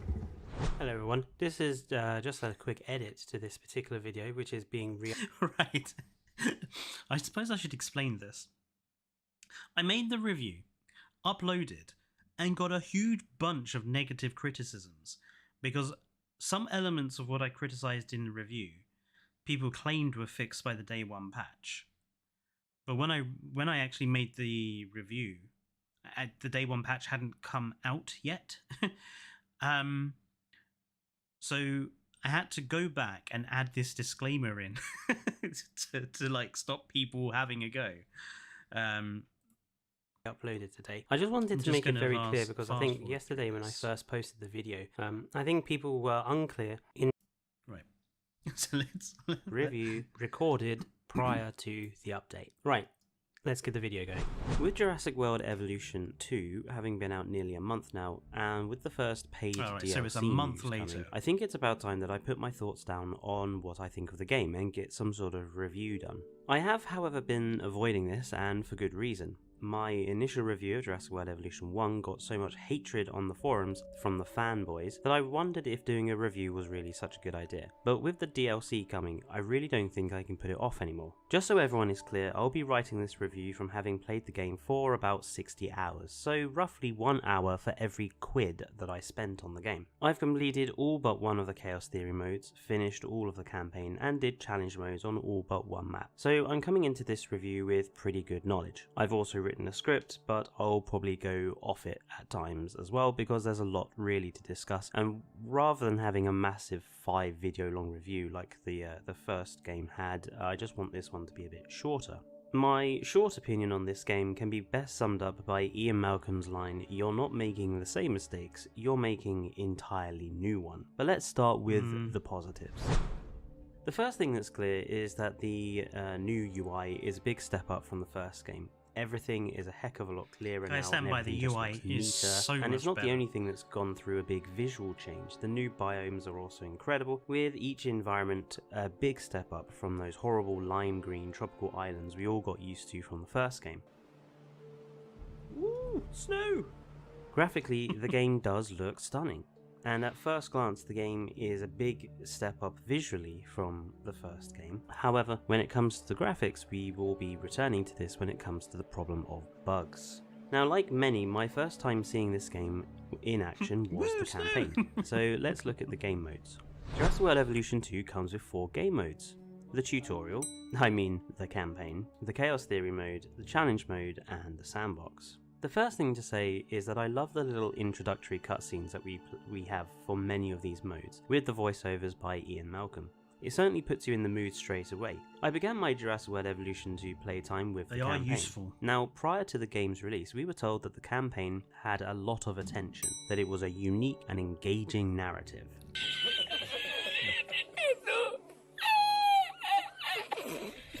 Yeah, no, sorry, that's pure bull. I'm afraid. The campaign is laughable. There really is no better way of saying it. The idea that this campaign is a carefully crafted and unique narrative is sheer hubris, to say the least. There is very little, if any, narrative here. Planet Zoo's campaign felt like it had more of a story, and had more character, and had more likeable characters as well. The idea is that you, working for the Department of Fish and Wildlife, are looking after, recapturing, re-imprisoning the dinosaurs again. We are led to believe that a handful of dinosaurs escaping from one mansion has caused a countrywide disaster, without any real explanation as to how this has occurred. And as such, we have to go see around how my basically editing putting has them all gotten in better fences. since those There is early nothing days. different here to the normal gameplay. Yes, you won't be making the dinosaurs yourself, but in every other way the campaign is no different to building parks in any other mode. The cringy dialogue between Claire and Owen doesn't help, the lines are terrible, and the acting is worse. The embarrassing tete-a-tete between them both is just not funny, and none of the humour really works. Tells me there are some candidates to recruit. Scientists. Hopefully you can find one as rough and tumble as I am. You there? I think you're still muted. A scientist. Sorry. Good idea. What have we got to lose? You know, except maybe a new recruit. The reintroduction of Dua working The for the attempt CIA to make it also funny brings up was a just few cringy. questions, like how a genetics expert who worked under Wu is somehow cleared to work for the CIA. But these are all small problems compared to the biggest issue with the campaign. It's short. In fact, let me just replay for you guys what I thought when the campaign ended for me on stream. This reaction. Are you joking me? What in the fresh hell was that? That...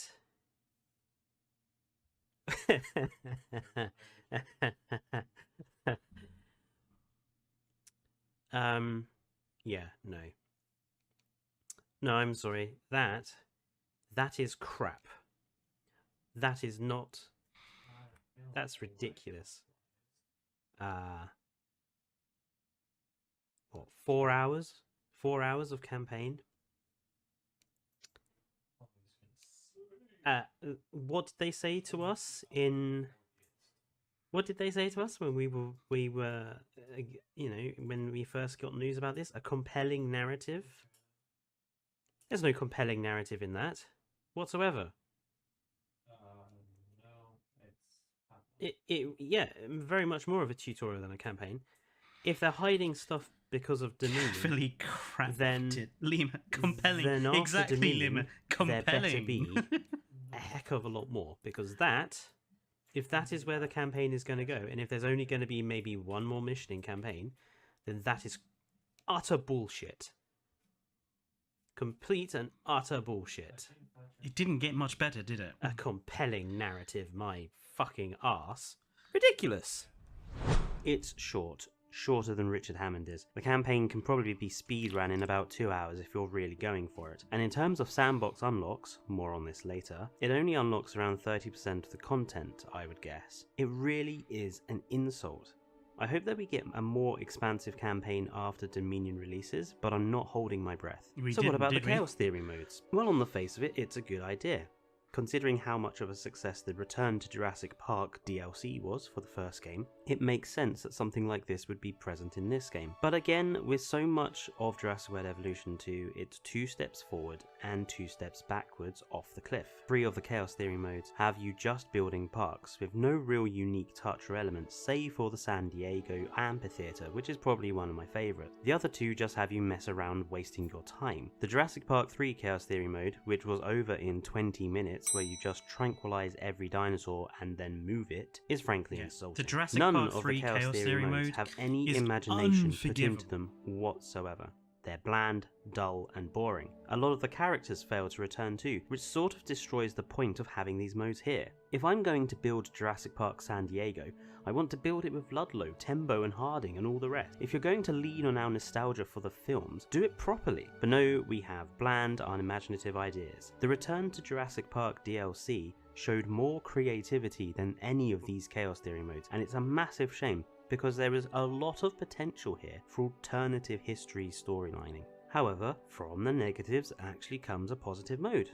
Challenge mode, oddly enough. Now, for those who saw my Jurassic World Evolution 1 review, and for those who know anything about me, they'll probably have all fallen over with having had a heart attack with me saying that actually challenge mode in this game is actually my favourite They made mode. the same mistakes I was again a big when fan of JW2 saying that launched. the challenge mode in Jurassic World Evolution 1 could go and suck the wrong end of a shotgun. Challenge mode. In Jurassic World Evolution 2, it's actually really quite good. Difficulty has been rebalanced, and the medium difficulty on challenge modes basically feels like a normal Jurassic World Evolution 1 campaign. You unlock 75% of the content for doing it in that I mode, agree, so it's not like you're mate. missing out on a It is huge amount. basically Hard mode is the still game. very ridiculous, Challenge but I mode appreciate now. the rebalancing that has mostly gone on here. I also have to say that most of the challenge maps are glorious in design, apart from that one map, and it knows what it did. Or has done. And a lot of them offer very nice vistas for your parks. I do like the idea that certain challenge modes have unique requirements, although I think some of them could have been a little more substantial. It's definitely a step in the right direction, which is good, because it is unfortunately challenge mode which you will have to play to unlock most of the content for Sandbox. Like the first game, most dinosaurs, buildings and other content will be unlocked through playing other modes, primarily the challenge modes. Sandbox is yet again been put in a difficult like a month place. later. Frontier has ignored what makes its other games brilliant, the freedom to design and build from the start, and again seals a good Sandbox experience behind the challenge mode unlocks. How can they again completely misstep here? They did it with the first game, and we all pointed out that they had made Sandbox worse, and they've done it again. That being said, the fact Sandbox does have mixed eras as an option for PC that would have been a players much better is a way good of doing change. It's just a shame it's not standard for everyone on other platforms. It's also a shame that Sandbox mode itself is broken because of a number of annoying gameplay features, bugs, and other problems. So let's look at the gameplay, shall we? Gameplay wise, you'll see a few new things here if you have played Jurassic World Evolution 1 quite a lot. Let's start with the basics. You build your park and you must manage the park to get your rating up. That's the basics of the gameplay boiled down. You hunt for fossils, brew up dinosaurs and release them into enclosures. You build amenities for your guests to keep them happy and watch the money trickle in. So what actually has changed? Well, the new scientist system was a much touted new change in the run-up to the game's release. The idea looks great on paper. Give us park managers control over our staff, with each individual having their own little perks or nerfs that may help or hinder your park. But in reality, it doesn't actually work that well. The problem is the system is as wide as an ocean but as deep as a puddle. There's not very much going on here. The staff are one-dimensional. Scientists are used for everything from digging up dinosaurs to capturing dinosaurs to healing dinosaurs to brewing them up in a genetics lab. Yes, you may find some higher values in some skills than others, but in general the system is way too simplistic. In fact, the system's main use seems to be to slow down the gameplay and the grind. It takes longer to do nearly everything in this game since you have to have the scientists to do it.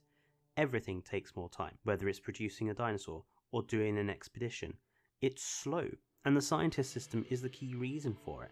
As well as the fact that for some reason now you can only ever do one expedition at a time. It's gone are having multiple teams where you can do 3 expeditions at once. And for some reason, they force you to use the same scientist system in Sandbox mode. Why is that even a thing?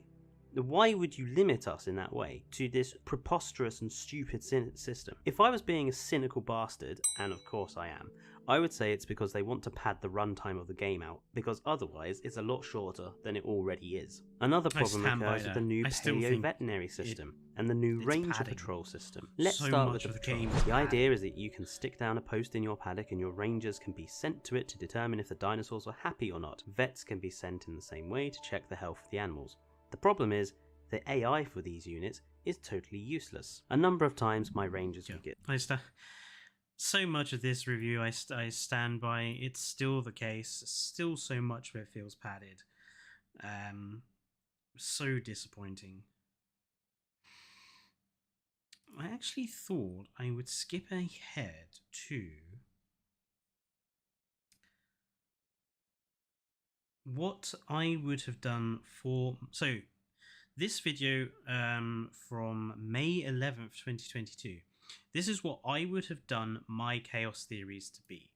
So this is me being CEO of Frontier. This is what my chaos theories would look like. Oh, and we had the new intro by then.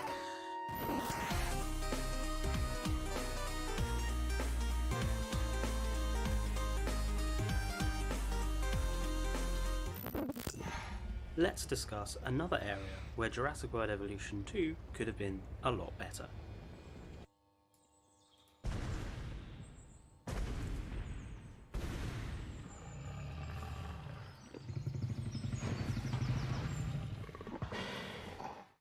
Hello and welcome back to Triclaw Gaming with me, Fletcher. No, And there's the original today, one that Lima made we're for going me. to discuss the And I Chaos Theory remade it game mode in later. Jurassic World Evolution 2, discuss what I think of it, what I would have done different. But before we get into that, don't forget to like, and if you're new here, subscribe. And comment down below what you think about the Chaos Theory game mode that we have currently. Right, let's get started. So, the Chaos Theory game mode was one of the big highlights of Jurassic World Evolution 2's release. However, I came away from them pretty disappointed. What problems did I have? Well, first of all, I thought that a majority of the modes, the actual scenarios, had very uninspiring ideas. 3 of them have you just construct a park in exactly the same way as the rest of the game in challenge modes. Hardly groundbreaking. One of the others was basically a dinosaur tranquilization simulator, and the Fallen Kingdom scenario was just a delete everything simulator. Considering all the hype from the developers, the modes that we got did not live up to it. Secondly, there was a considerable lack of character to them. A lot of the characters from the movies were ignored and replaced with original characters.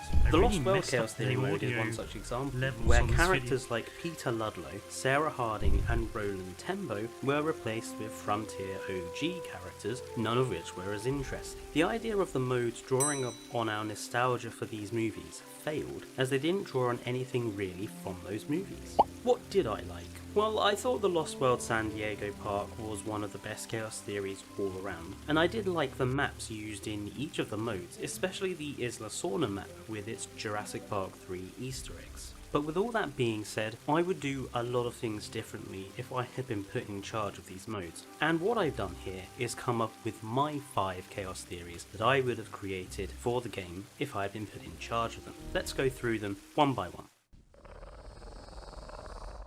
Welcome to Jurassic Park. Over the past 3 years, we've become the greatest ecological attraction on the planet. Our animals have entertained thousands of people, and at last, humans can look upon dinosaurs, real, living dinosaurs, not seen for 65 million years. But to maintain our position as the #1 attraction in the world, it's time to expand, push the boundaries even further, and of course, that's where you come in.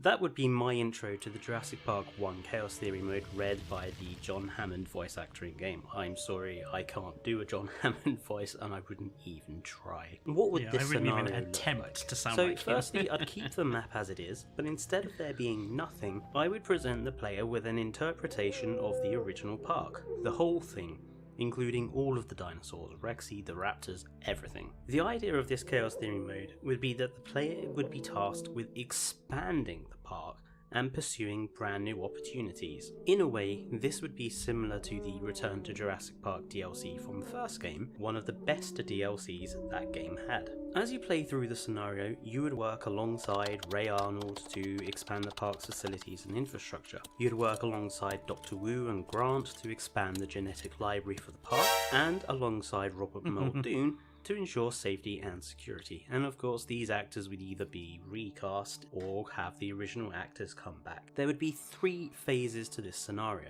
The first would have the players improve the park's current aging facilities, expanding the power production, adding extra hotel space, and improving the amenities, as well as researching some brand new attractions like the viewing towers and the galleries. The second phase would have you expand the park by adding new dinosaur attractions, with the dinosaurs being species we recognise from Sorna or the novel version of Jurassic Park. There would also be signs of possible sabotage by Biosyn, which you would have to handle. The final phase of the scenario would have players select one of 2 different paths to go down. Giving players a choice of direction makes them feel a lot more in control of the park. Your choices would be either to focus on pterosaurs and aviaries, or to focus on lagoons and aquatics. Once picked, you would then expand the park with your chosen animals, handle a hurricane strike to the island, and succeed in getting the park to new heights. The rewards for this game mode would also be different. Access to the Jurassic Park 1 skins for the animals, yes, but also a Jurassic Park the game skin for the Tylosaurus, and if you 5-star the island, I'd let players have a new genome option for the Carnotaurus to make it camouflage as we see in the novels. All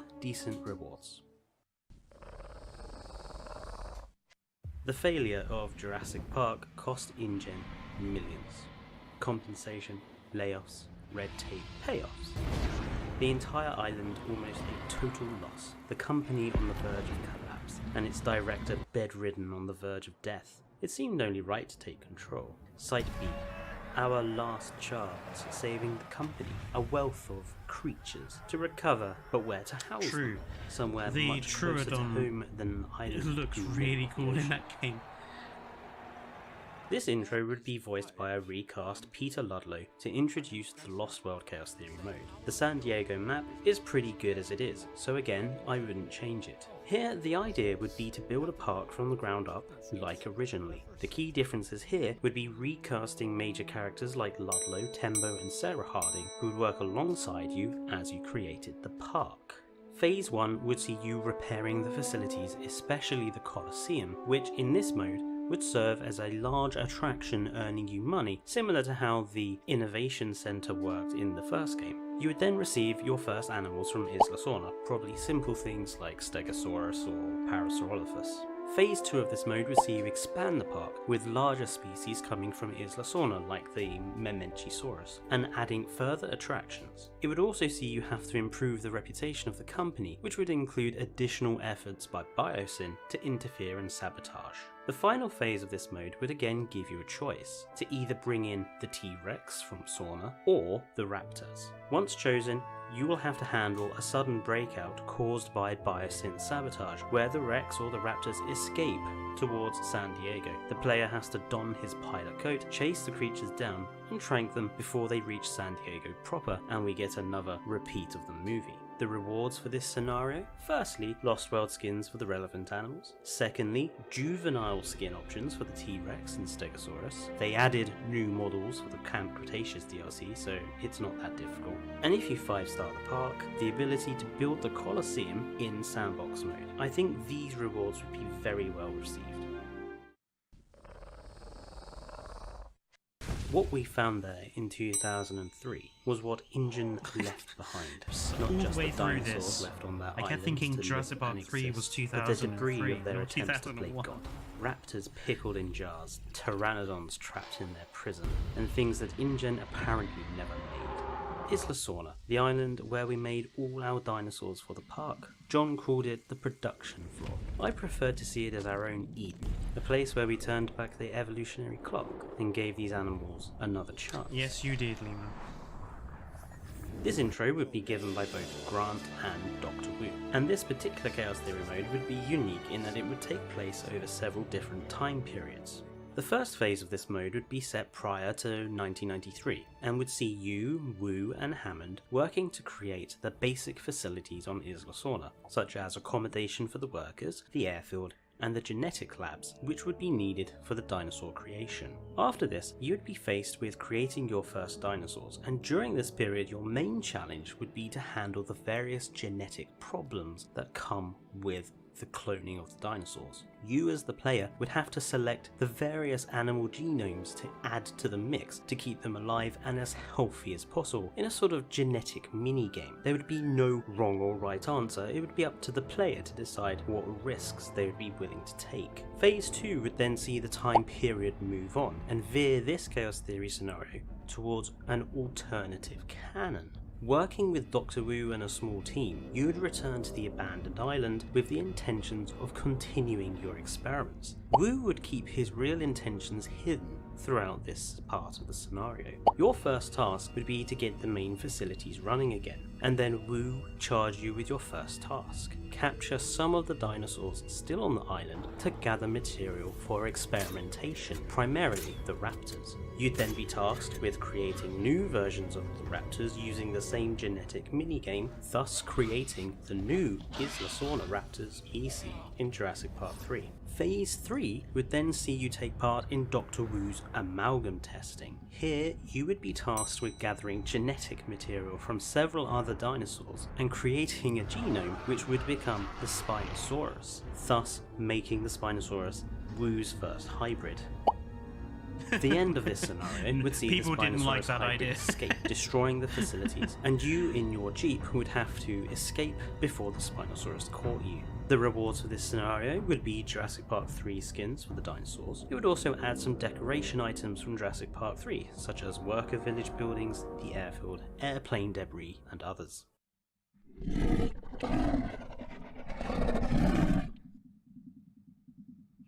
John Hammond entrusted me with the islands and his legacy. I would not fail, my friend. Isla Nublar would become the place Hammond dreamed of, spared no expense. Of course, creating the park required experts in their fields. It was difficult to find Henry Wood, but once he was on board, we had very little trouble creating the park.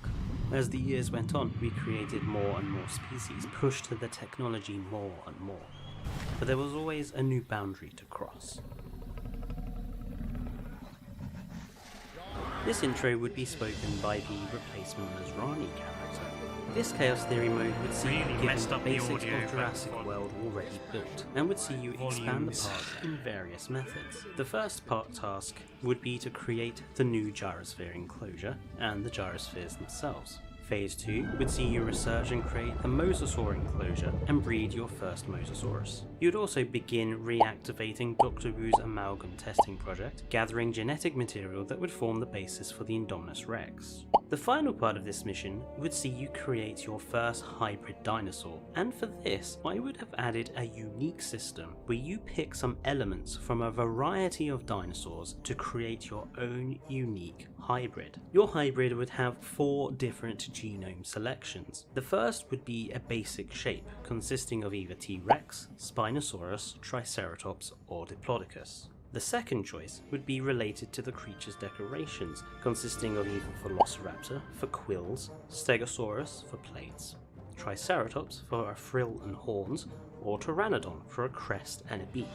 The third option would be another set of decoration options, Ankylosaurus for armour and a tail club, Ceratosaurus for an armoured back and scutes, Carnotaurus for head horns and tiny arms, or Huangosaurus for spikes on the back and side. The final option would be you pick a dinosaur of a selection for their skin colours and patterning. This would give you the option to create your own true unique hybrid animal, and by using this simple method, it wouldn't be too difficult to come up with an eventual dinosaur shape in terms of the difficulty for the development team modelling it as such. This Chaos Theory mode would end in your hybrid escaping and you having to recapture the animal, as well as recapturing the Raptor squad. Completing this mission would unlock Jurassic World skins for the Raptors, unlock the Indominus Rex for your sandbox parks, and if you 5-star the island, you would get the ability to create your own hybrids using the same method in sandbox. What happened at Jurassic World was tragic, not just for our guests, but our dinosaurs.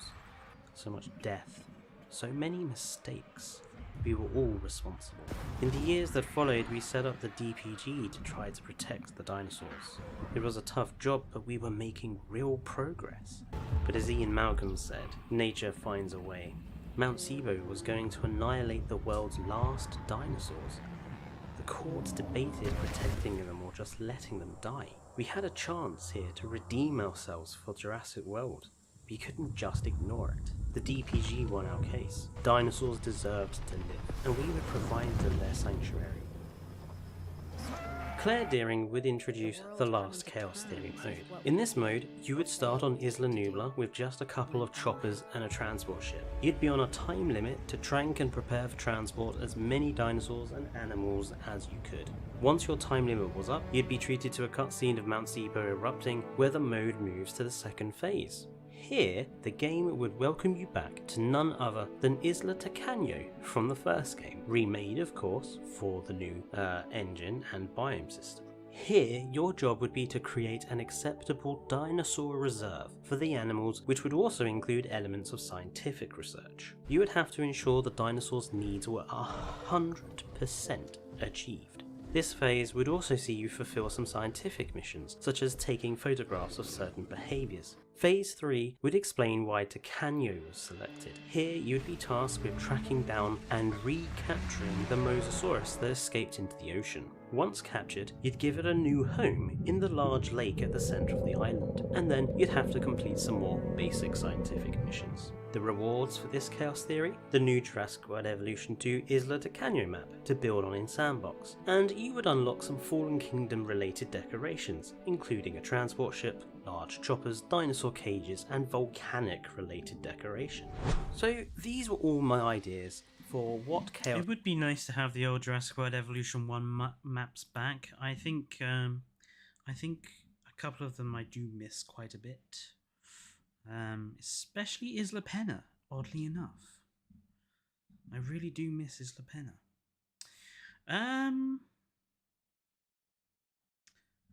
Oh, there were quite a lot of interesting videos on this year. Where shall we go?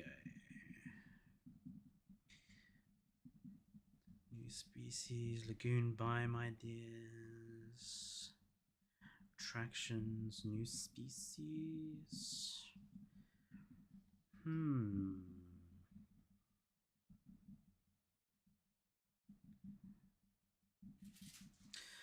Let's see. Well, we've got like half an hour before I want to go onto the Isle. So let's see if I can find a video that kind of fills that time.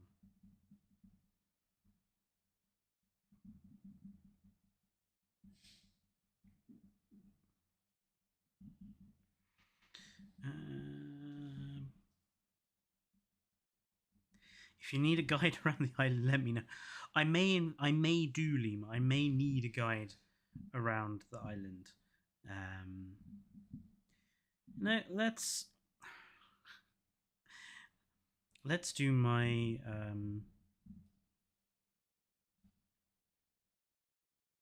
what if I was in charge of JWE2's development?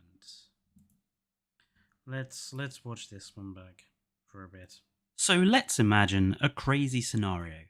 How would I develop JWE2? Hello and welcome back to Tricolor Gaming with me, Fletcher. And in today's video, I'm going to be taking some inspiration from a video Evolution Square did last year, where she explained how she would develop Jurassic World Evolution 2 if she was in charge as the CEO of Frontier. Inspired by this interesting concept, I've decided to do the same experiment and think about how I would develop the game, offering a different perspective. Now, before we get started, what are the rules? In order to help guide my ideas, I came up with several important rules. Number 1, I'll be starting with the game in its current state, assuming a game state with all current DLC purchased as it is in May 2023. There will be no alterations to the game from its start to its current state. Rule number 2 is that I will be making all of my DLCs and updates things that I think are actually possible with the game. While there is a huge amount that we as players would like to see, such as placeable deep water or baby dinosaurs, I want to avoid any massive changes that would require huge overhauls to the game's engine or basic systems. Everything has to be doable not only on PC but on consoles. Rule number 3 is that the new DLCs and updates should consider not only those who play sandbox, but those who also like challenge modes and campaigns. And rule number 4, I will be assuming at least another year of development. In this, I'm going with 5 new DLCs split between 2 expansions, 2 packs, and 1 end of game life DLC to round it all off. That would leave us with 12 DLCs in total, 4 more than the original game. Now, with those rules clearly established, let's get started.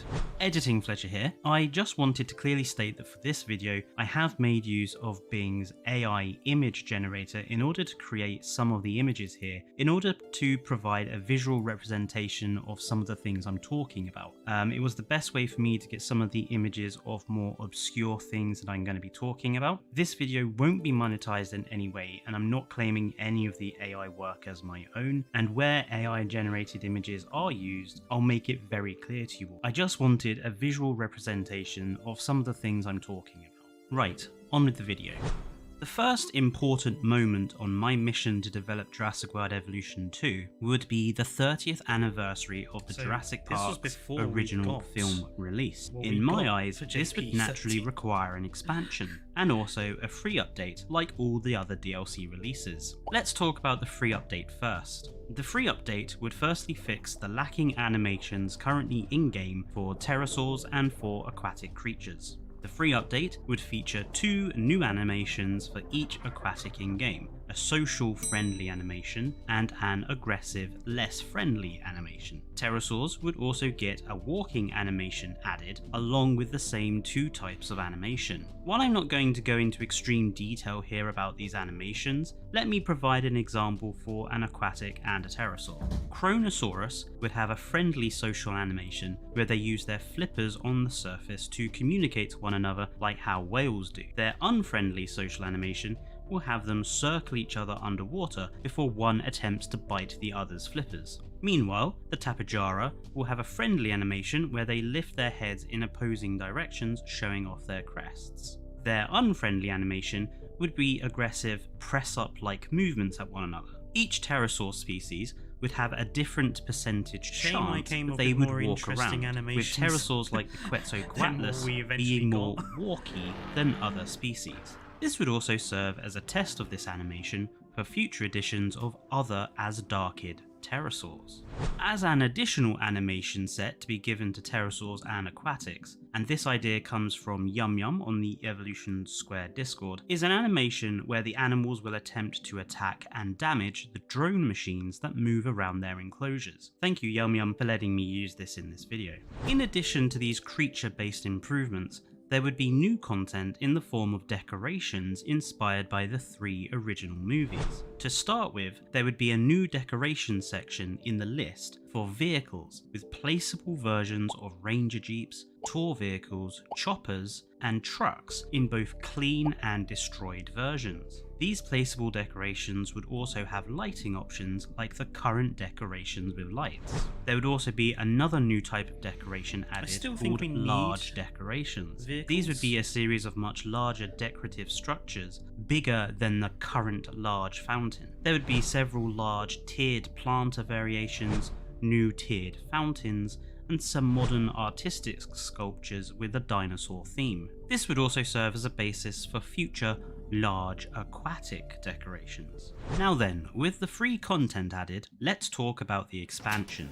Now, the 30th anniversary left me with a quandary, because a lot of the original movie and its content is already in game. However, in the end, I have come up with something. I present to you the Legend of Jurassic Park expansion DLC. This DLC will feature new species, new buildings, and a whole new campaign. Let's discuss the new campaign first. The new campaign will take what was done in the Return to Jurassic Park DLC from the first game and greatly expand upon it, reimagining it for the new game. The campaign will also bring back various features from the first game. The campaign will start before the events of Jurassic Park, using the existing Isla Sorna map adjusted slightly for the time period. You will work with John Hammond, Dr. Wu, and a recast Ray Arnold to set up initial dinosaur production facilities and cloning DLC. labs on the island.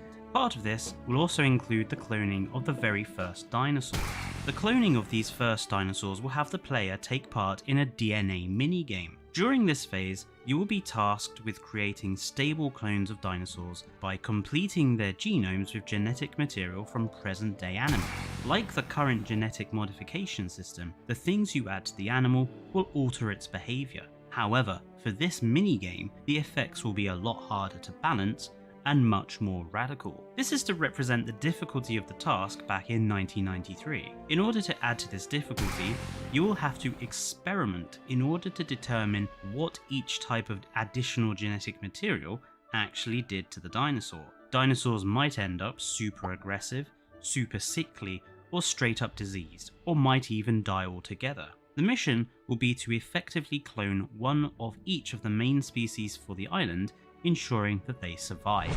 The next step of the campaign will see the player come to a new map, Isla Nublar 1994. This map will be a film accurate, or as close to it, recreation of the original park area from the movie. Set post events of the film, you will be tasked with repairing the park and trying to get it reopened. You will work alongside John Hammond, Dr. Wu, Alan Grant, Ian Malcolm, and Ellie Sattler to complete various tasks and missions to make the park a success. You will also expand the facilities on Isla Sorna, being able to switch from one island to another like the first game's campaign, and through the use of the transport boat feature from the Malta DLC, you'd be able to move the dinosaurs around more easily. This part of the campaign will also see you tackle ongoing sabotage attempts by Biosyn. These sabotage attempts will take the form of random events that the player will not be informed of, anything from power plant shutdowns to gates being jammed open. Players will need to keep a close eye on their parks to ensure this sabotage is detected and handled quickly. To assist with this, there will be a new building added, the Engineer Outpost. This will be a small garage-like structure with a single Jeep vehicle with its own skin. These Jeeps operate in a set area of effect and will automatically fix or correct any issues that they find. They will of course need supplies and can themselves be sabotaged or break down. Upon successfully completing this mission, the campaign will expand to 2 new maps. The first, a new map known as San Diego 95, another film-accurate recreation of the San Diego park represented in the Lost World. This map will be a much smaller area than the current map, however will feature a few special features. Firstly, you'll be working alongside Sarah Harding and Roland Tembo for this park, as well as the others, to first repair and complete the facilities, and then to make this park a success. The amphitheatre will function as a hotel and attraction for the park, removing the need for any hotel buildings and also providing income. The second map that would be added would be a new island map in the Canary Island, where you will make a whole park from scratch. You'll be able to switch from map to map, share facilities and income, and transport dinosaurs using the transport boat. The Canary Island map would be a coastal beach-like map using the Mediterranean biome. A new feature of the campaign will be the public relations system. This would take the form of a public relations relationship meter operating a bit like the current contract system. Players would be able to take contracts to help improve the meter, but the meter would also reduce if things went wrong. For example, taking the wrong choices during random events or breakouts and guest injuries. If the meter reduced too low, the parks would be shut and the campaign failed. However, positive reputation would also provide benefits such as increased income, access to more dangerous species, and guests that were less likely to make complaints. This meter will be implemented during the 94 Nublar map and would be a feature that will remain through the campaign. The point of this would be to provide a dedicated challenge, the sort of thing that would be a side effect of the original Jurassic Park's issues. There would also be the option to add this new public relations meter to any sandbox gameplay should you want to play with it. What about the new buildings? Well, apart from the new engineer outpost, for the most part the current Jurassic Park building set is pretty well established. I would add some new variants of the viewing tower, replacing that horrible caged version with a new thatched open air version better matching the other attractions, and a new thatched version of the lagoon gallery. There would however be a few new structures. The first would be the addition of the Jurassic Park Rex fence, the angled fencing that we see in the movie surrounding the Rex pen. There would also be a new guest building called the Rest Area. This building is inspired by a similar structure to that in Jurassic Park Operation Genesis. The Rest Area will serve as a way of expanding the distance people will travel for food, drink, and without transport. Rest areas will provide basic food and drink services and will allow people to rest, making them less likely to complain about a park's transport rating.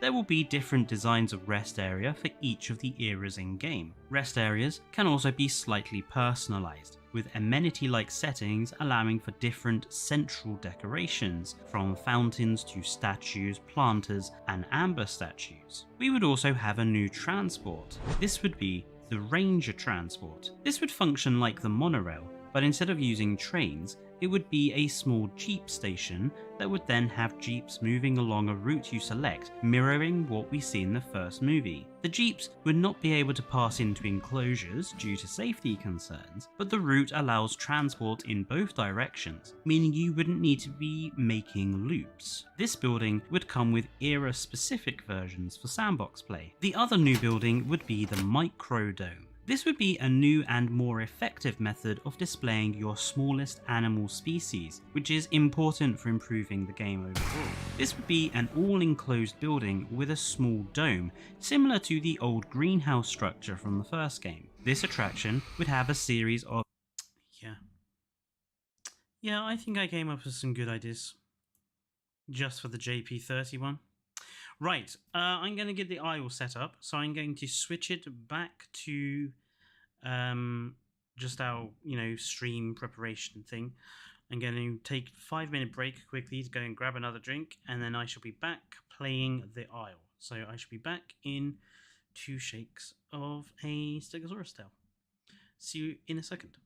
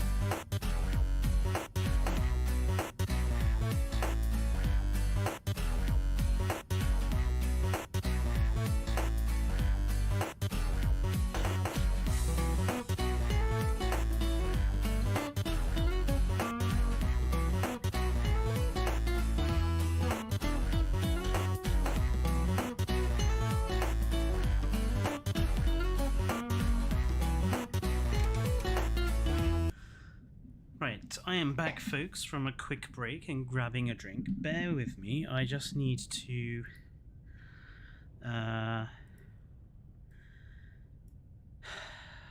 switch to the aisle.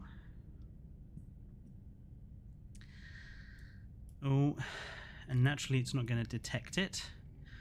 One moment. Whoops. I was just talking.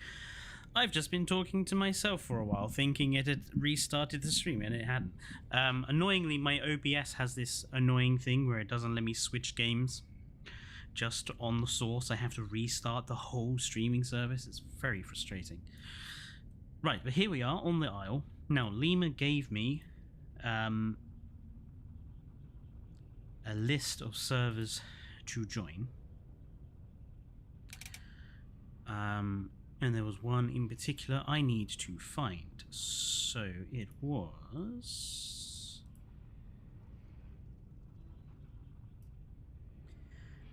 let's have a look. It was... Petite Paillettes, I think it was. Right, so I'm assuming again I have to search for it.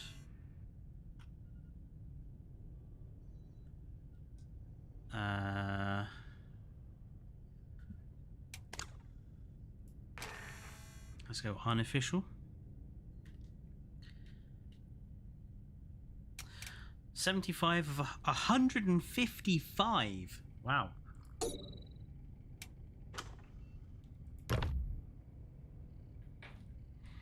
That's a very big possible server count. I also haven't started the aisle yet since I've installed it, so I have no idea how my graphics settings are going to be.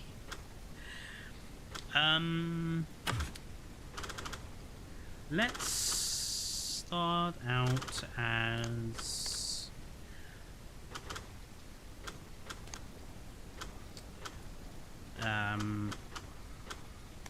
Tyrannod. I'm going to start as... No, let's not start as Tyrannod. Let's do Dinosaurs to begin with.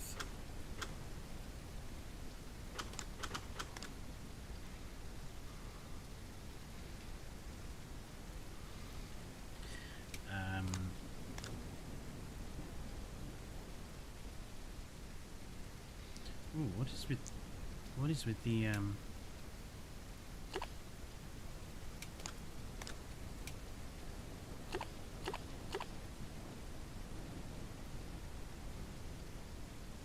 Oh, really? Okay, Lima. I am trusting you.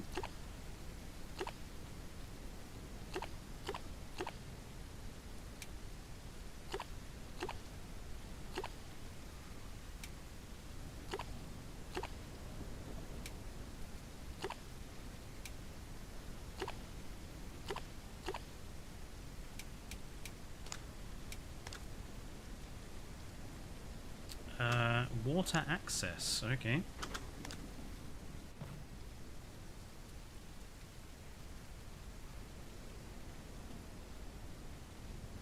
Oh my god, it's nighttime. I would join at the middle of nighttime, wouldn't I? Can I... What are the bloody controls again?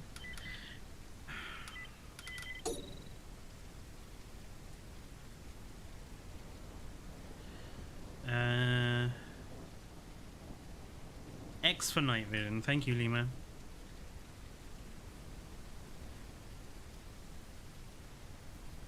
How am I so... it's V for sniffing, isn't it? No? Nope, that's calling. Whoops. Q, right.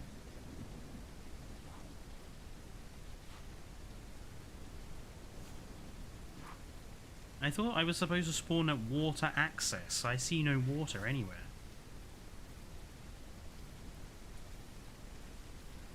Typical me.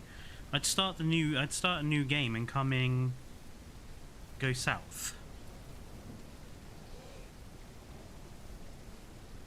South being that way, if I remember correctly.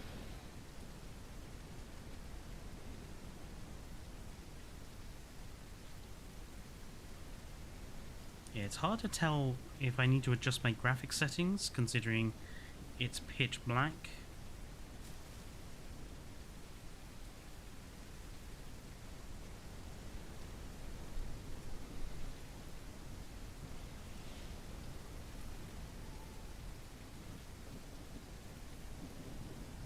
Going south.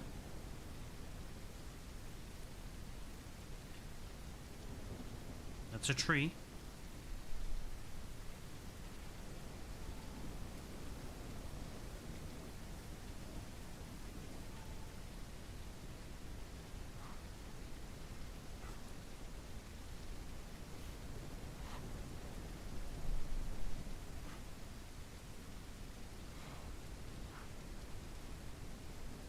Yep, I don't see a water icon there, Lima.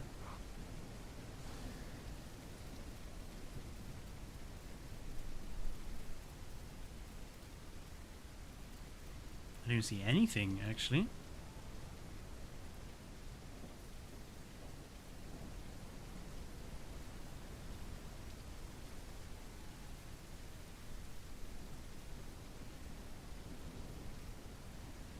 This is south, right? South is the downward pointing bit on the compass, from what I remember. I seem to just be going uphill.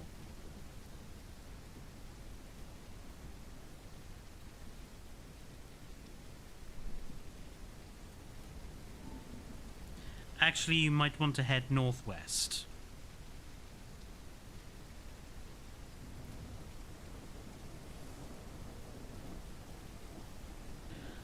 North and west, that way.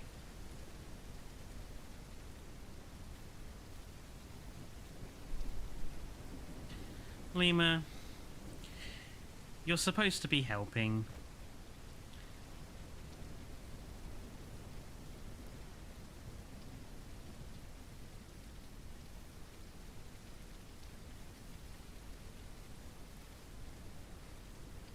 Honestly though, if the spawn site was called Water Access, I would kind of want to literally be at water. Like, if it's called Water Access, should be water literally there.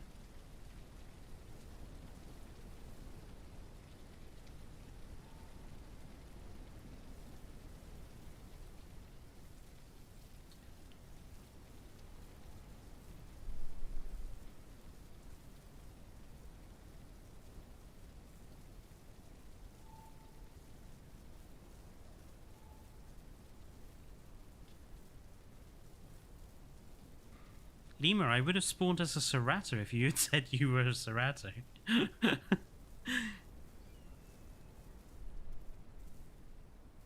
It's a dam? Well, that's not going to help me, is it? If I'm going to be stuck there.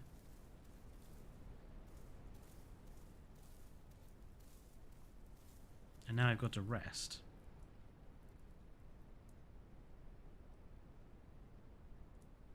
Oh, what is it to regain? You regain your stuff? Z, isn't it? No?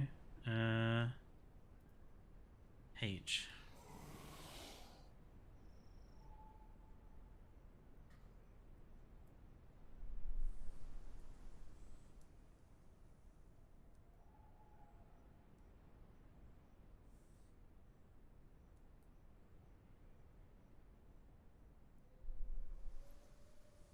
Oh my god, why is it taking so long to refill stamina?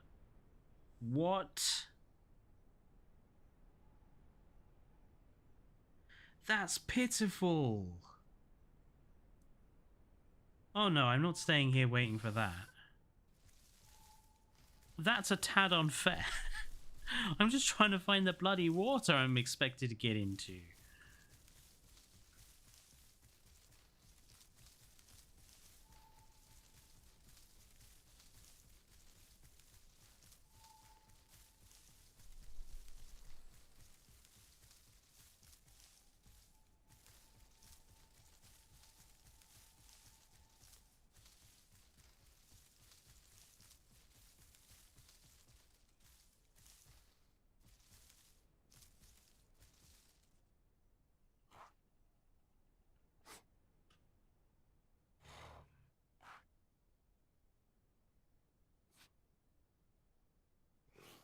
Seriously, where is water? Why does the aisle not... This has been a problem since the legacy version. You can't make players spawn in and then make them just unable to do anything until they die of starvation or dehydration because you spawn them literally miles away from water.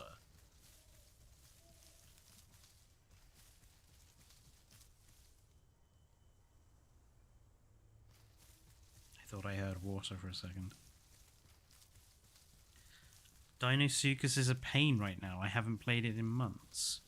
That's kind of disappointing considering like Dinosaurs was like one of my main go-tos for having fun and relaxed gameplay.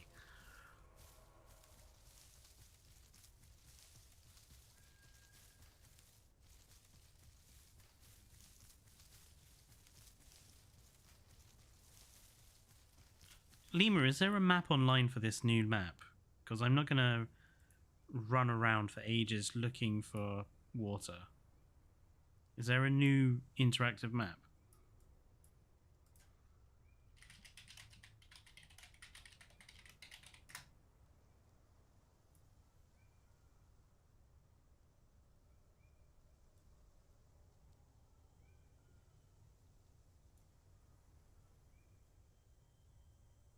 Okay, that looks interesting and helpful.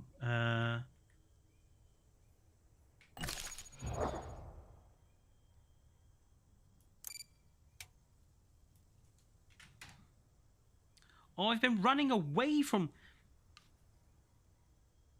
I need to go northeast. Lima.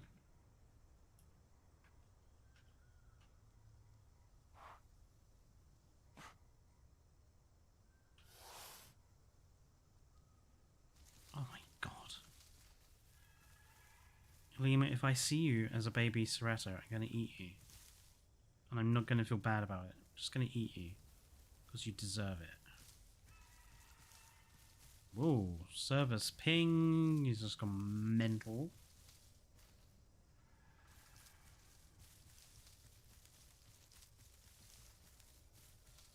I'm 40% come at me.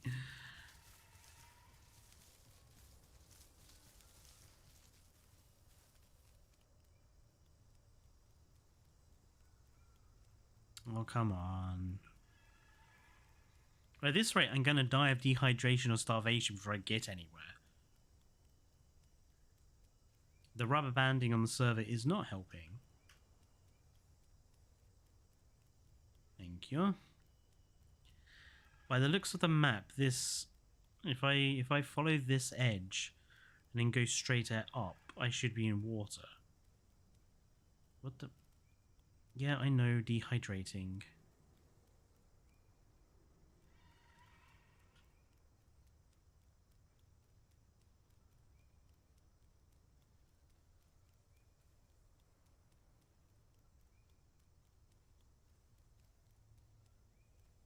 Press C, by the way. Why?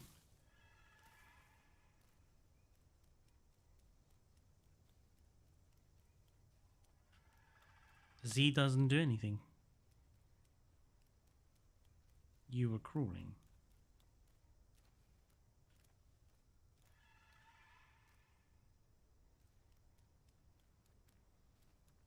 Oh, the difference in speed is not that much.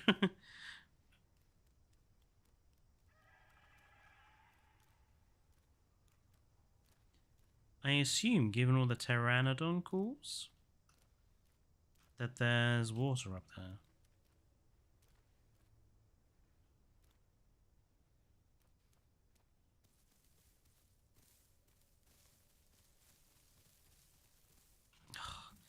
The stamina regen is bad, man.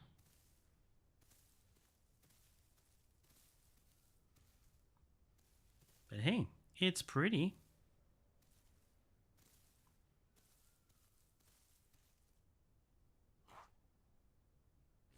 Oh, I've been going the wrong way. It's over there.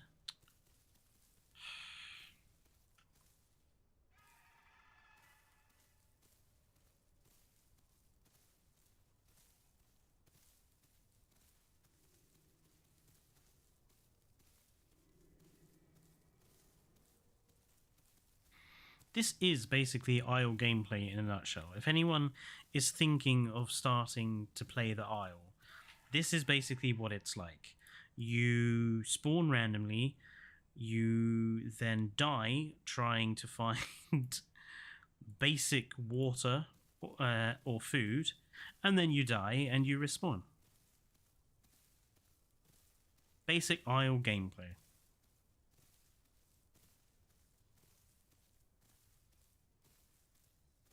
Well, Lima, as a juvenile, I would have to say I feel punished. Like, even when I rested, it barely regened. Like, I feel punished.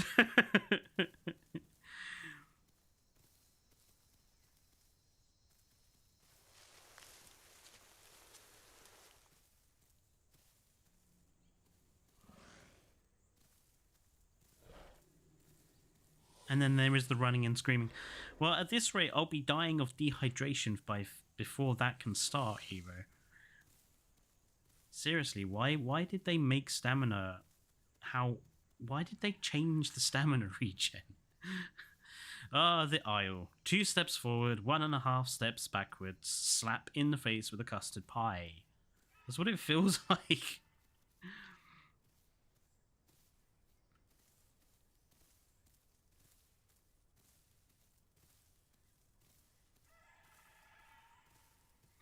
Well, I thought it would, given that the spawn zone literally said water access. And then running around for a while, we found no water. But that might be because Lima kept directing me in the wrong direction.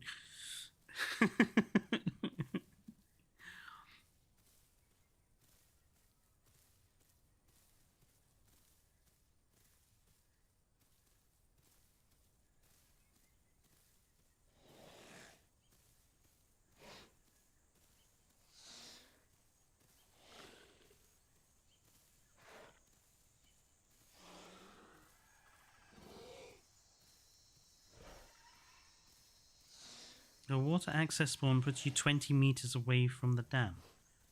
Yes, but you told me to run south, away from the dam. Yeah, he is. He's a disgruntled JWE2 scientist. How can you get mixed up between north and south?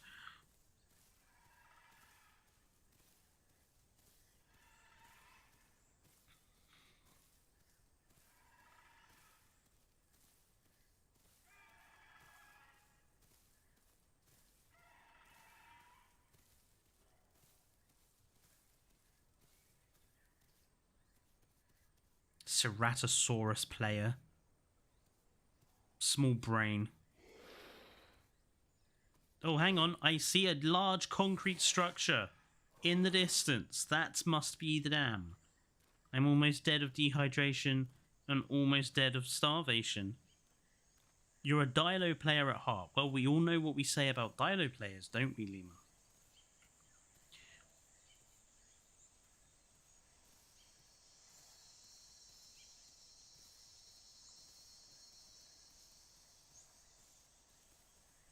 You know, your announcement is not going to make me more inclined to the game if I die after spawning.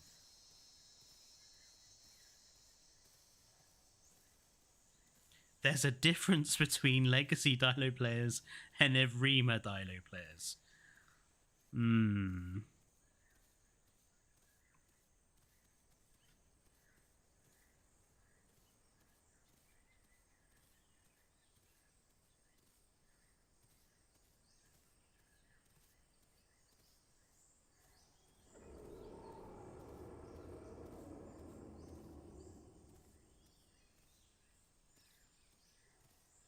I bet you what's going to happen is I'm going to get to this lake, just about survive, and then I'm going to be killed. Oh, that was you, was it?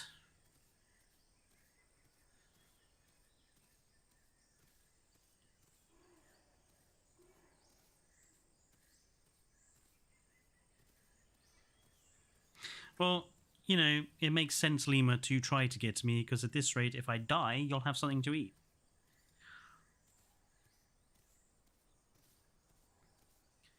There it is. The heavenly water is in sight.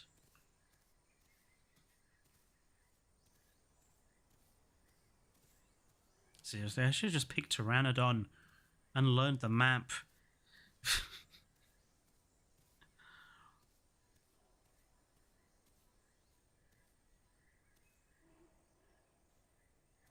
What the? Pteranodon is no better right now. Wah! So they've ruined all of the animals I liked to play as. Lemur, you're not doing a good job selling the isle to me. Their stamina is bugged.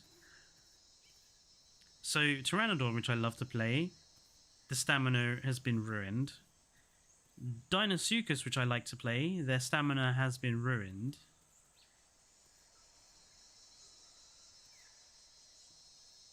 Please do not die going down this hill. Look, we'll be getting Rex within a few months.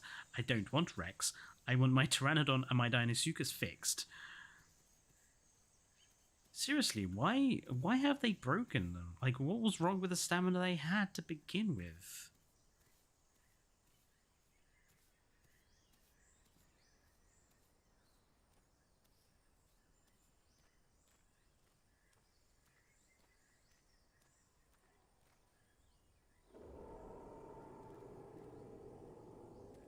Come on, little Deinosuchus.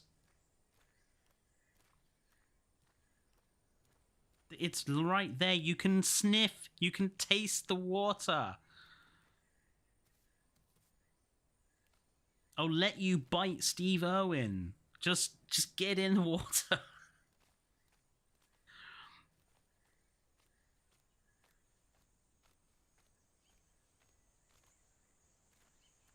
If you make this, I'll personally give you a swift high five. And look, I have had very close calls before on the Isle Legacy. This may end up being the closest call. I mean, I'll have to find food like almost immediately. I'm literally there.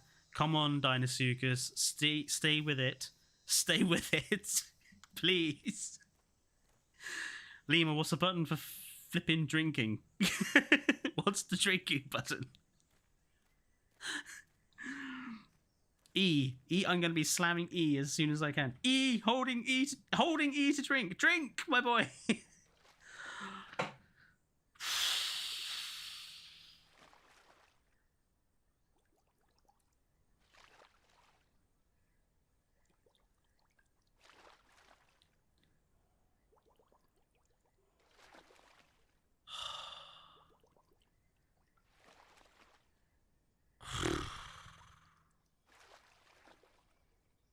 That is, or was, very, very, very close.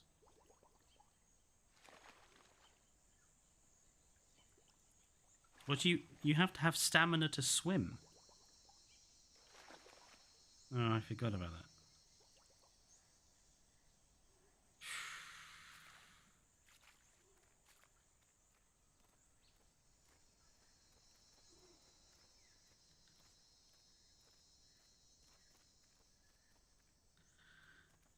Yeah, but I'm not going to be able to swim and catch anything with buggered up stamina. I'm in a really awkward position. Why have they made the stamina so low? Like, this is punishing for a juvenile player. I could understand if you're a big, fully grown Deinosuchus, but this is terribly slow.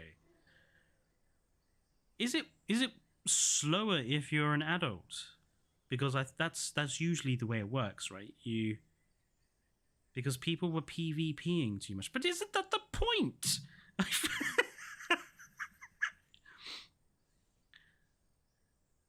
I thought the whole point of this game was to go PvP.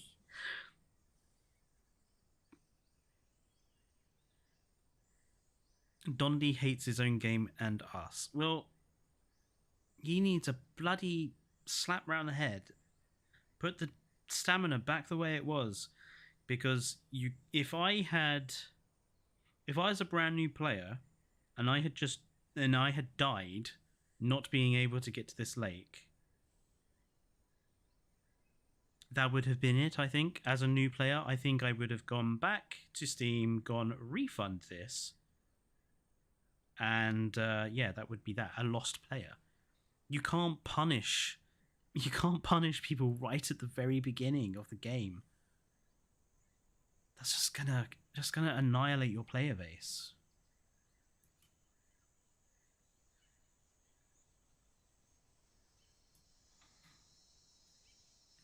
Oh God.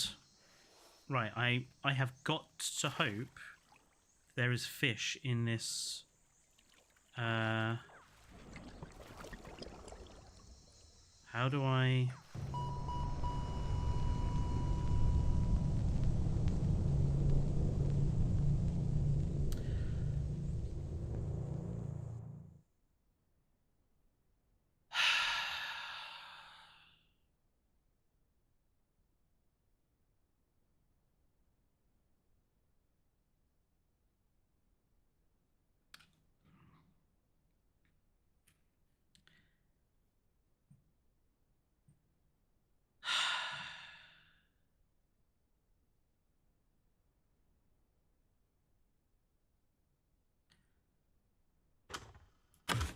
Serato time. Indeed, Lima. Serato time. I'm not going to say anything about what just happened. I'm going to stay civil. I'm going to stay not angry. Even though I personally feel they have ruined the Dinosaurs now. Oh my... Honestly... Oh. This game makes it very hard. This game makes it very, very hard not to have very aggressive opinions. Let's put it like that.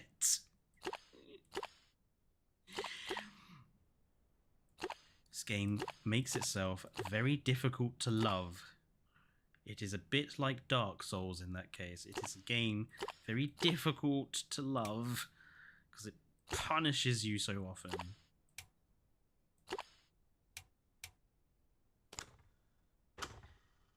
Lima, tell me where to spawn. It is miserable but hilarious. I don't think that's going to be used as advertising tagline for this game anytime soon. Miserable but hilarious.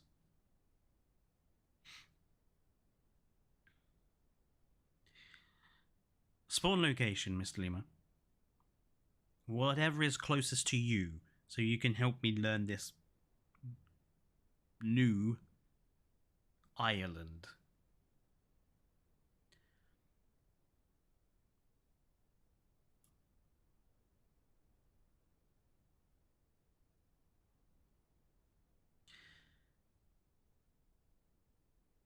Closest to me is Northern Jungle. Right, Northern Jungle it is.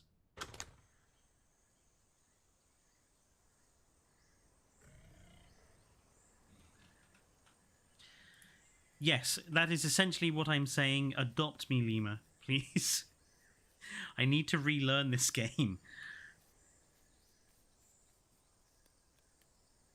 Hey, Schmoll.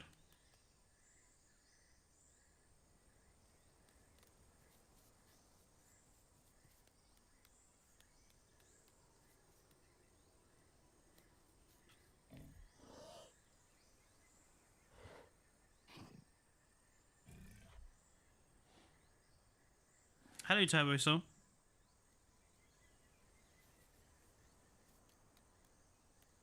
Yeah, but that doesn't help me figure.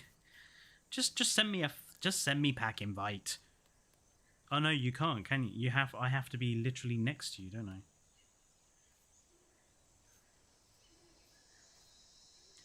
I? It has been a day. Yes, it is. It has been a day. Let's just put it like that.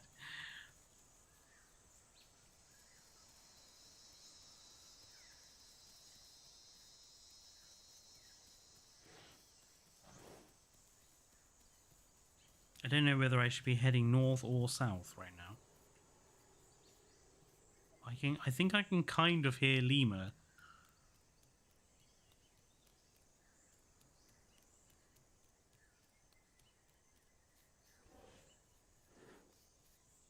I think my today's most favorite quote is humans turned out bigger than I thought they would be. Which might be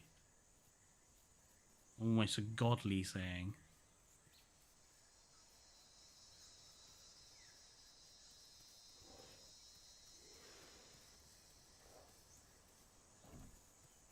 Oh, hang on.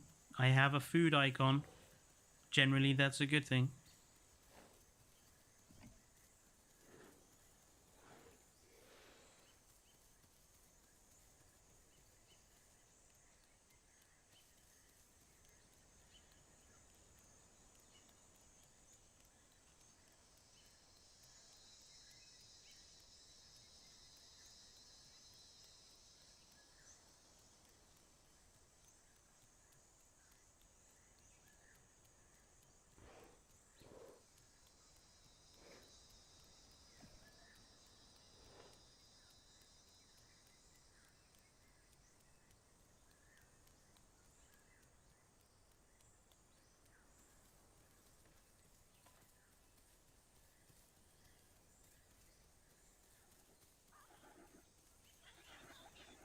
I think it's a chicken.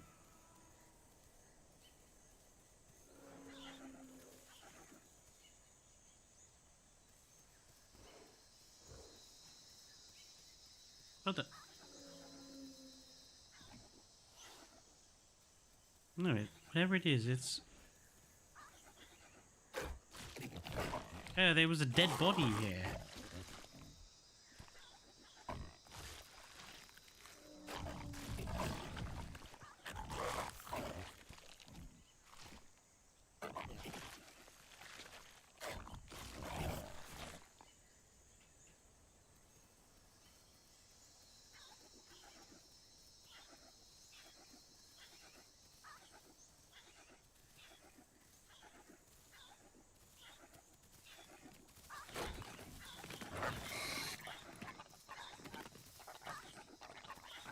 Too big to swallow?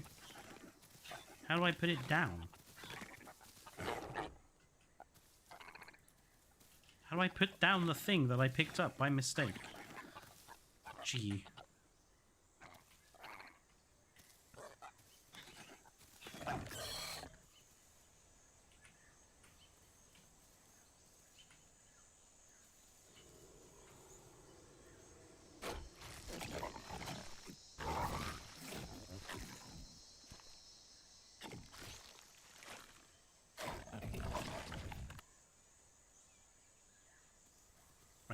Now we have succeeded in finding food.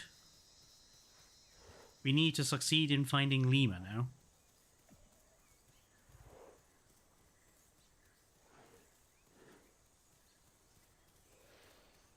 There is a water icon on my map.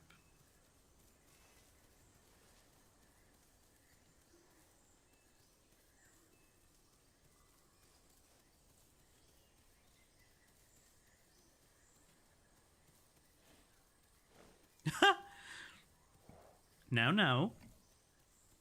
Everyone is entitled to like what they like. Unless you like Dominion, in which case you're not welcome here. I joke, obviously. You can like anything you like. I would say if you like Dominion, I think you have a very curious taste in movies.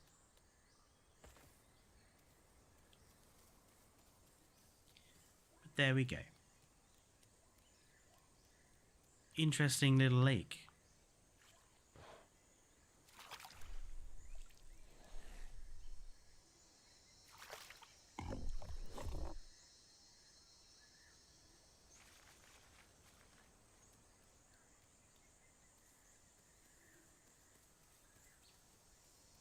I'm going to see if this pond is on the map.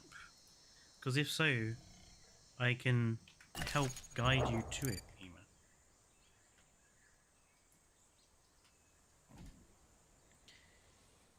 It is on the map.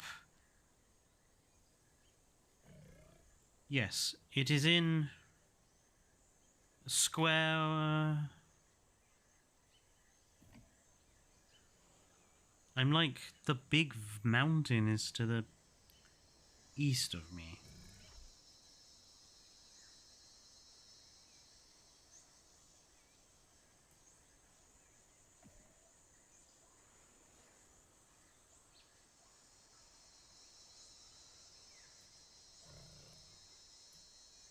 I'll be honest, I think Path of Titans is better than the Isle. What makes you say that? I'm curious. I'm curious to know your reasoning, Barger.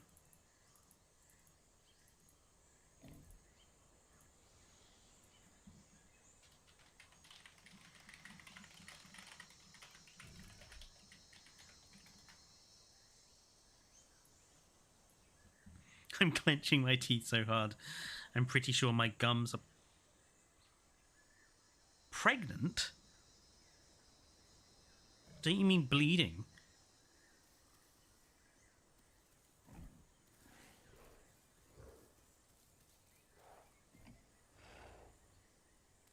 There is more food here.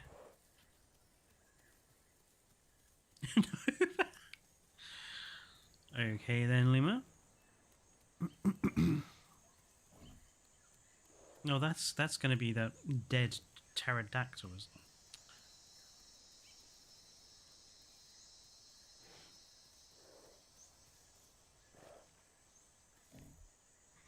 I'm just going to explore around. There is another food icon here.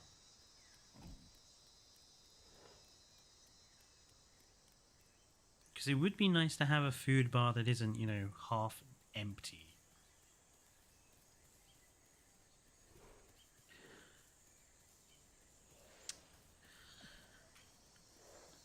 I mean, I don't think the Isle has helped itself by basically throwing away everything it had done and basically starting again.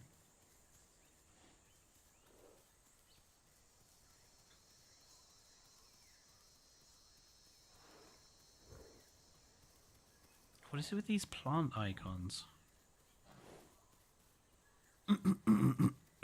Okay, now where did the food go that was being displayed? It showed there was food this way, and now it's not. Bloody hell. That's a sanctuary. Okay. I have no idea what that means, Lima. Was that you by chance, Lima?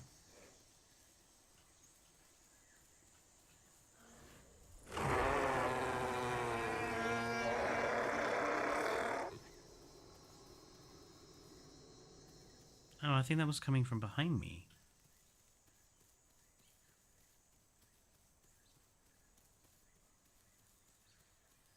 It's difficult to tell with these headphones.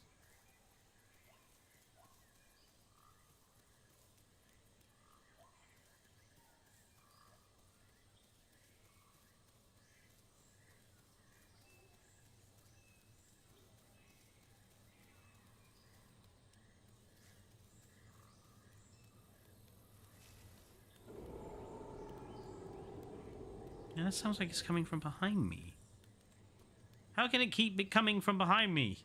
God damn it.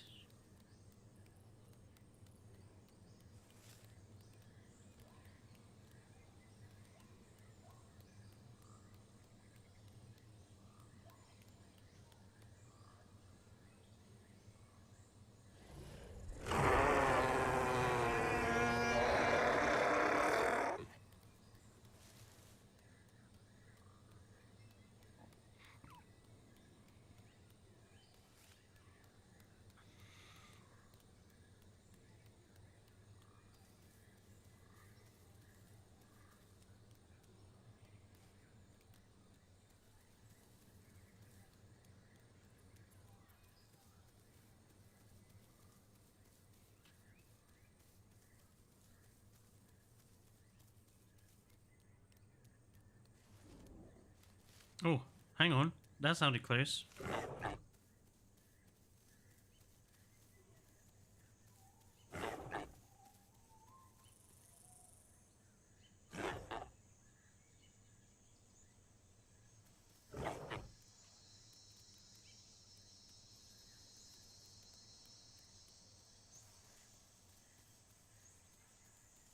Lima, if you're going to try and jump scare me, I will... Ah, that sounded very close.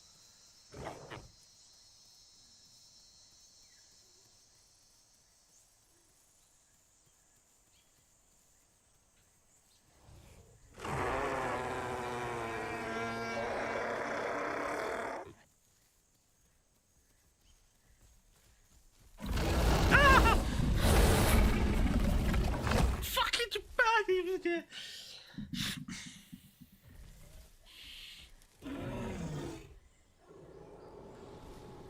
Which one is friendly cool, Lima? You utter... Ah! Ow! Getting out of the way.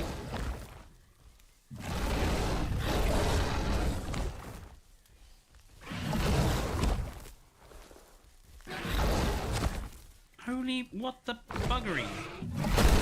Ow!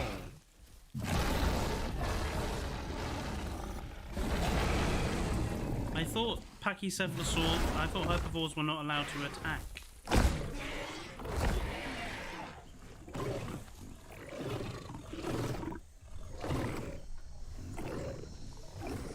I am now very hurt.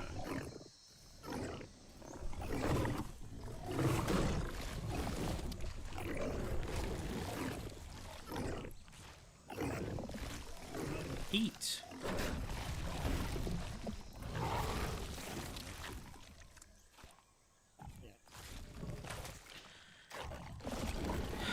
Well, that was a sudden...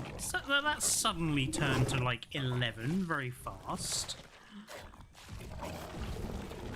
Fucking Lima scaring the absolute living crap out of me, and then bloody attack of the Pachycephalosaurus.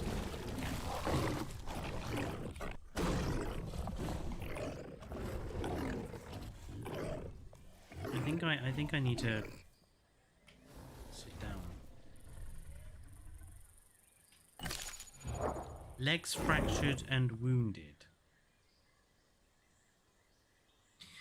Right, Lima, what was friendly cool again?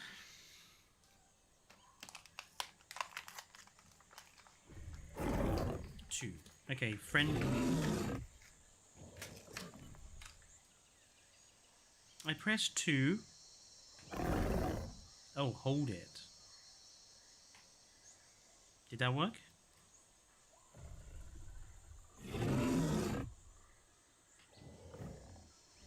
There we go.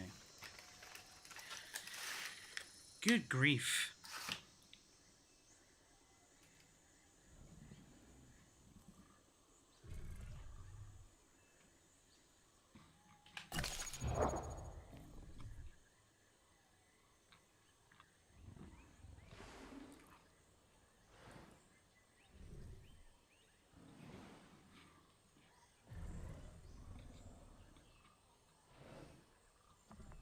It would be nice to know if I'm healing.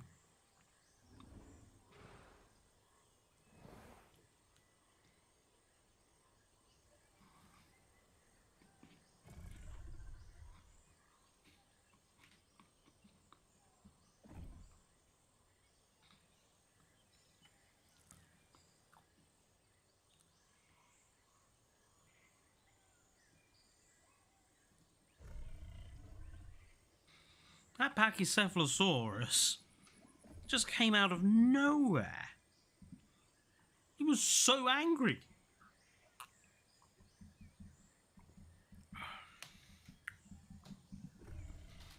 Honestly.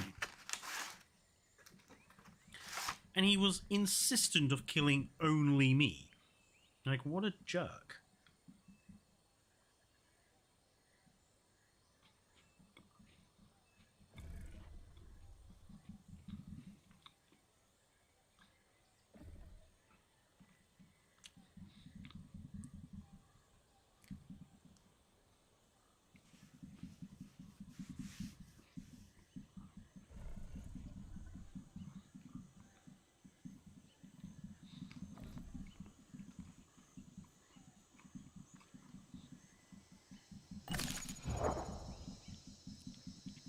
My legs are still broken, and I am still wounded.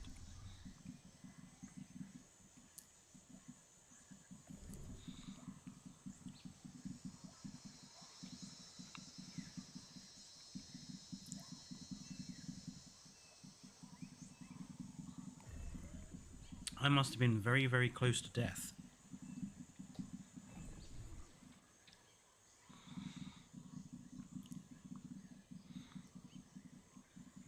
Also, Lima, you jerk. You totally scared the living crap out of me.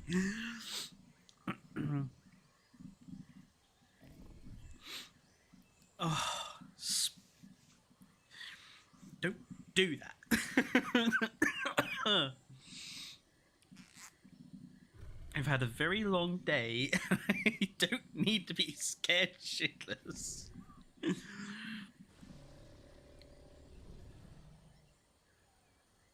Seriously, how am I still this badly wounded?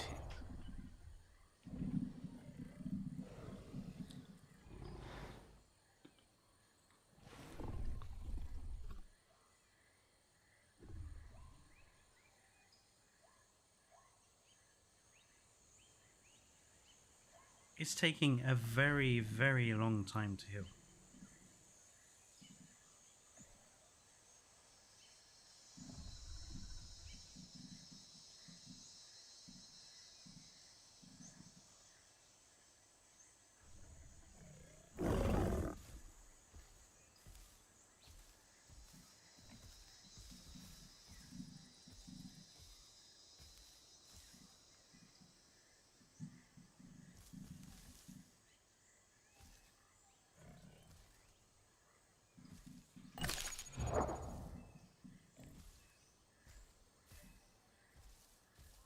You know, I wouldn't mind it taking longer to heal, but I would like some indication on the, you know, character details, like as to if I actually am here, because all I've got here is legs fractured and wounded. I've got no visual indication that I'm actually healing.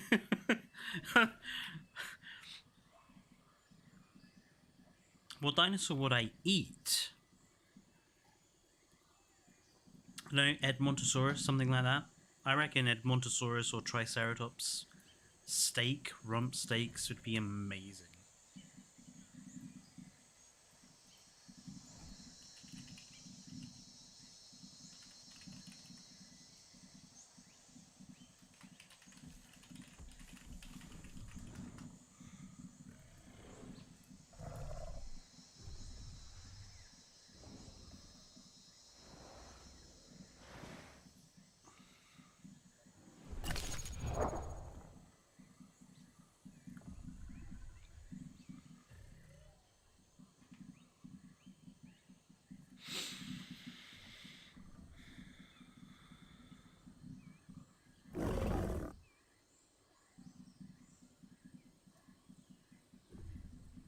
Well, that might be a while, because based on the blood, I don't think I've actually... I don't even know how much I have actually healed, because the screen's blood still seems to be as bad as it was. Oh, well, my legs are okay. Right, my legs are fine, let's move.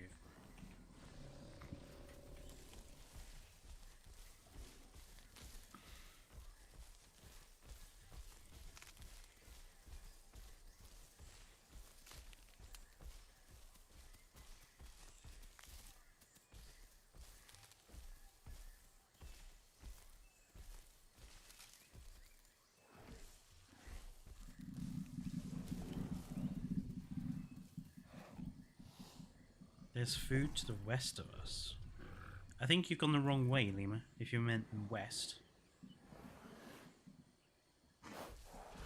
I know, I've got it on the map now. I can see it.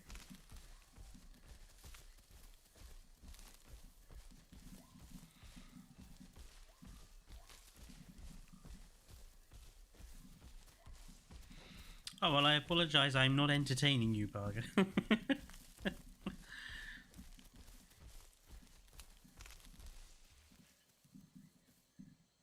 What the...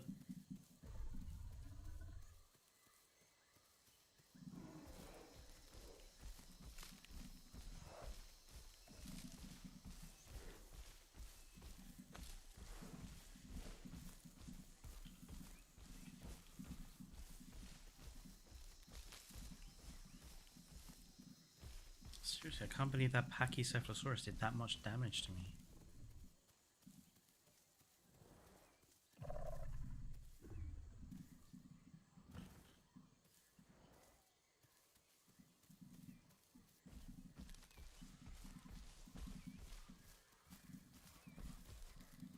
They're just going to be the new Dilo players, aren't they?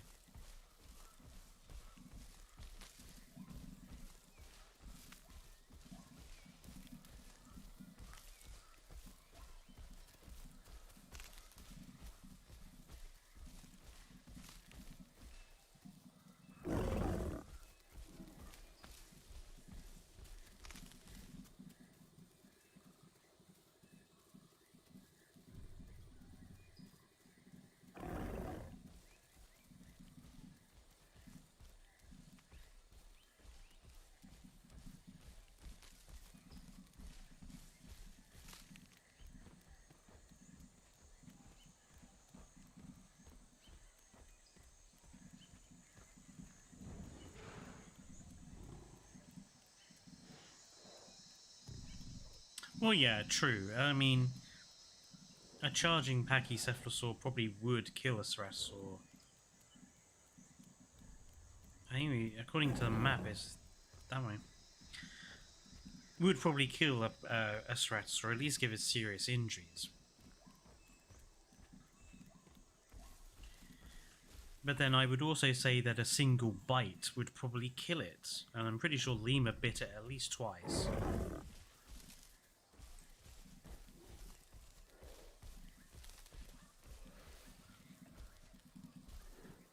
I mean, honestly, Lemur, I'm surprised you didn't accidentally bite me, because a couple of those were really close.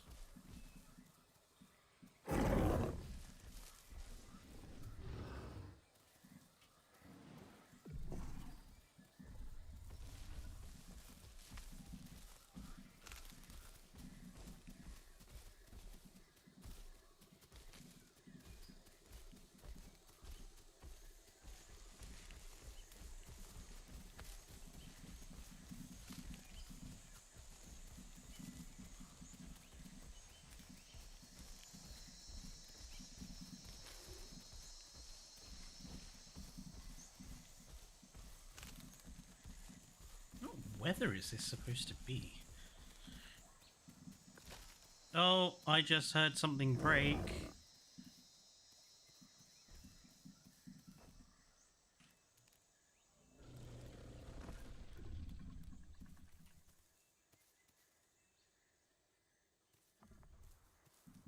Lemur, you have picked the worst place to chat. Yeah, it is.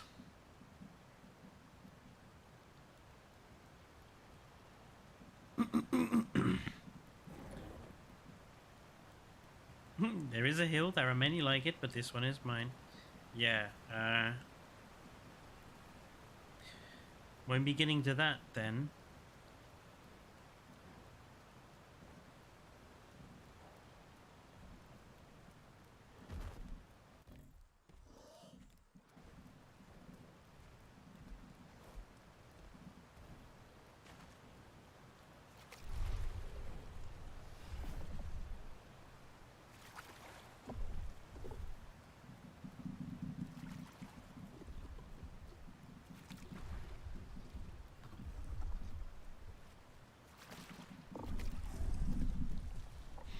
Which side in World War II had better weapons?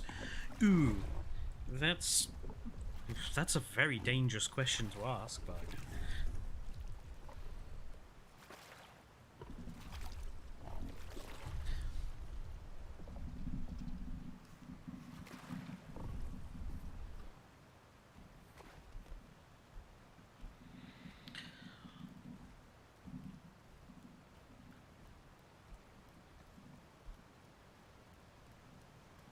I'm like half. I'm still not like anywhere near full on the diet.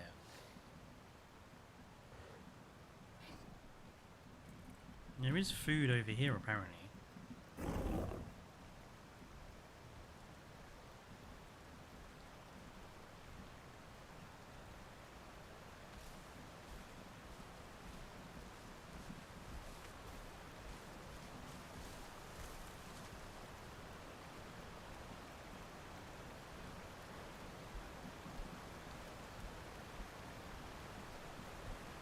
What's with the weird icon I have on screen?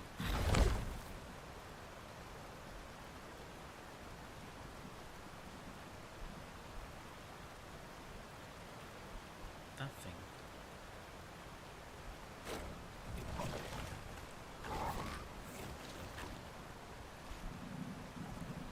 It's weird. What? It's a pteranodon.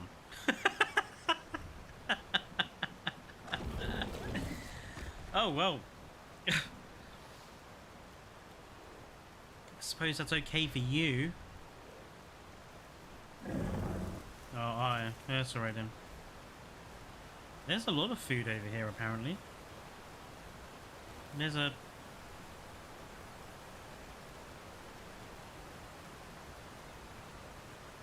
Yeah, there's something else down there apparently to eat. Meat chunks. Oh, okay.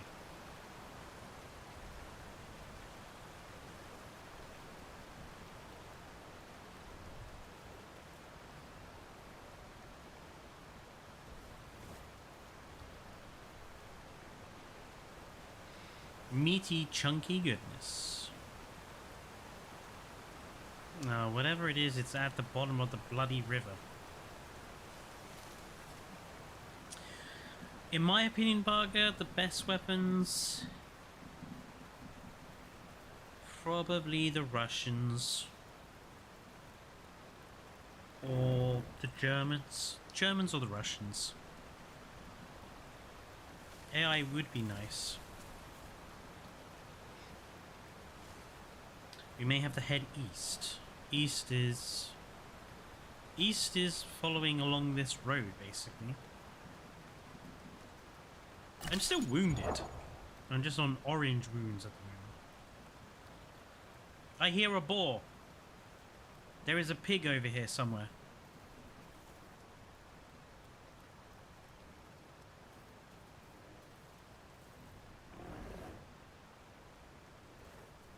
If it attacks me, I'll just run towards you.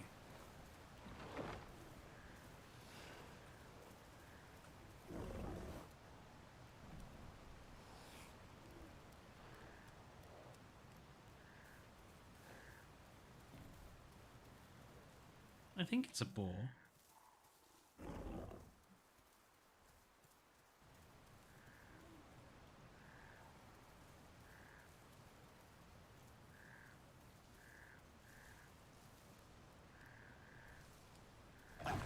It's a froggo.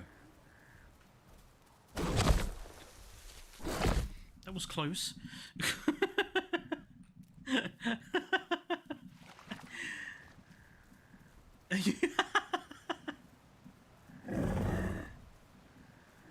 You see the boars?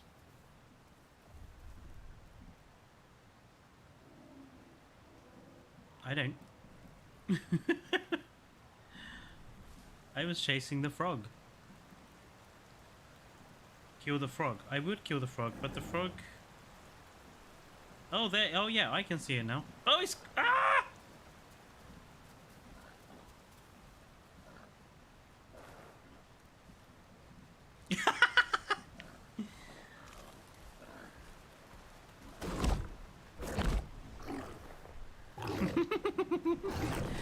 I lured him into the jaws of my friend.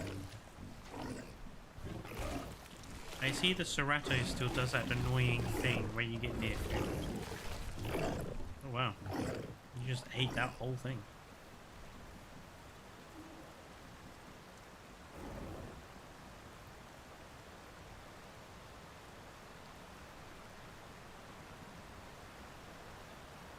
Is that a...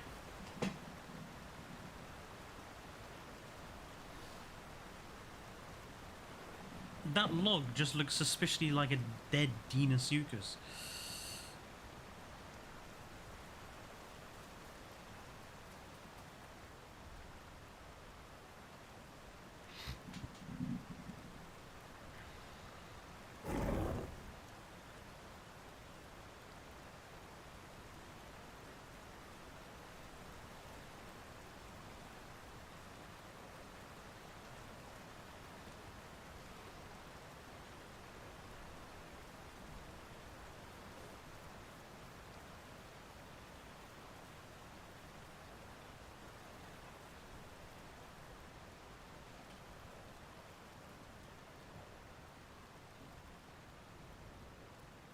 Soretto night vision sucks. Well, my diet is really not exactly great right now. Like, I'm at like 1/3 a belly. So I feel like we kind of need to... You don't have any. I kind of feel like we need to find something to eat, whether it's at night or not.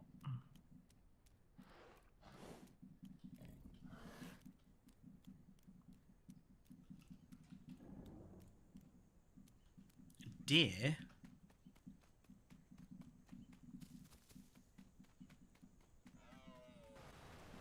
Oh, is that? Oh, yeah. It's a goat. Come back, goat. Ah! Stay out of the way of Lemur's jaws. I'm gonna get you, goat. I'm gonna get you.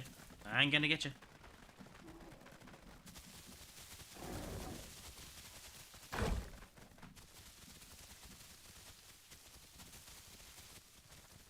I cannot catch the deer. Oh, the bloody deer ran into the...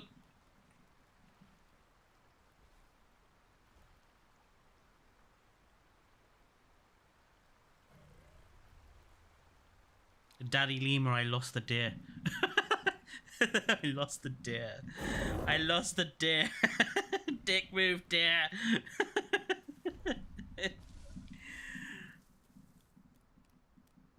Oh, rule breaking deer. And now it's just on the other side of the river doing its taunting call at us.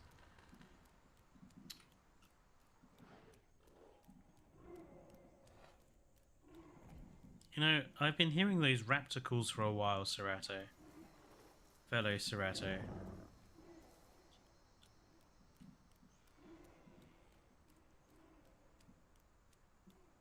Oh, there's a bridge here. Ah, this gets me onto the other side of the river. The deer will be mine!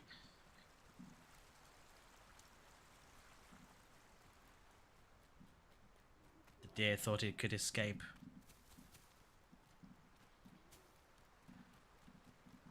I'm coming for you, deer.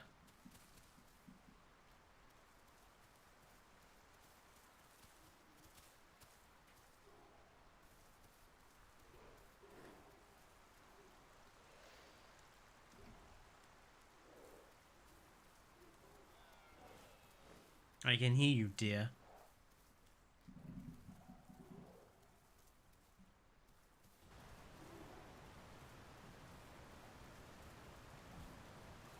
Actually, Lima, there are food icons over here.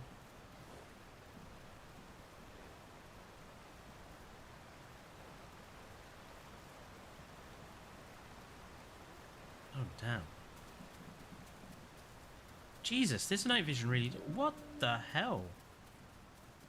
I can't see bugger all. Wow, this night vision really is bad.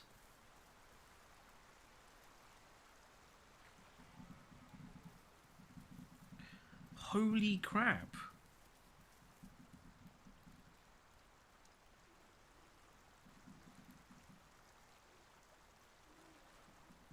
Oh my lord.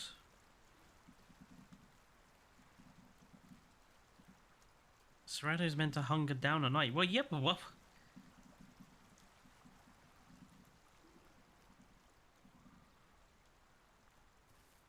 That's all very well and good, but like...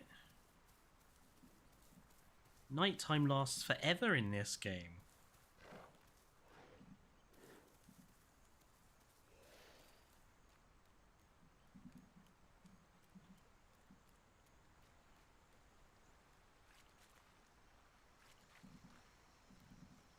Just trying to follow the river back to that bridge. Big chunks of metal. Oh, I think there's the bridge.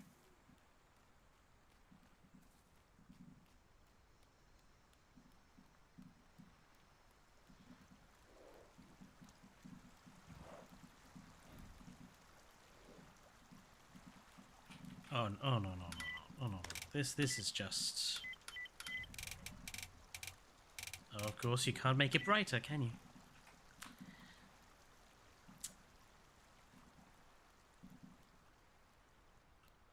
This night vision really is appalling.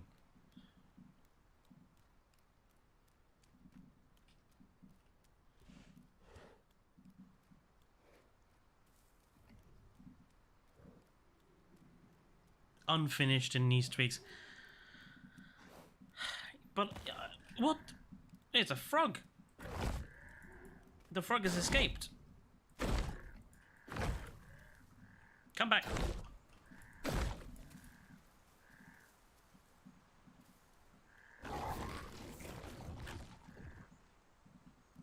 Slimy, but satisfying.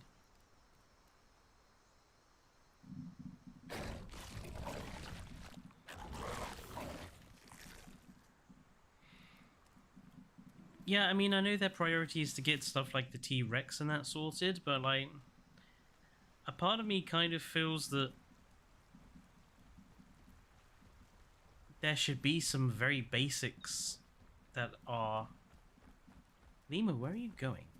There should be some basics that are complete, that are, like, done, like making sure every species can actually work. Deinosuchus and Pteranodon, like... bugs and problems should kind of be fixed.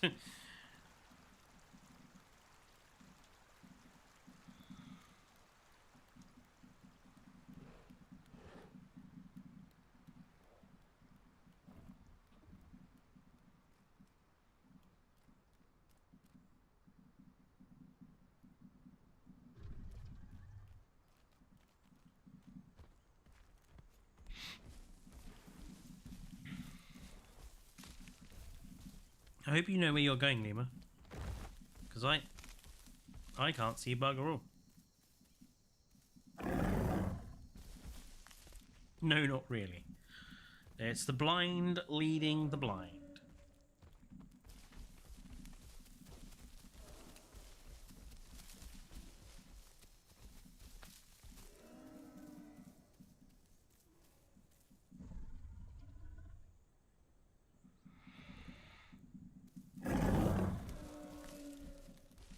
Let's not run because cliffs exist. I think that's a good idea. That sounds really close.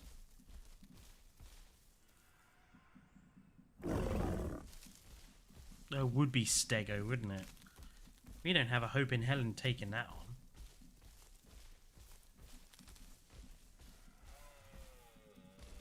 Where's that deer?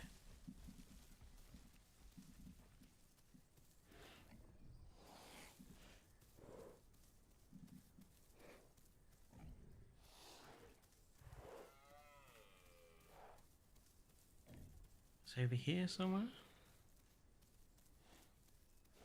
I thought prey was supposed to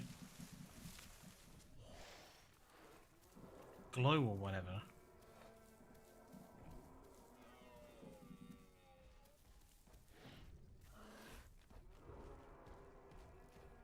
Oh, well done. Oh shit, there's a cliff here. I survived.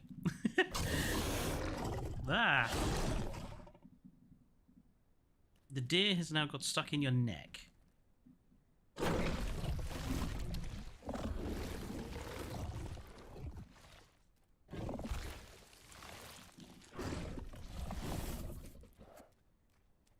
Well, that deer really didn't last long.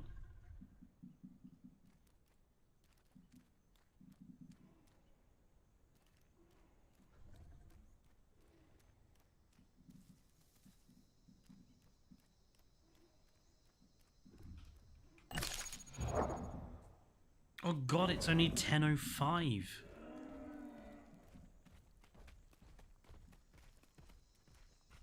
%.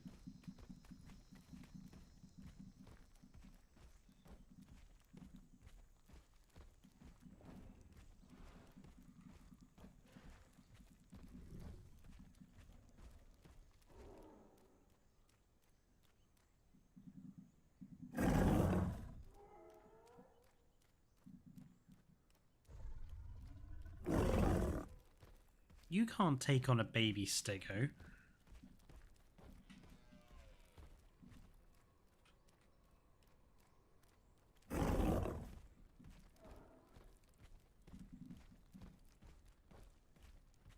I love the fact I am still hurt from the attack from the Pachycephalosaurus earlier. Like, I haven't lost the red around my screen yet. I am still injured.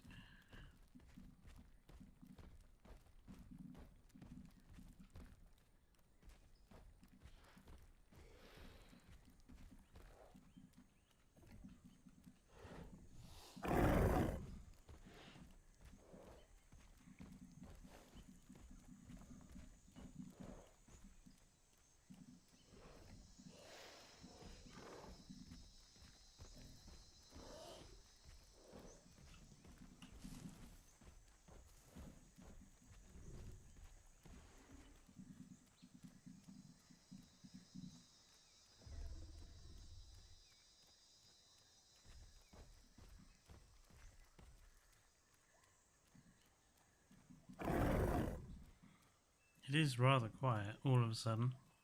All of those noises, raptor noises, stego noises.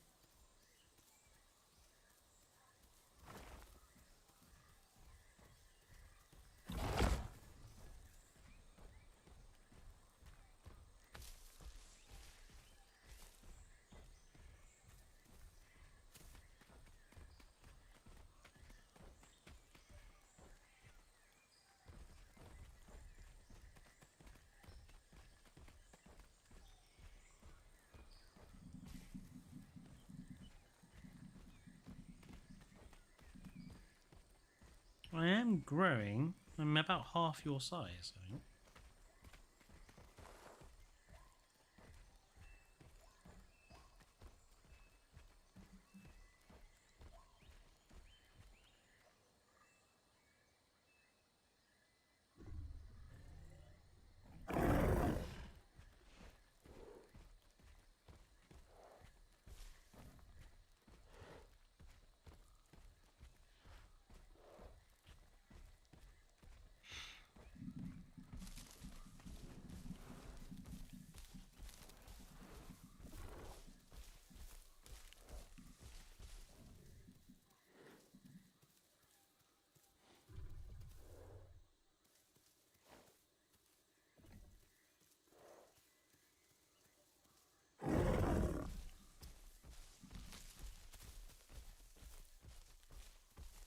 Well,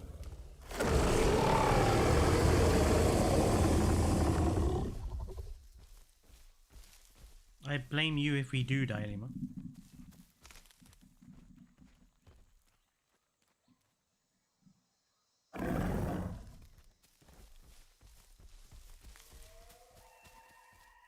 I hear puppies.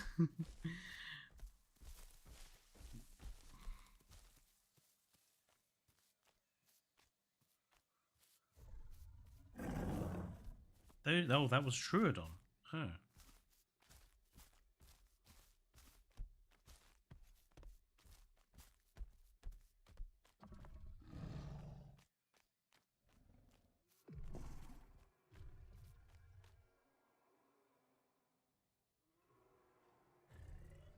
There's something going on north of us.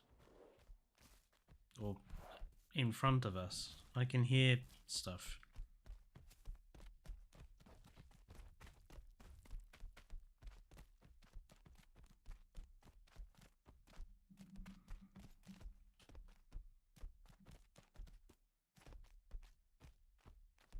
This does kind of feel like driving down a pitch black road without having your headlights on. On the wrong side of the road. Like, this feels so dangerous.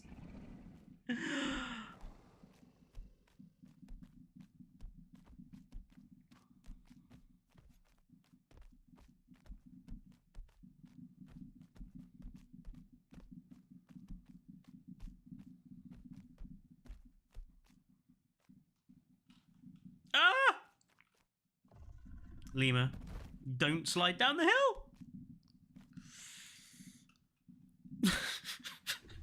Fucking hell. Going to get ourselves killed. I am walking. I am walking. Oh.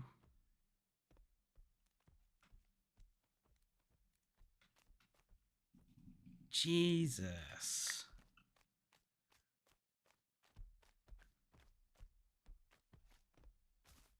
This I might as well be playing blind.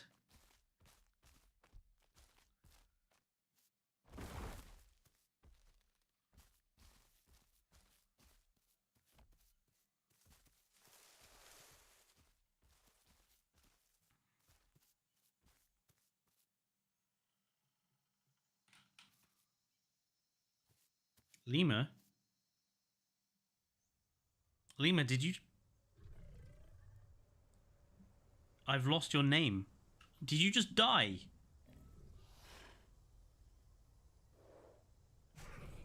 Don't go down there.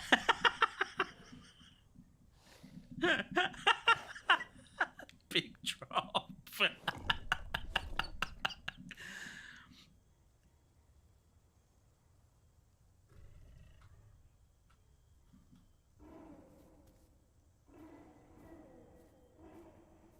How big is big drop?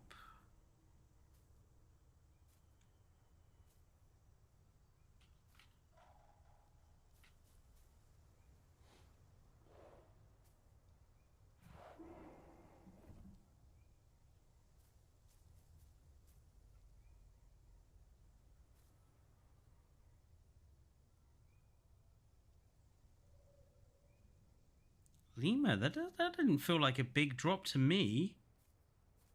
Oh, Lima, you poor guy. I think you were hard done by there.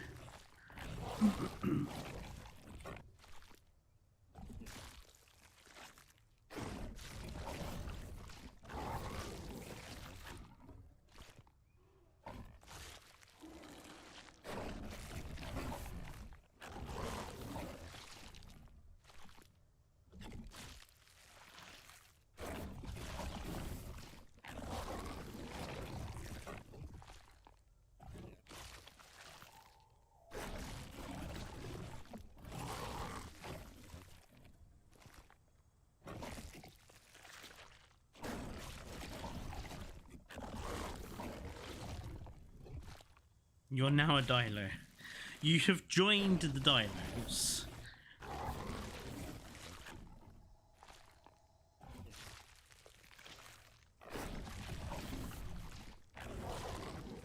I think it is becoming brighter.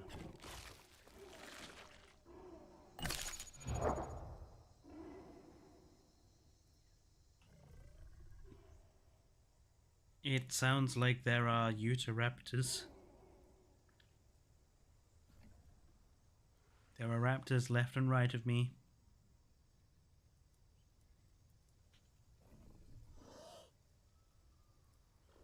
Oh.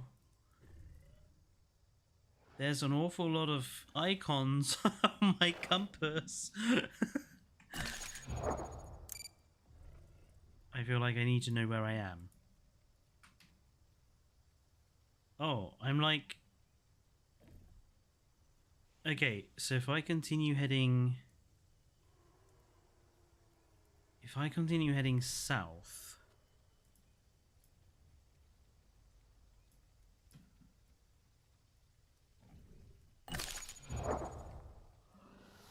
South is that way. Okay.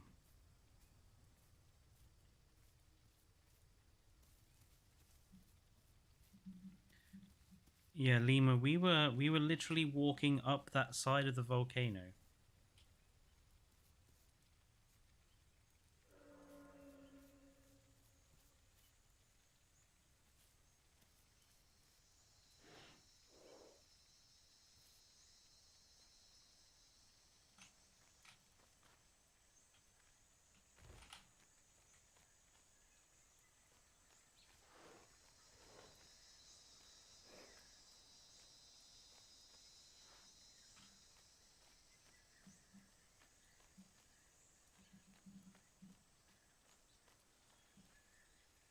I'm gonna stay quiet. I'm gonna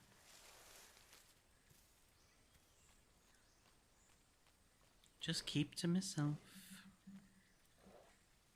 Just work my way down to the water that's apparently to the south. No, God.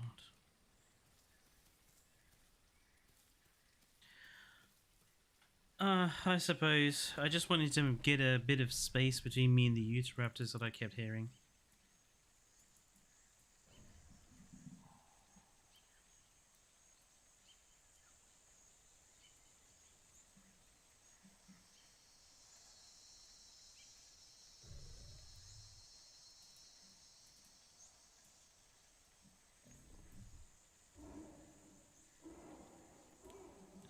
They sound like they're all around me.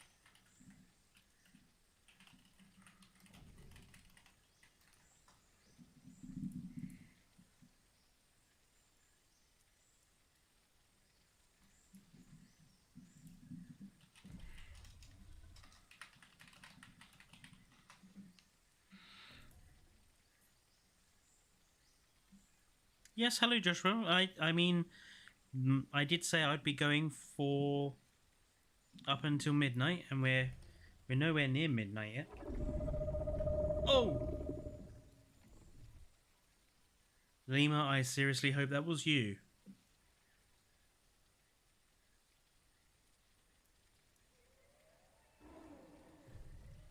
Not you.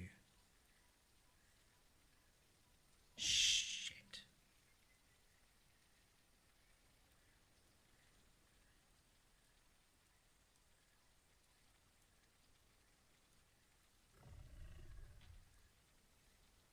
Shit.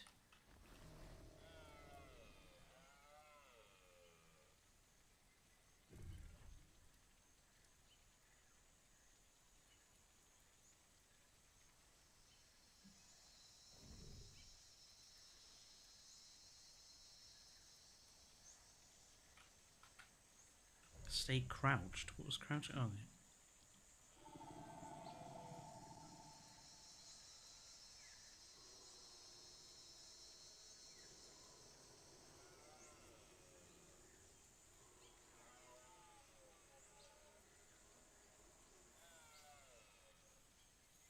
I'm just gonna... I think that Dido is looking for that thing.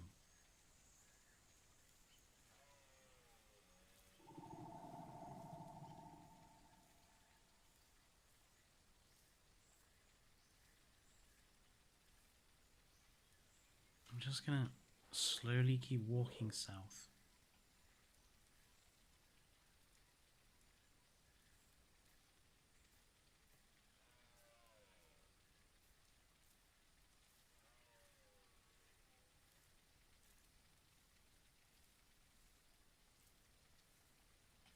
See, I don't particularly want to run into a Dilo, but I don't particularly want to run into the Utahraptors either.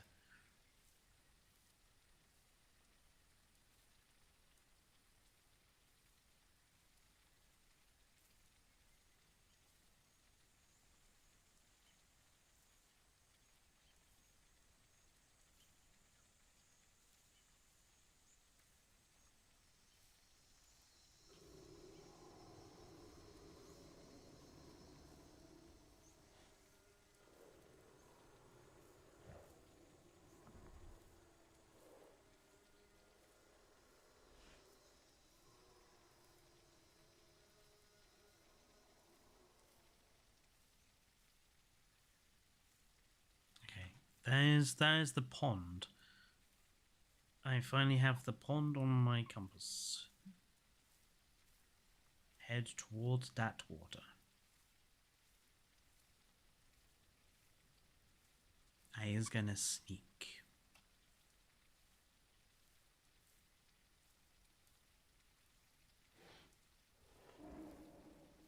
Oh, that sounded close.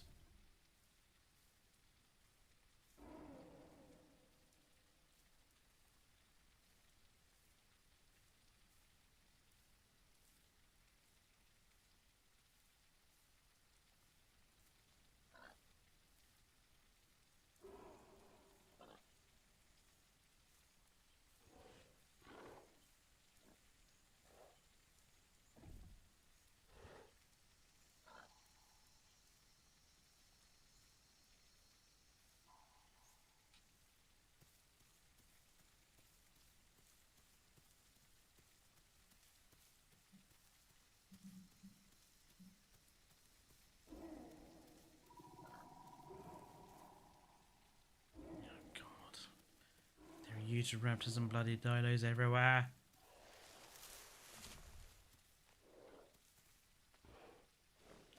I just want to lit. This looks like a.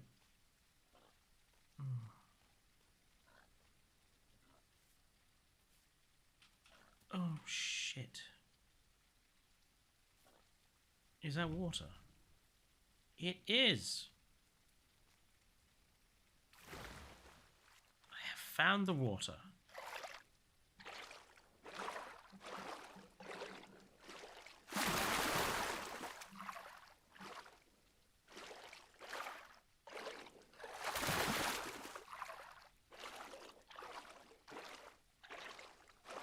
Please don't joke about that, Lima. Get out of the water.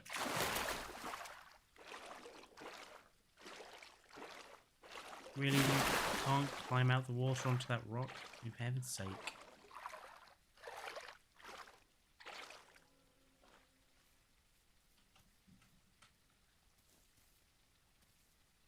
Okay, well, at least I can actually see a little better now.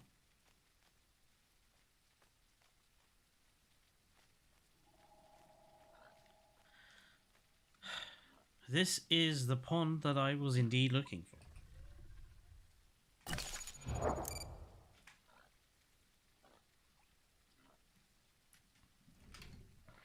Okay.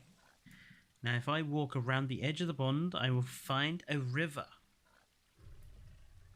The river is what I need to get to.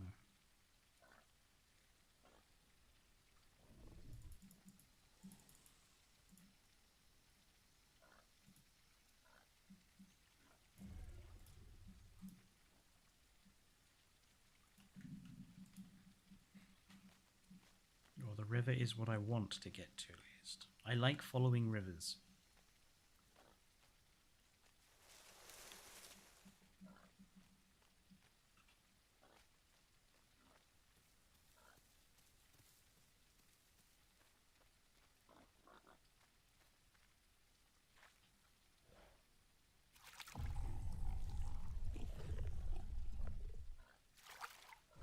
That was a good strat in Spyro.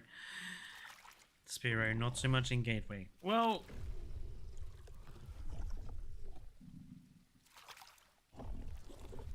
I would rather follow the river until I know the map.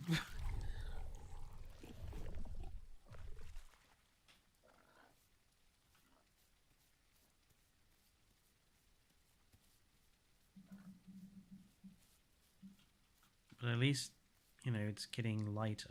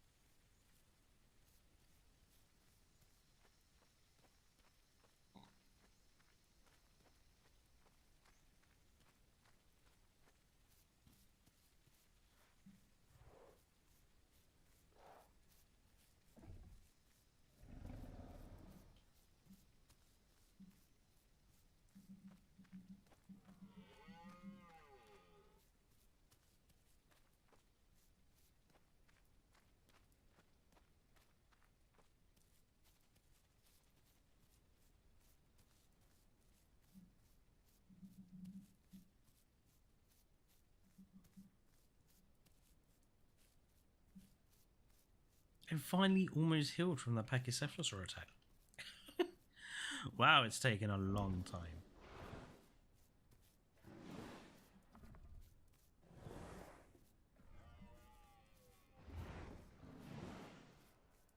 Oh, I see.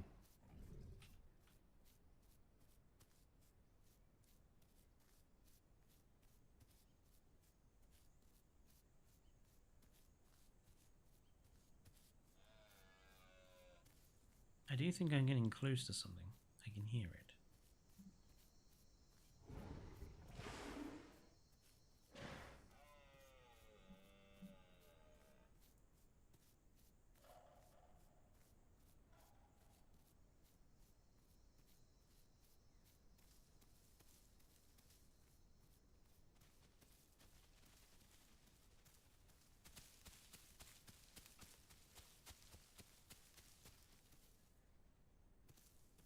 Where did that just go?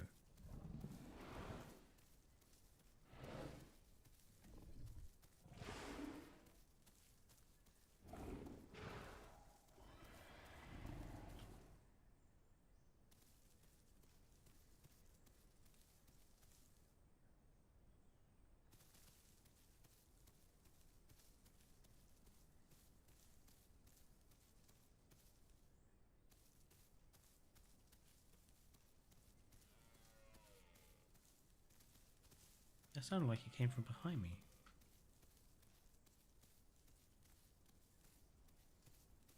It's so difficult to tell half the time. You know, I think I'm not going to go that way anymore. I think I'm going to go back to what I was doing and travelling south following the river.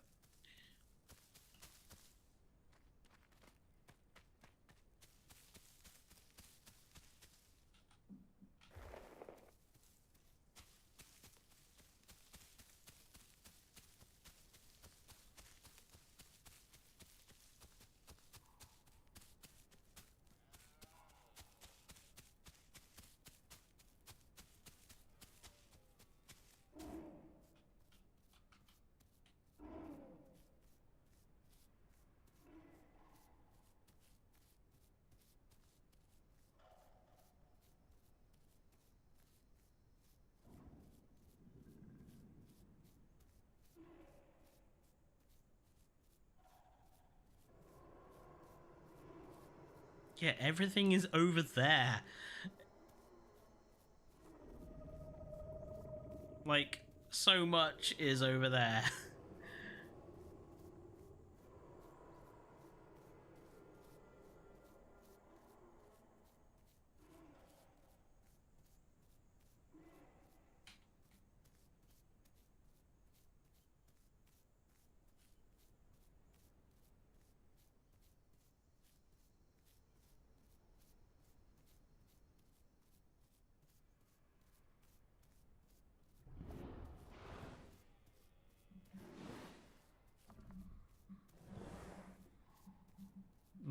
They still having trouble with people staying in one spot, are they?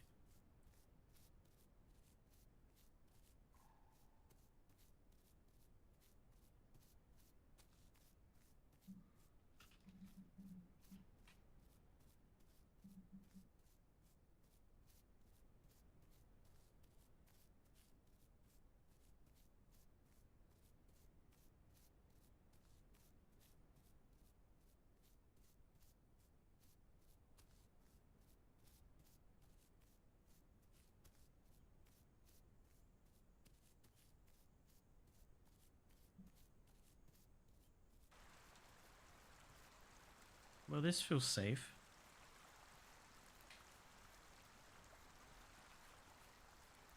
I'm gonna not get too close to the river, I've decided.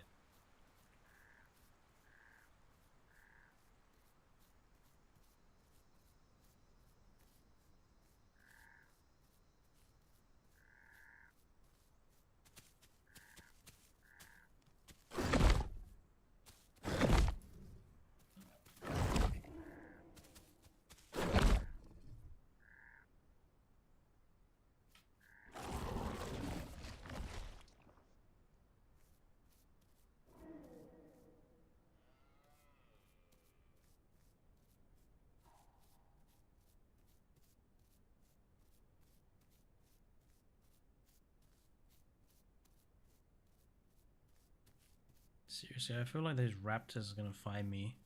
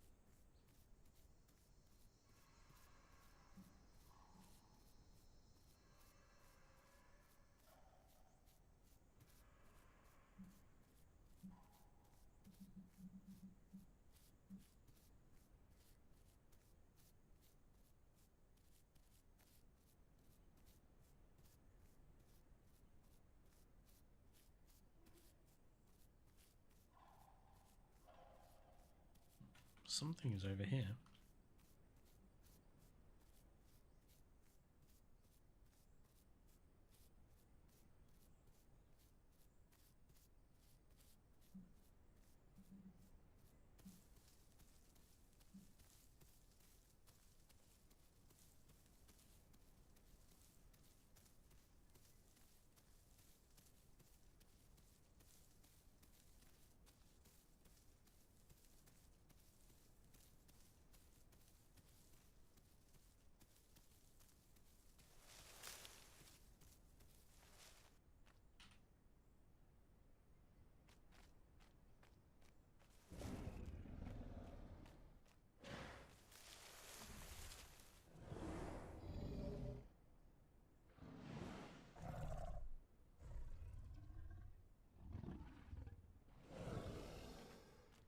Hmm.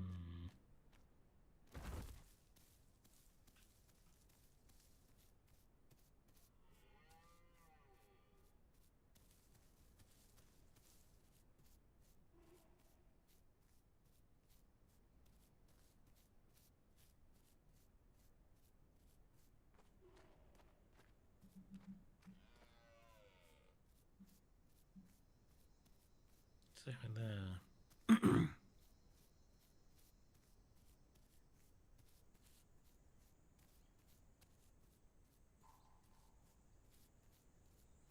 Here, dearie, dearie, dearie. Hello, mutilator. It's over here.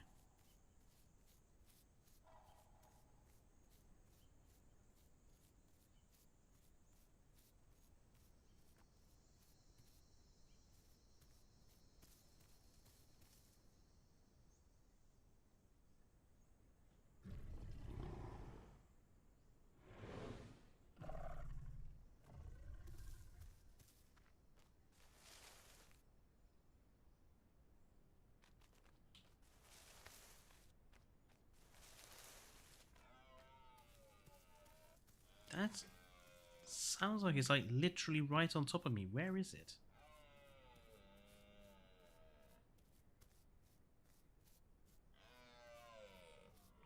Thank you, Mutilator. I haven't played the IO in a very long time, so I'm back to learning controls and learning a... Oh my god, where the hell did it go?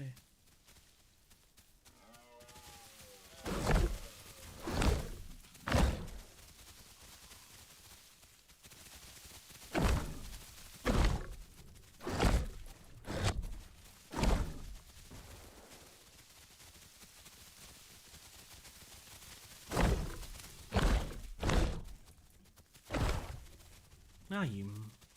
Come back!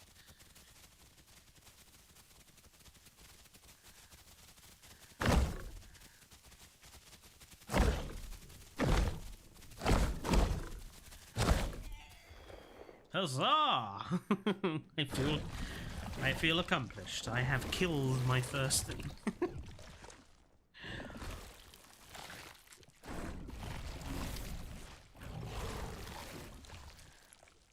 That really didn't fill up my meter as much as I thought it should. Or would. That's a bit disappointing.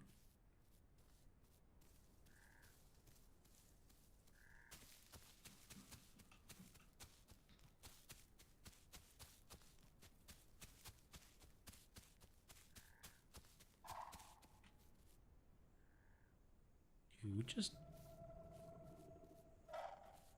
Someone is calling at me.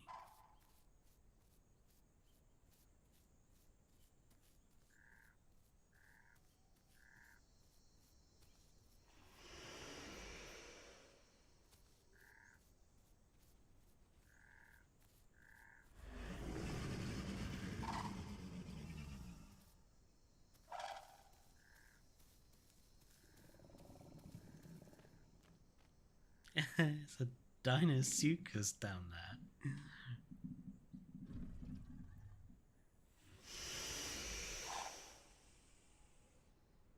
Oh, there's a little... There's a the dinosaurs is getting shouted at by something else. I wonder if I can sneak down there and... Ah! I saw you! Ah! Come back here!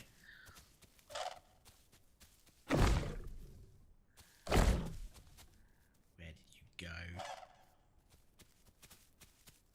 Where did you go?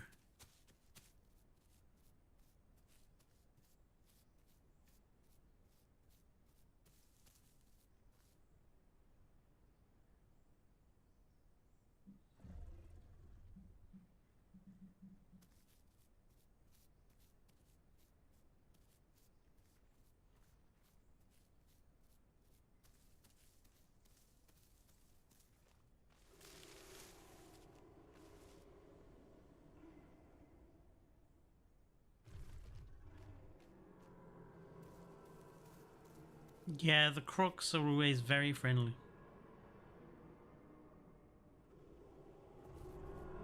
I bet the Bep is just whatever that thing was. Is just hiding in one of these bushes now.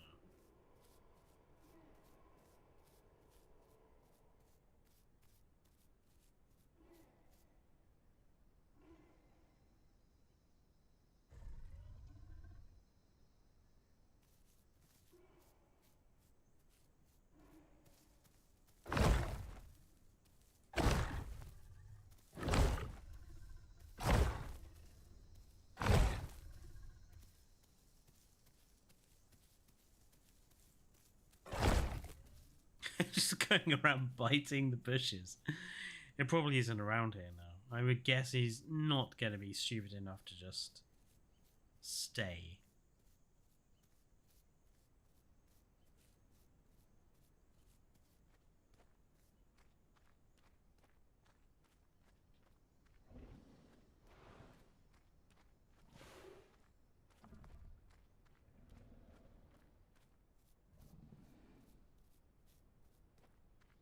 I'm just going to keep heading north, I think.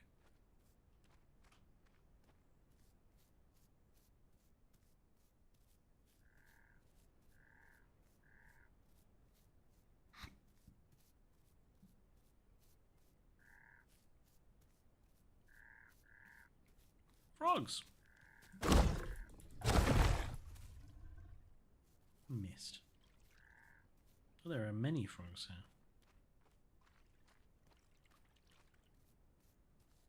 And fish.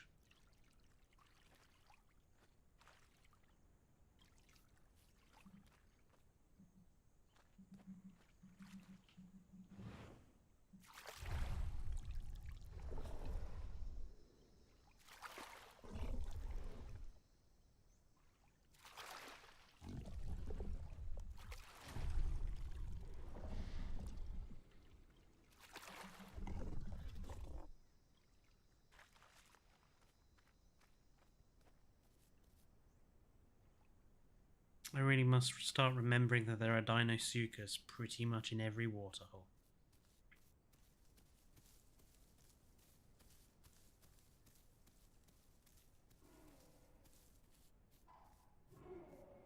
There's that thing has come back.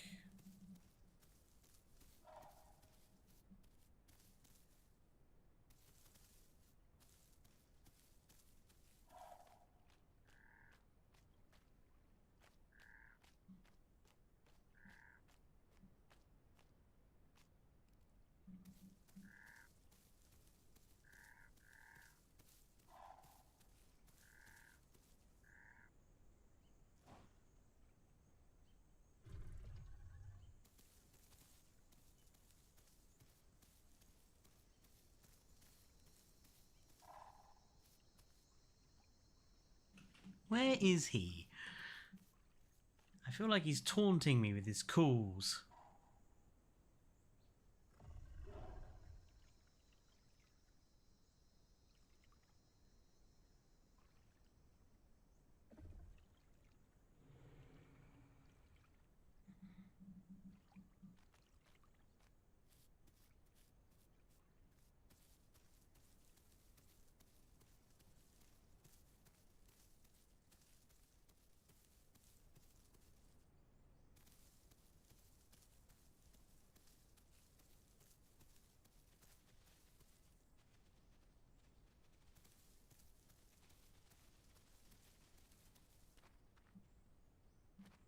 I heard something in the bushes.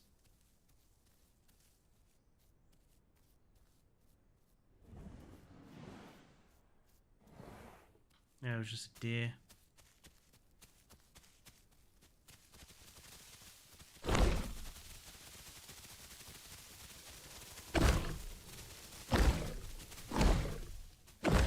Ah!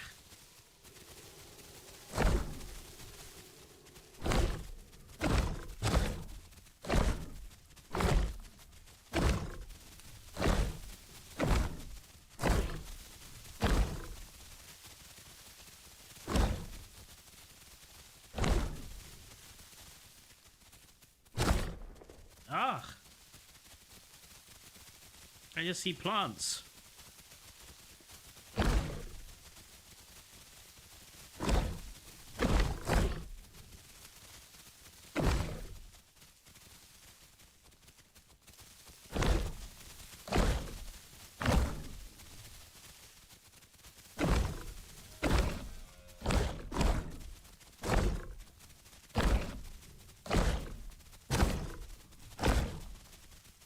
Back here.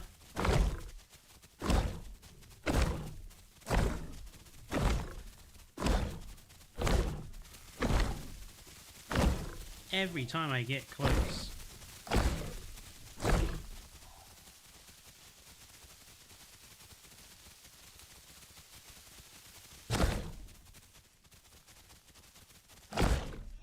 Gotcha.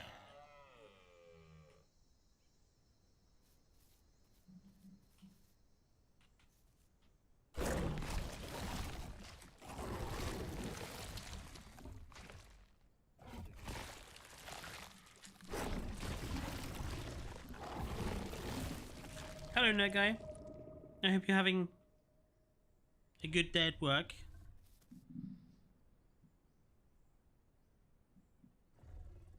I heard a dilo.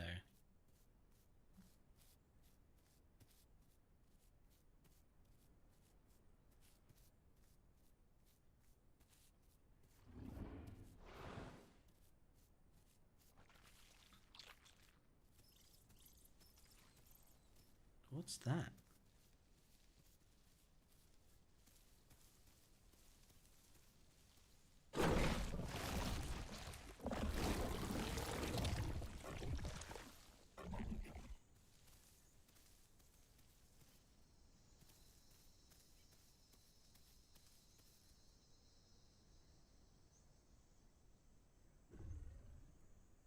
There was something else around here making noise.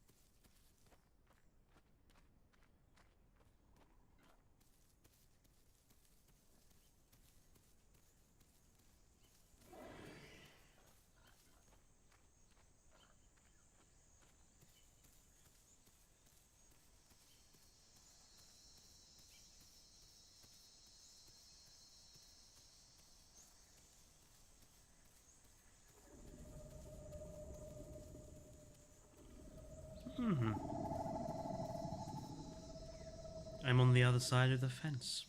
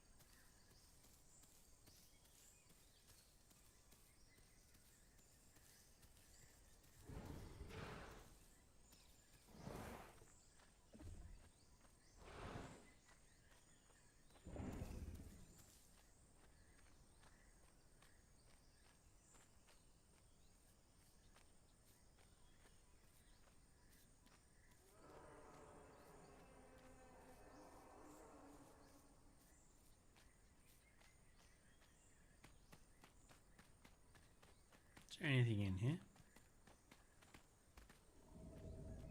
Nope.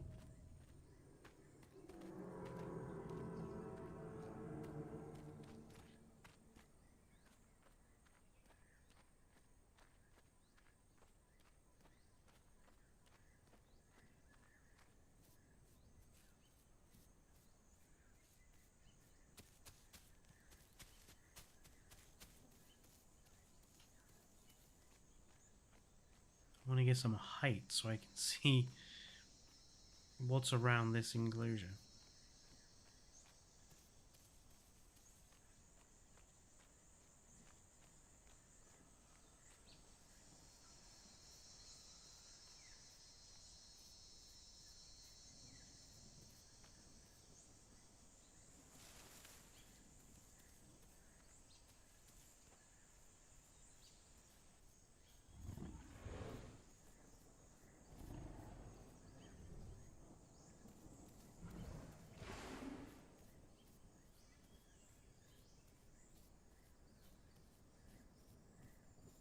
Yeah. Cliff.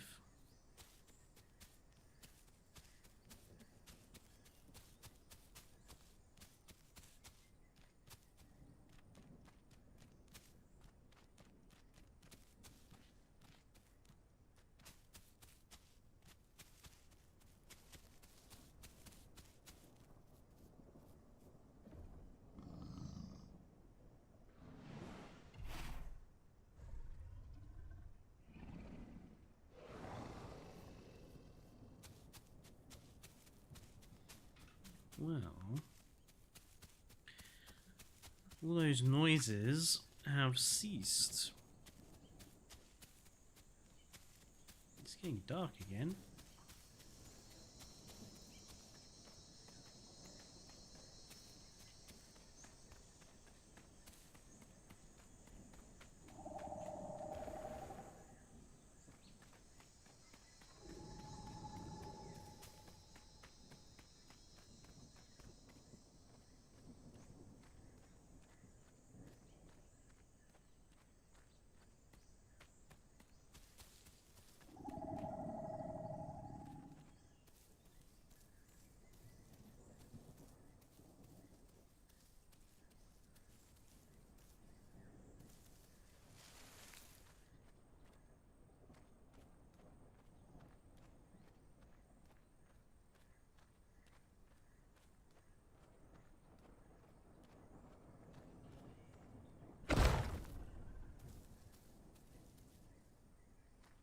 You know, Dilos, if you want to come and get me, you can.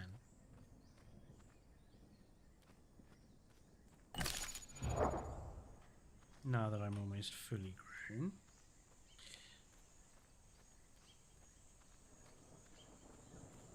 I don't feel fully grown, I still feel kind of small.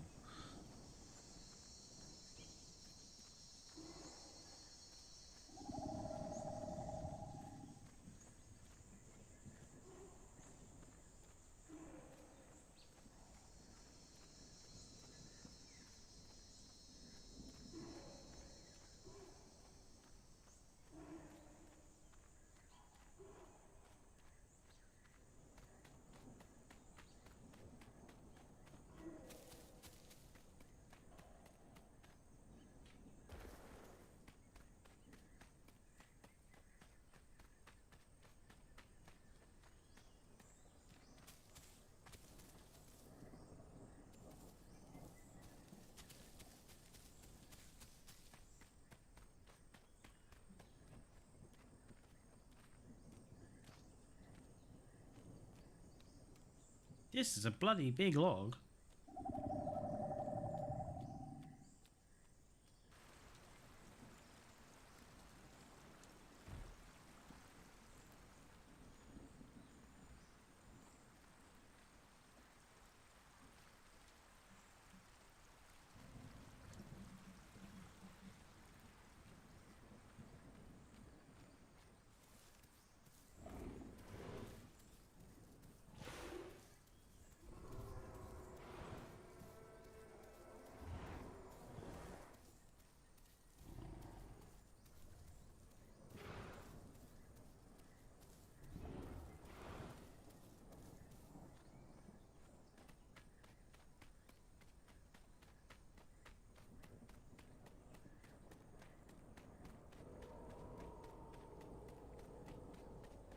There seems to be a lot of noise down this way.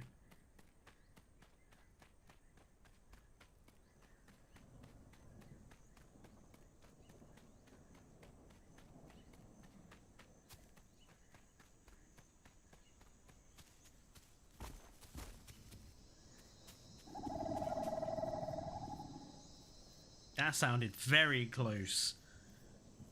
Where are you? I can't even see any movement.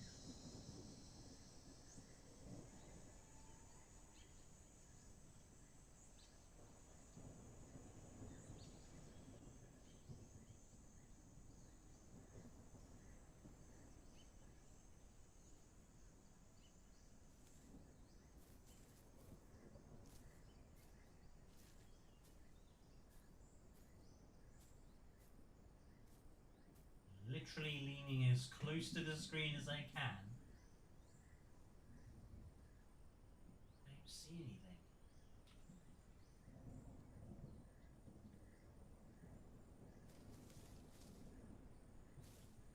Something is making noise.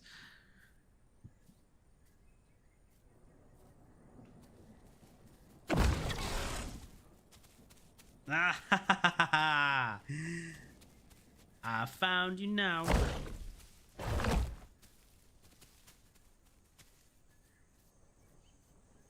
Where did you go? And there you are.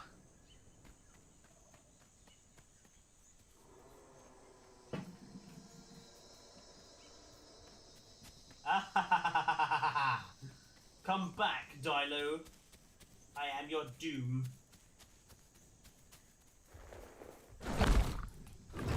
Oh, nice try.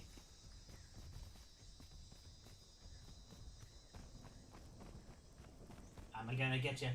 I'm gonna get you. I'm gonna get you. I am going to get you.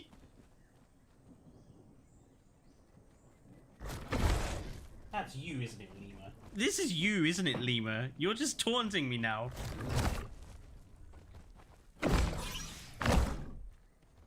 If that was you, Lima, I apologize.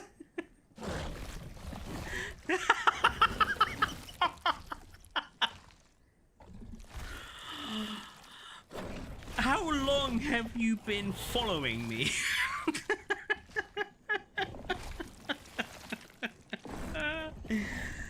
Half an hour. I don't feel very accomplished.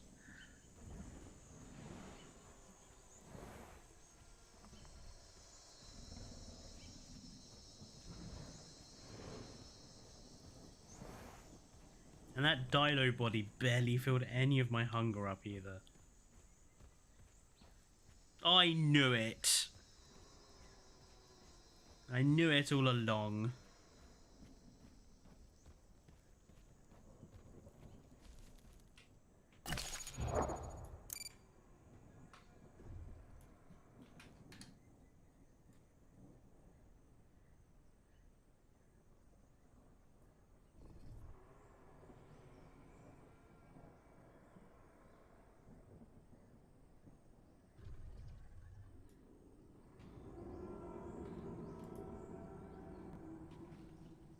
That sounded close.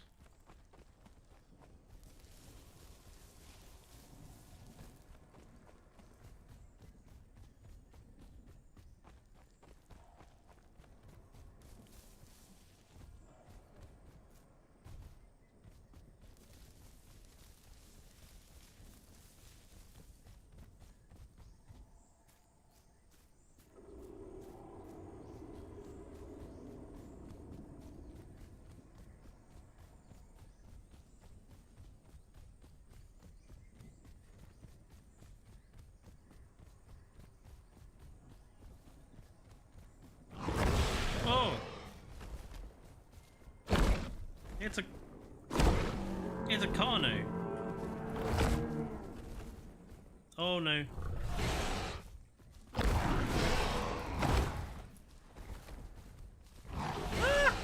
Running away.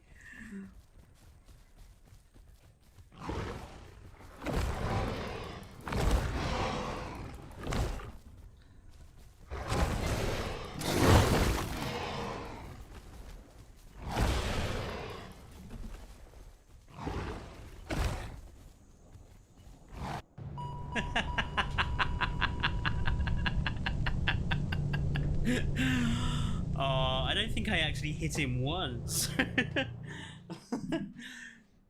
Oh, that's a shame.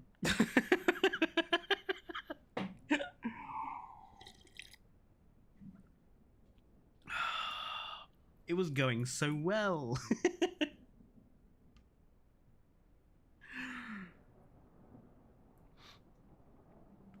Well, I didn't make him die, did I? I just made him throw up.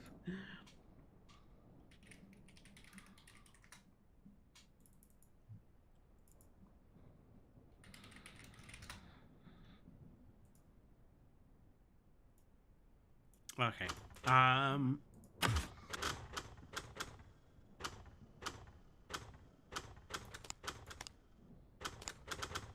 feel like I want to give Dinosuchus another go.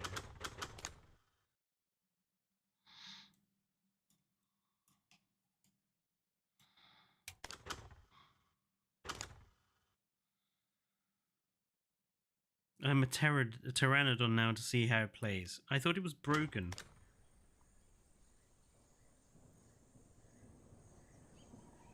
Oh, well, at least...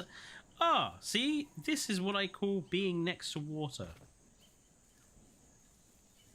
Like, literally next to water.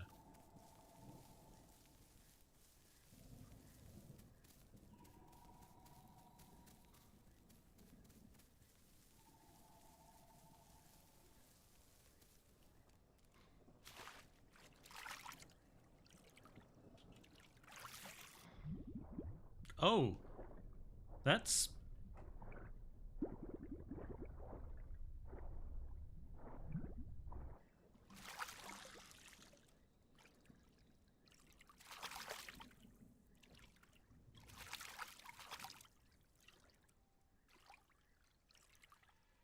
I'm on top of the dam on the far right pillar.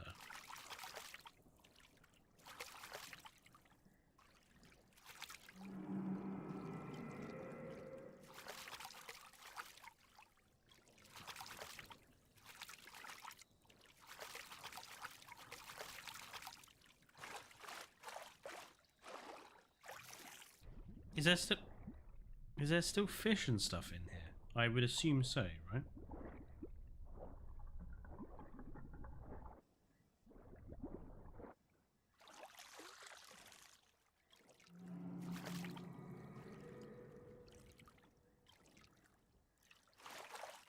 I see some... That looks like something in the water there.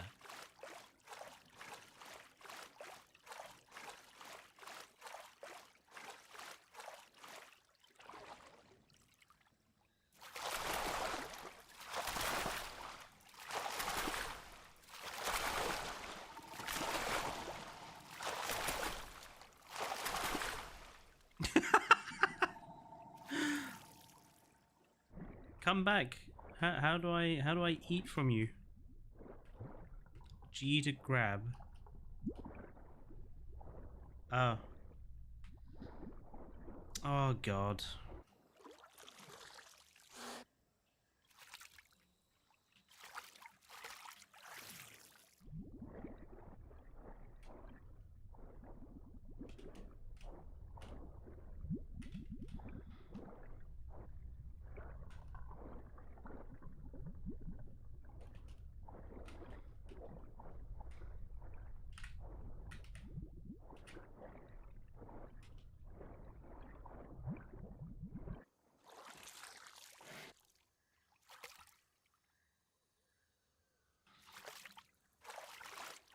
I assume these schooling fish are like what I should catch. How do I catch these fish?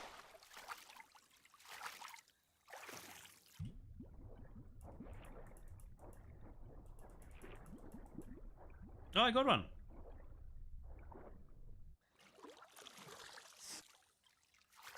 Anom.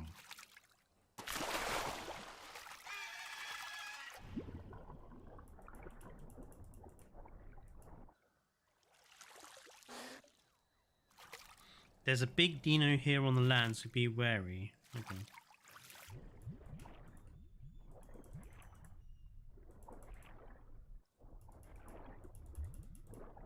I got another fish.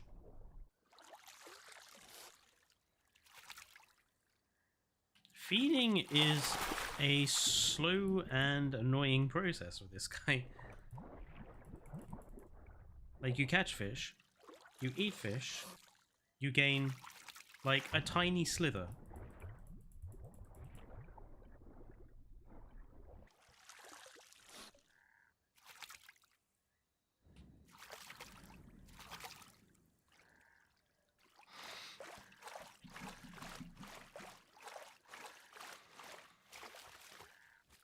I assume that's you, Lima.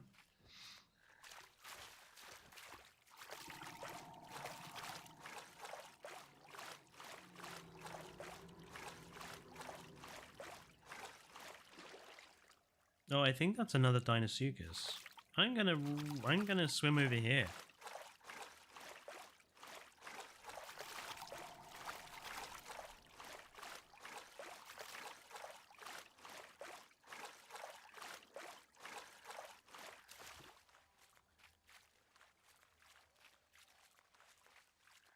I feel like I want to find a water source of my own.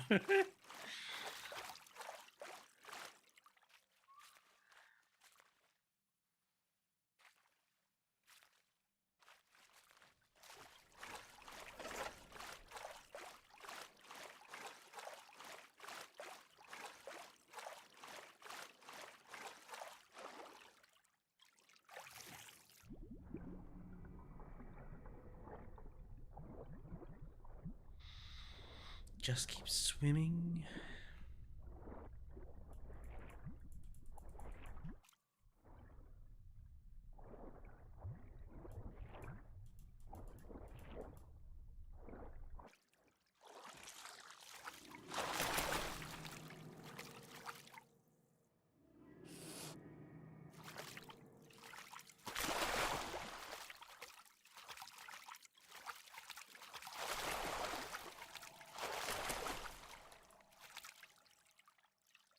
No.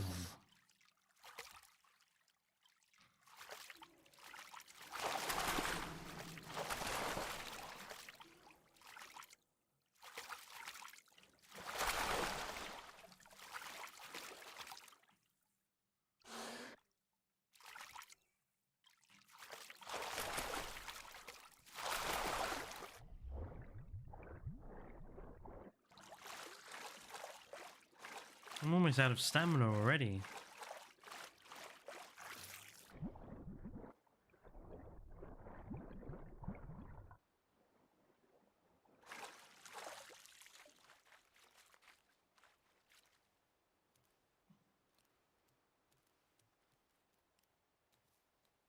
Yes, I am going to hide from the big Deinosuchus, yes.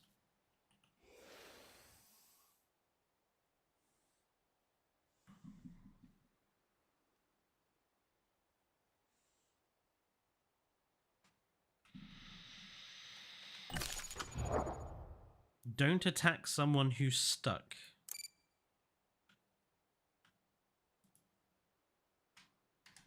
That's oddly specific. Okay.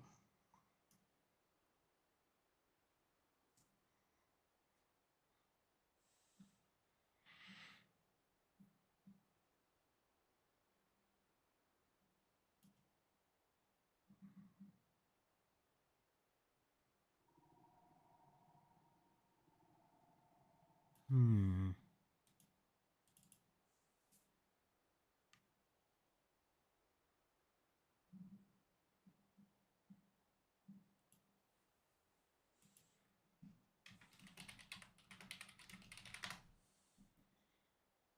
All right, okay.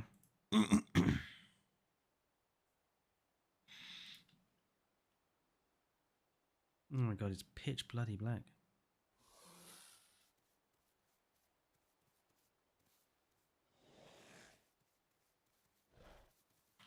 According to the map, if I keep going... Not directly south, but this way.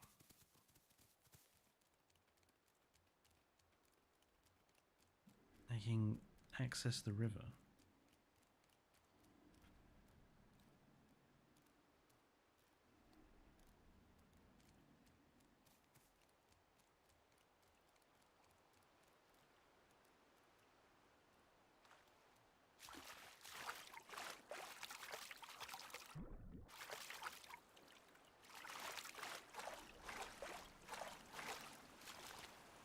I hear a waterfall.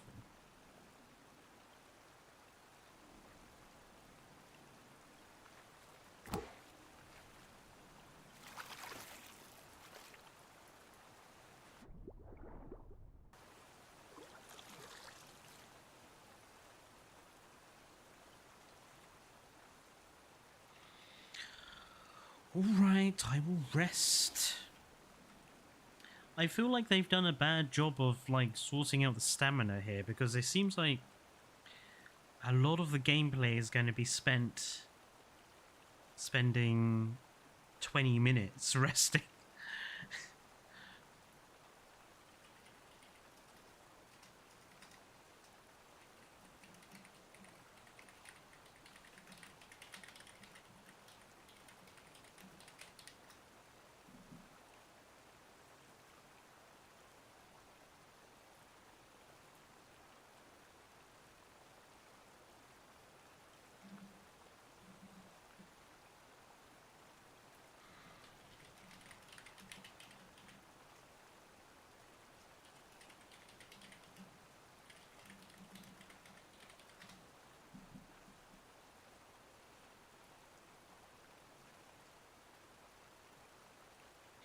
I mean, I suppose that makes sense from a balancing perspective.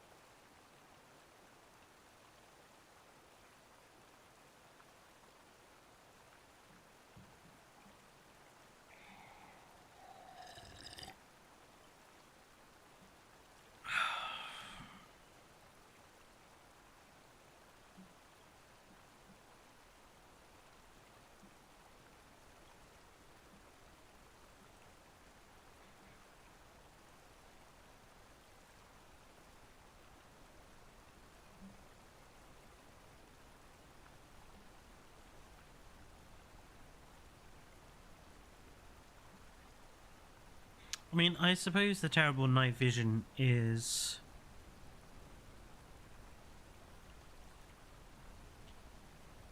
another balancing feature, so that those animals with really good night vision will have some distinct advantage.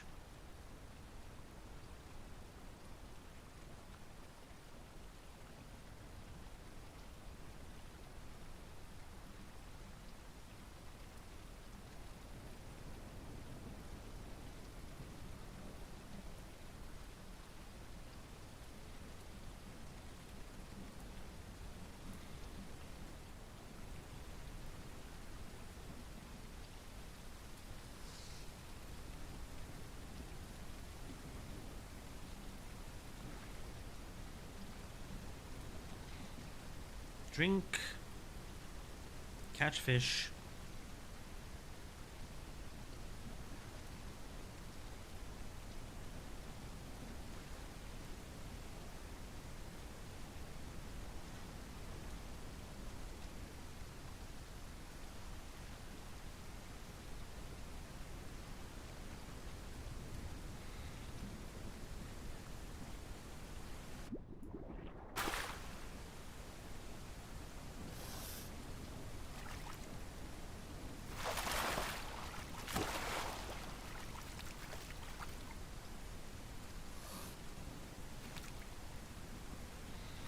These fish are basically not moving the bar.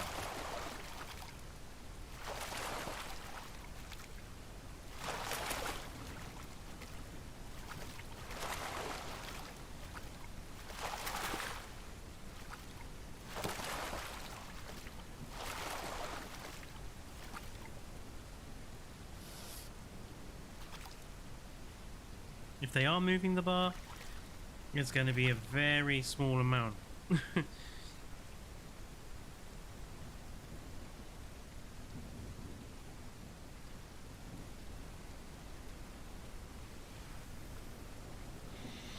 These next few patches will hopefully make nighttime a bit more bearable.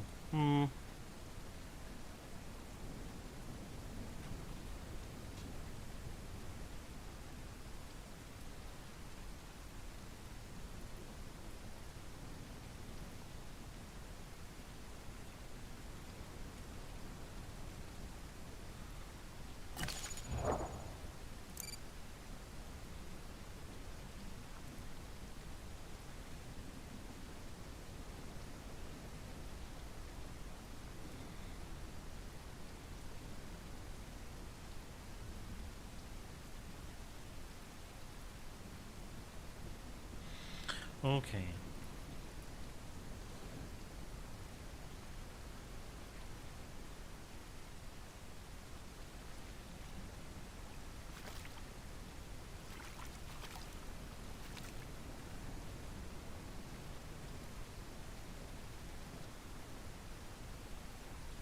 No, that... is that quite a large waterfall?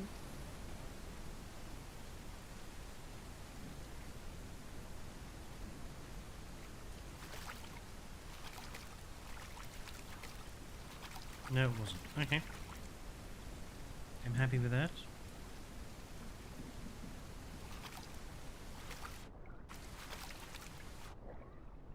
Honestly, you get better vision if you just keep the camera under the water.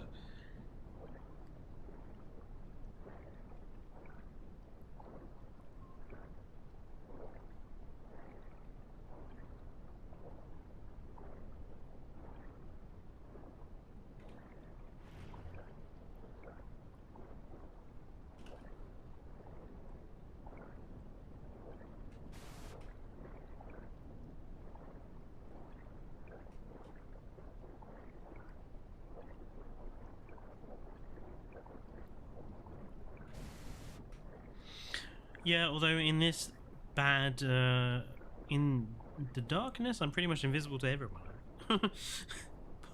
Maybe apart from a passing dilo. Yeah, oxygen.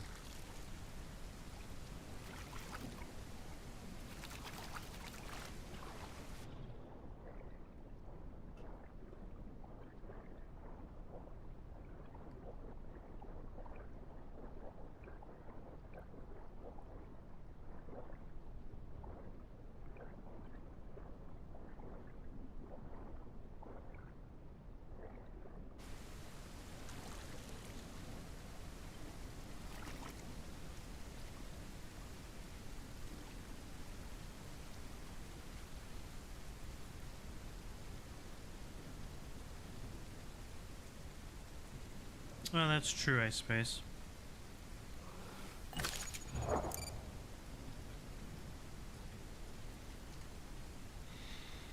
Okay, so follow this down to the south.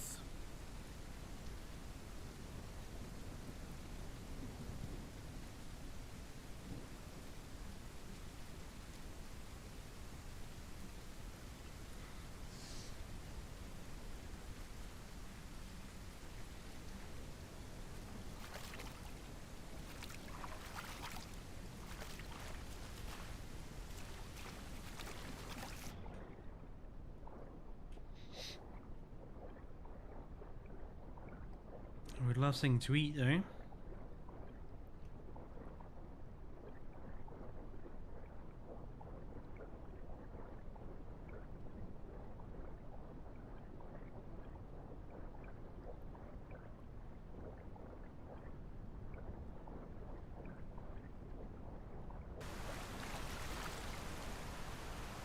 No, that waterfall seems a little higher.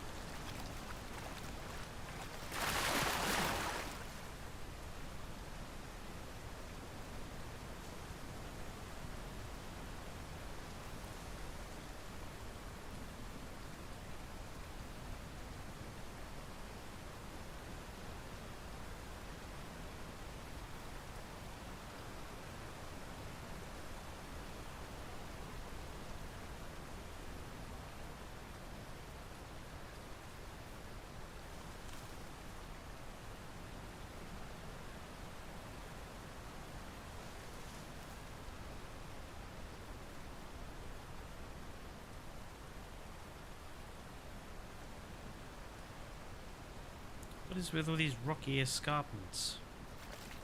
Cute.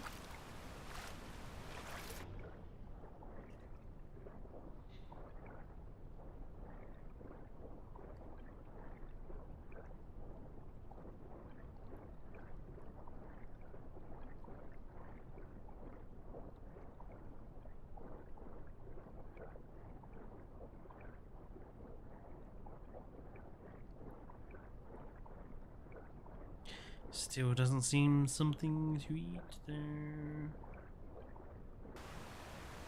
Oh, is this another one?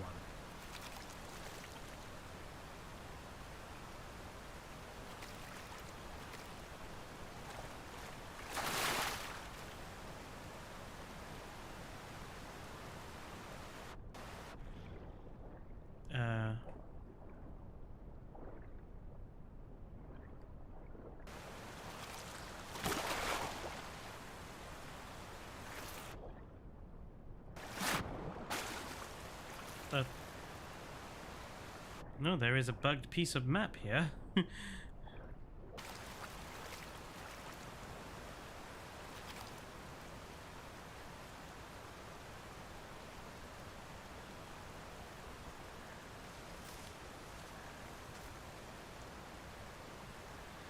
The river is pretty... Yes, I'm discovering that. Oh, that's a big drop.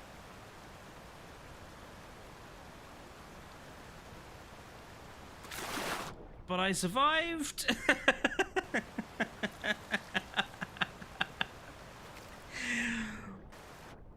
By the sheer derpiness of this game, I survived.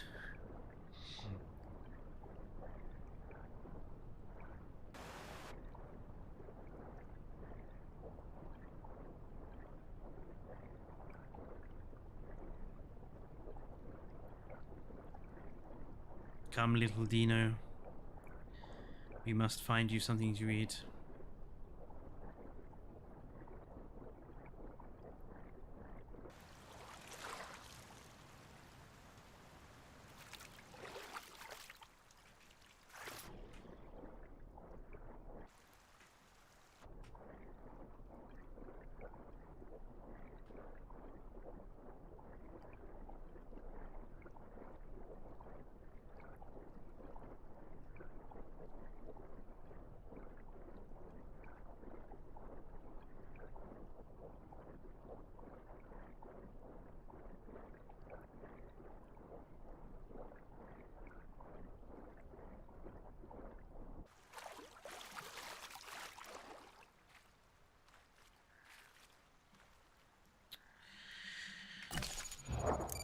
See where I am.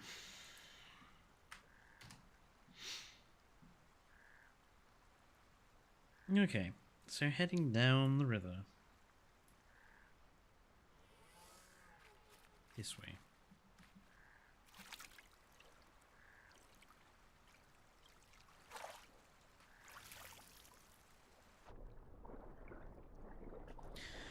Just gonna have to keep a lookout for fish.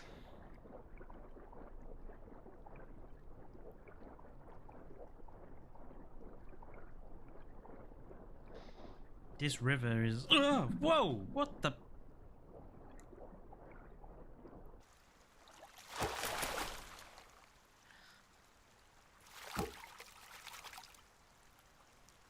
Did I literally just get jump scared by a frog heading right at me? I think I did.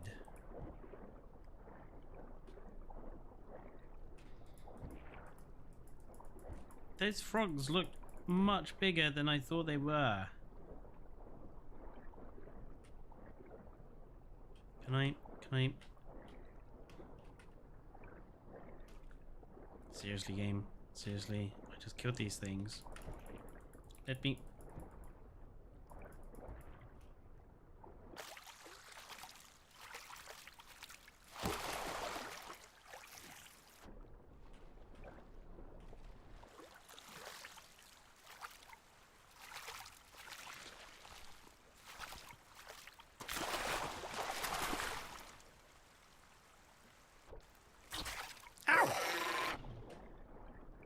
What the? Oh, you've had it now.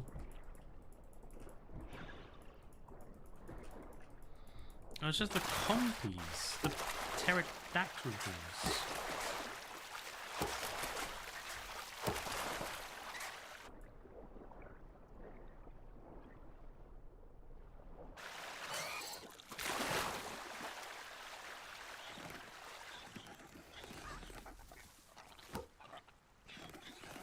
Leave me alone!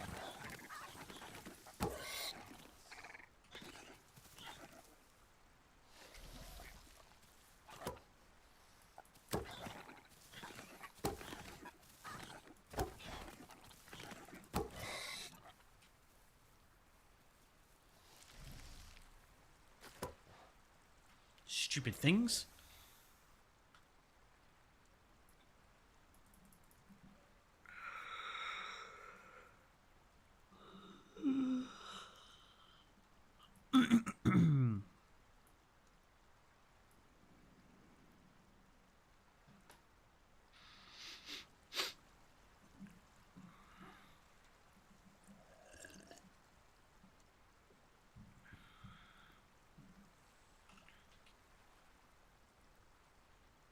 I need to find some fish though.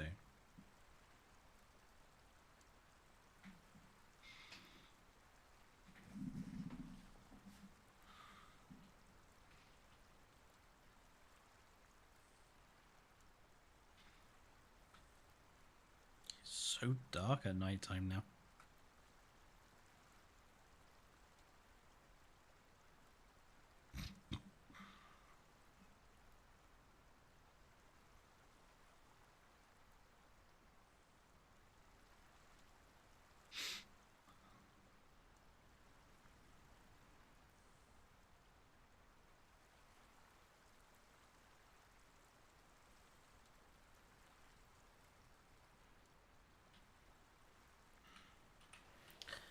Come on, it's enough resting.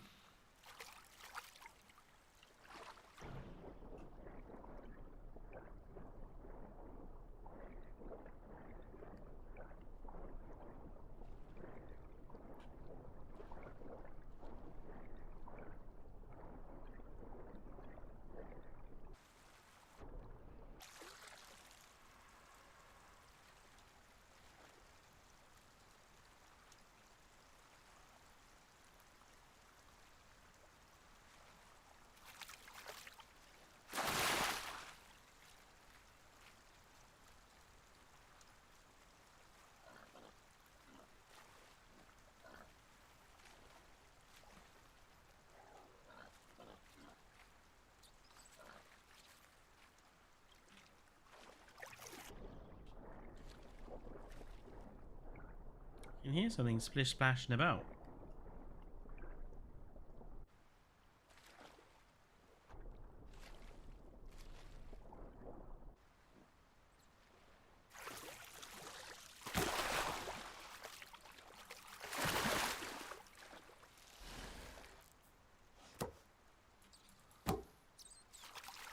It is a fish or a compy.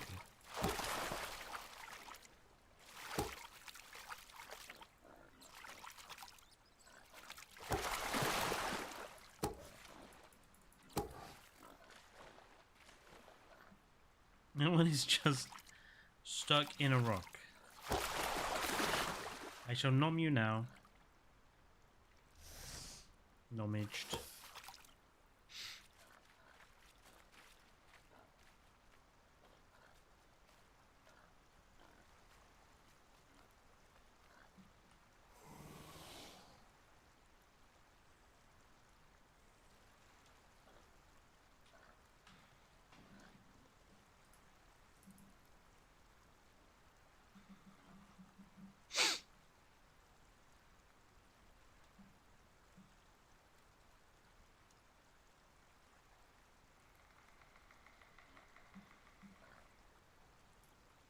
That was a weird sound.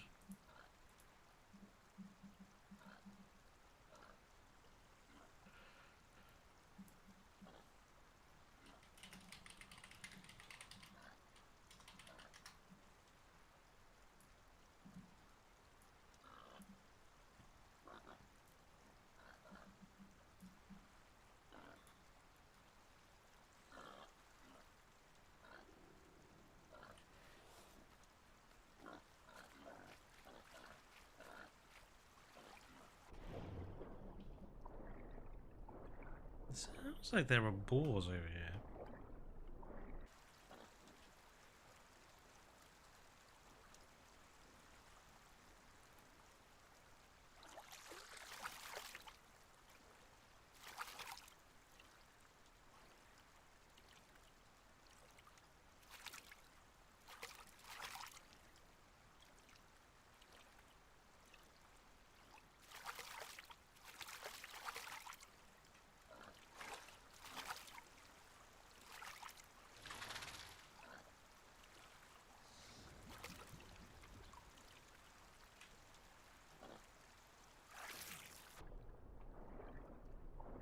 Ah, is that a fish?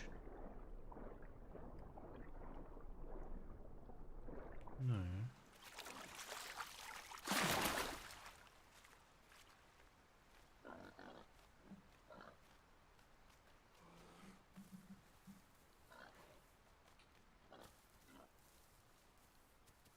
Okay, if there is a boar around, it's...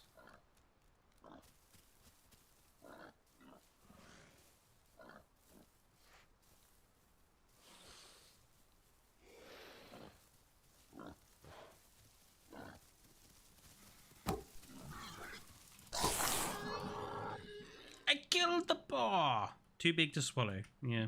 I know what that feels like. Anyway.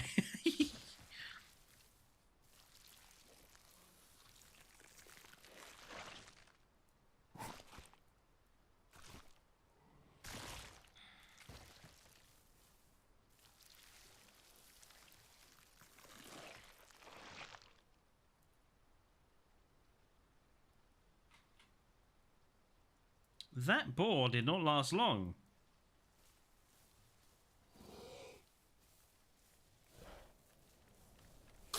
Ah!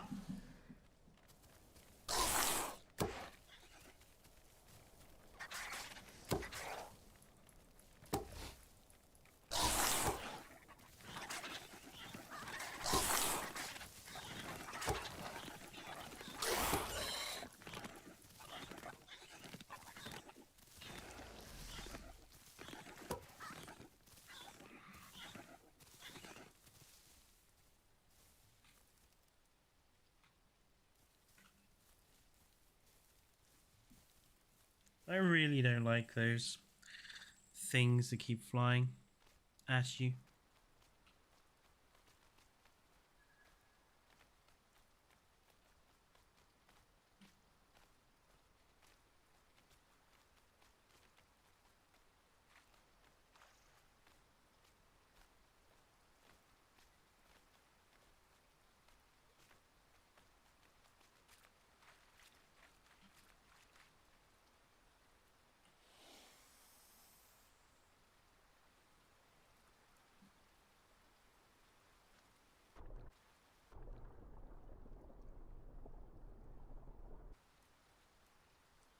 It's still bloody dark, though.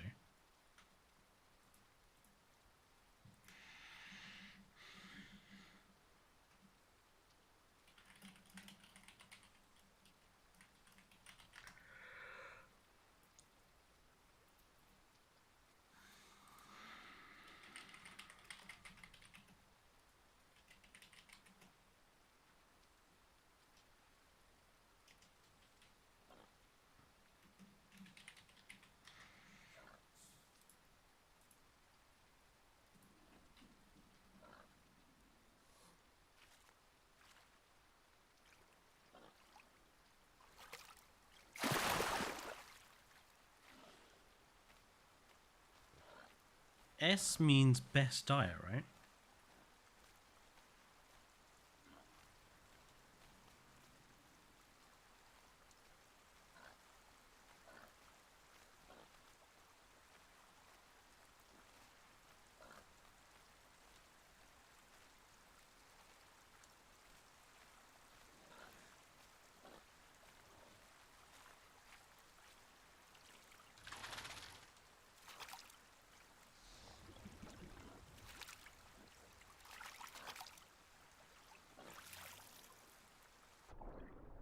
Oh,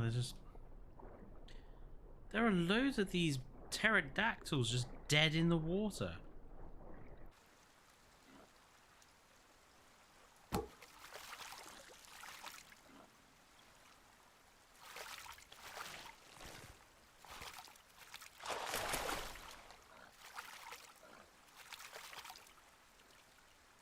I'm gonna see if I can find where that boar is.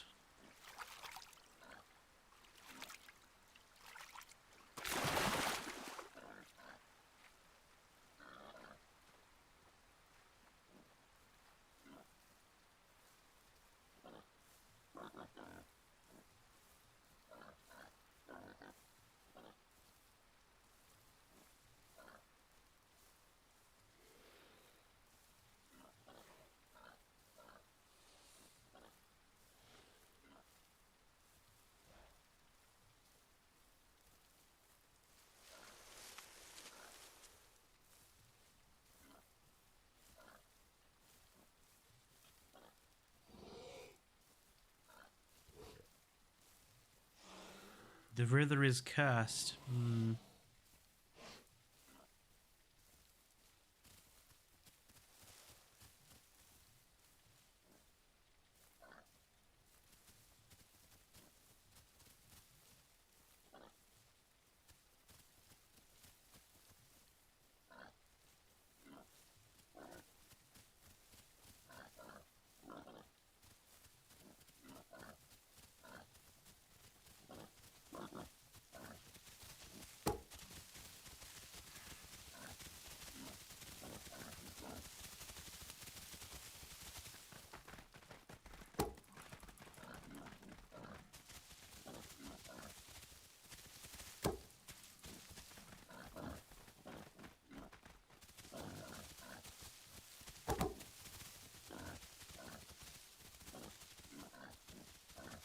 Ah, it got away.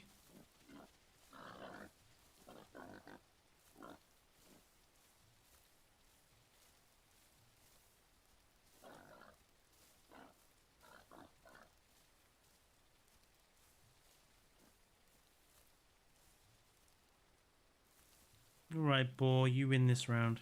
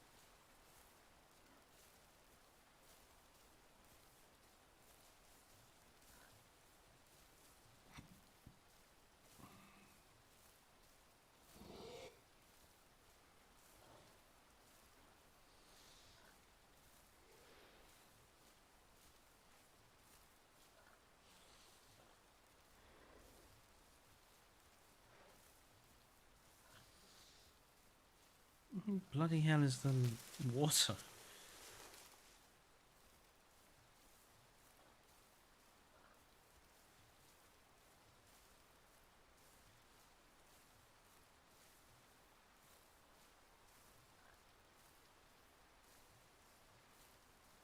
There it is.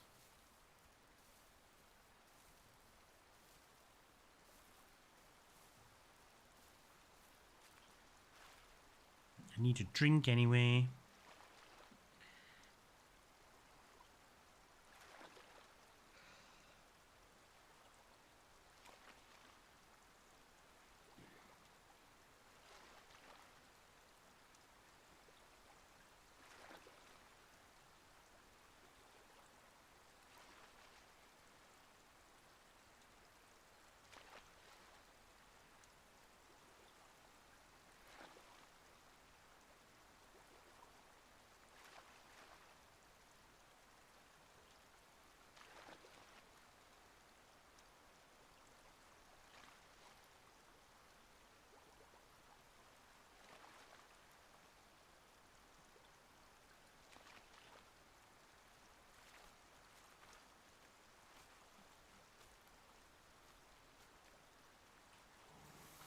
must rest.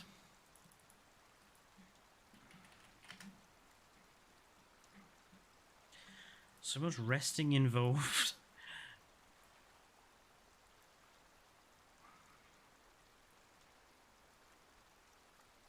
I suppose it gives me a chance to catch up on the news.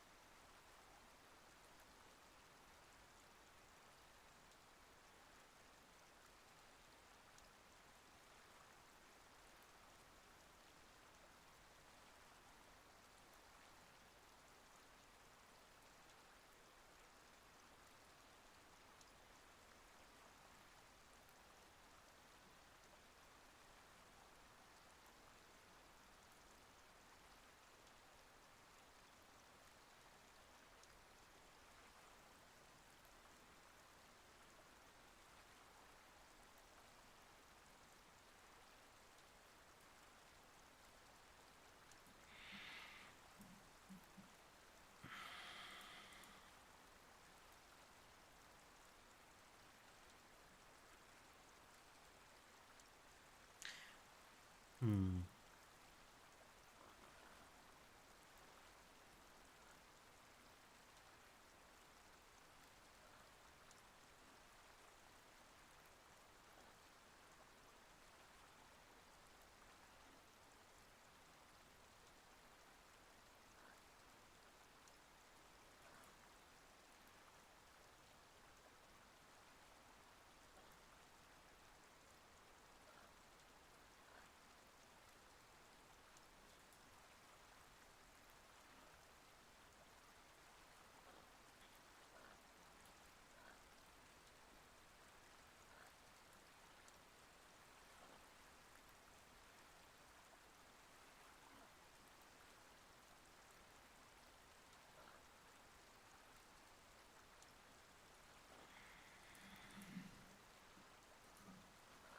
Okay. I should now have enough stamina to continue moving on.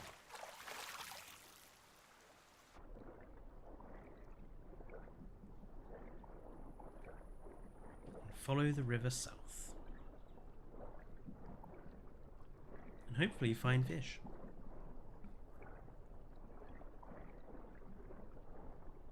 That's not a fish, it's a frog.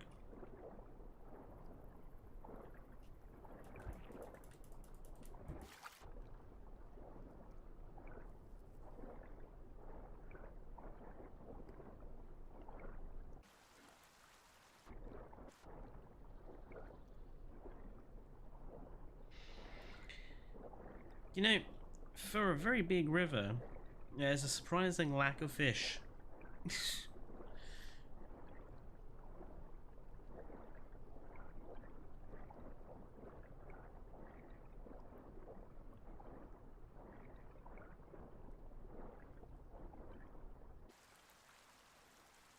Oh, it's the bridge that me and Lima crossed earlier.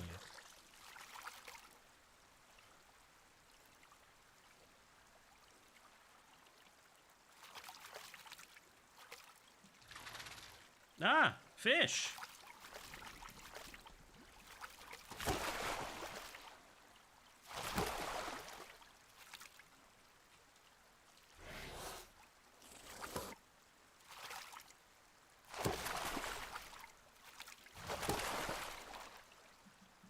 These fish seem to be bigger.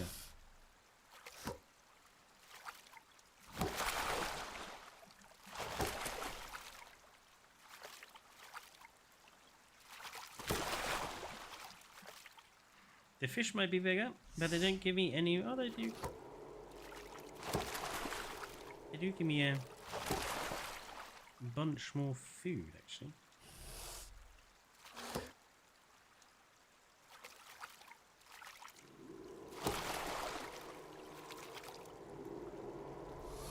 Ah, so there are some smaller fish and there are bigger fish. Because these are smaller fish and they are barely giving me any food.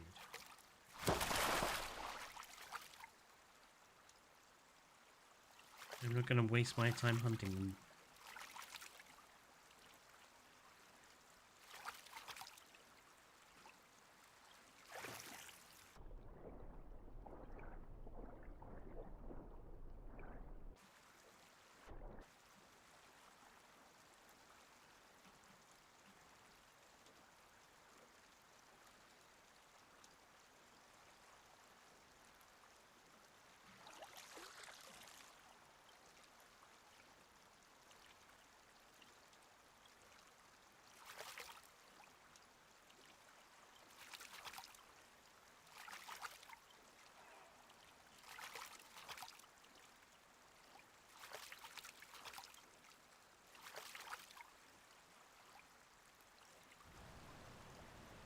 That's a rather large waterfall in the way.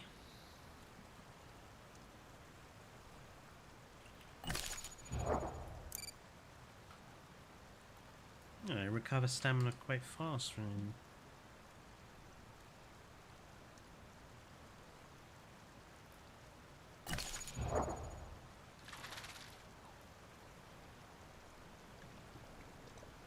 I just went the wrong bloody way.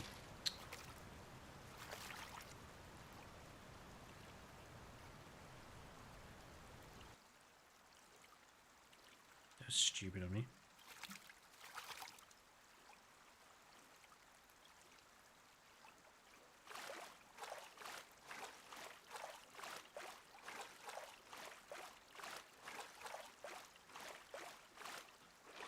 Yeah, it's a big fish. Ah! That was useful.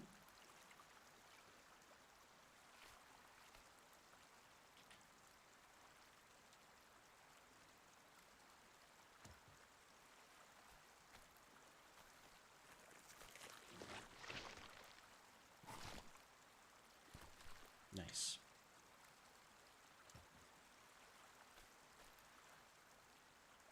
Really? One bite?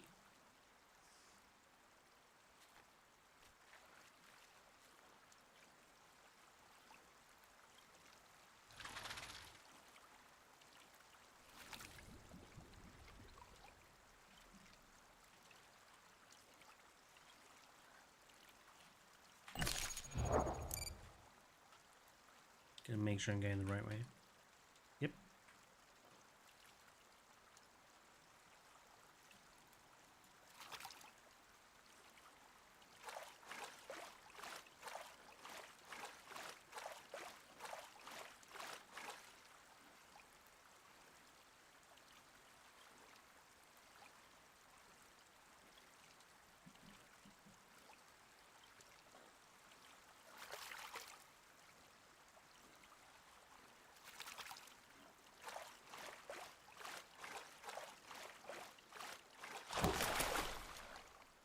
Ah, big fish.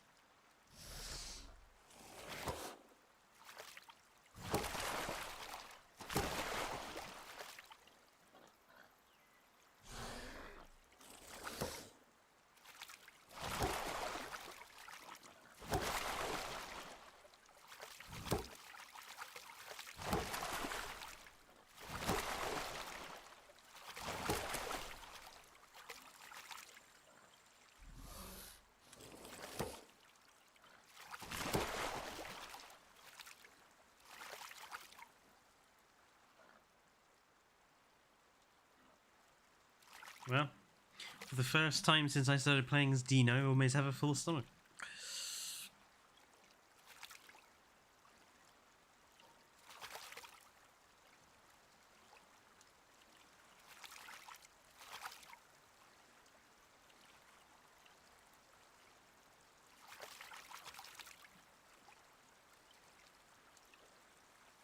No, look, it's that ball.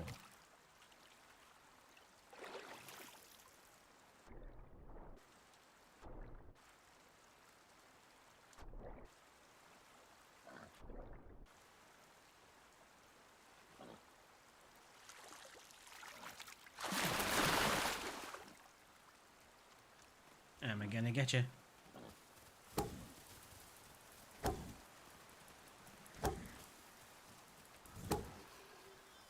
Ha ha ha ha ha.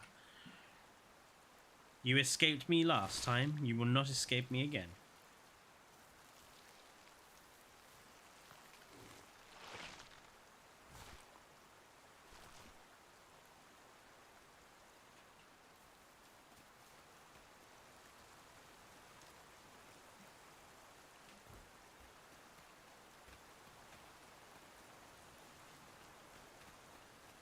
This is a very awkward river to swim down.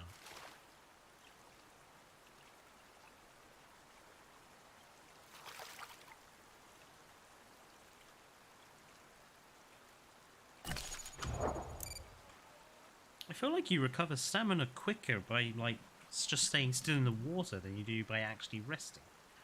Which seems like a bit of a broken feature.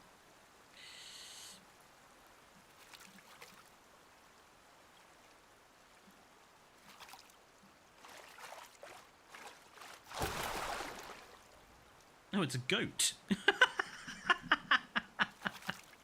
just a random goat just appear in the water.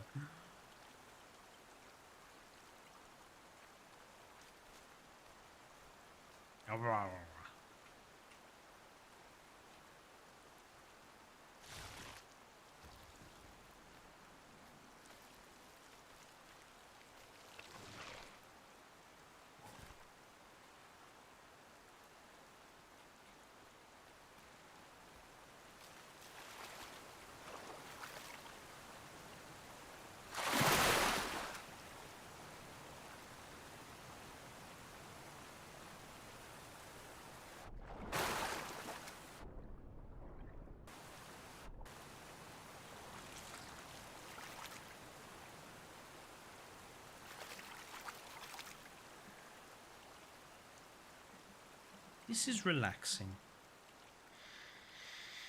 Just swimming down a river. There's a giant crocodile. Wow, I really haven't grown very much.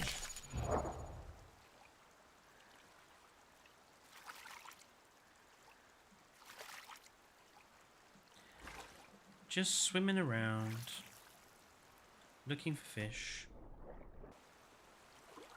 and other things to nom. These fish look a little small. Oh no, they're big.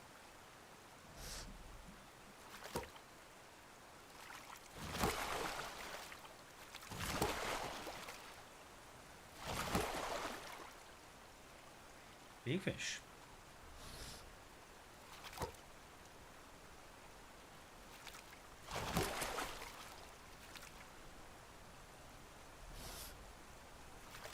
Can't be nighttime already, surely.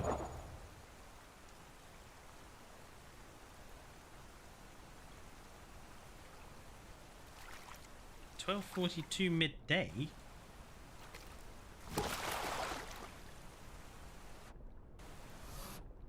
It's gone bloody dark for midday.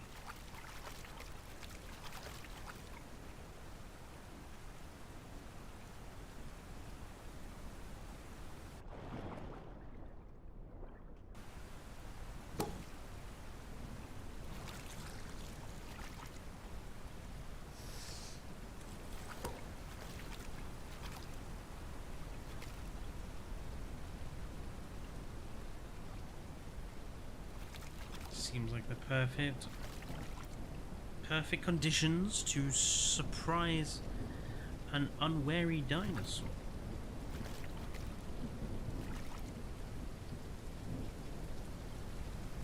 Look, fish.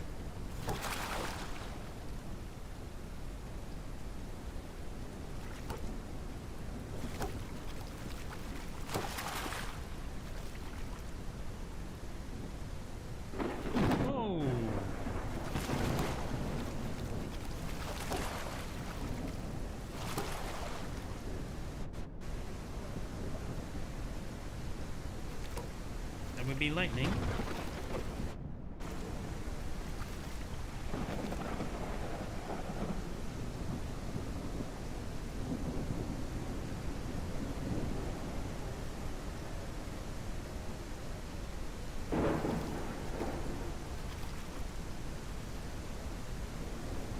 It's gone full on Jurassic Park in it.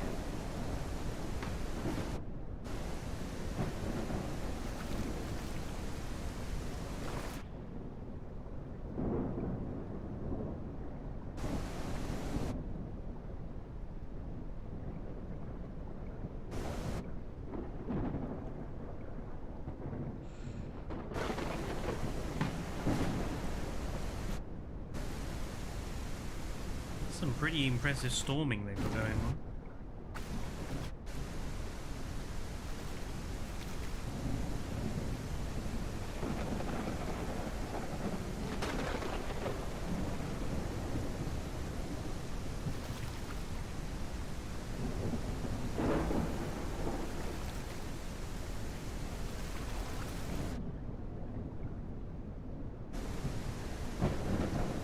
Oh.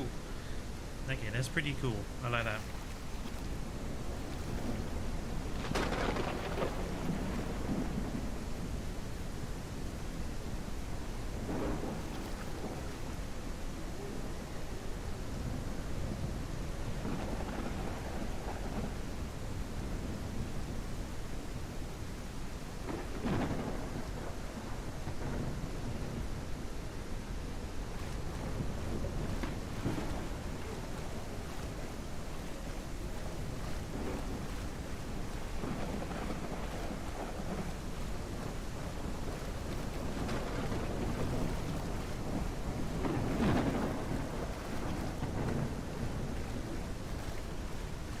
I love stormy weather.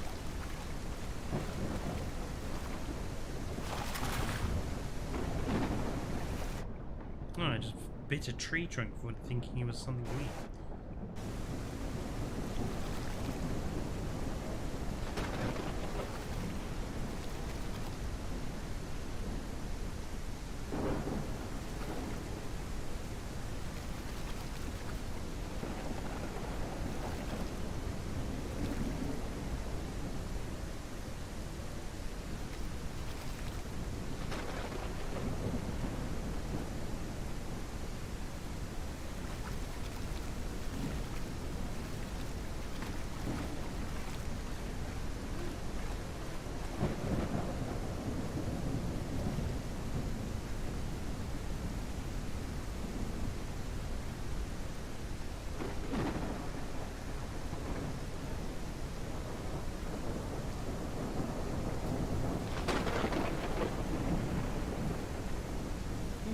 Right, well,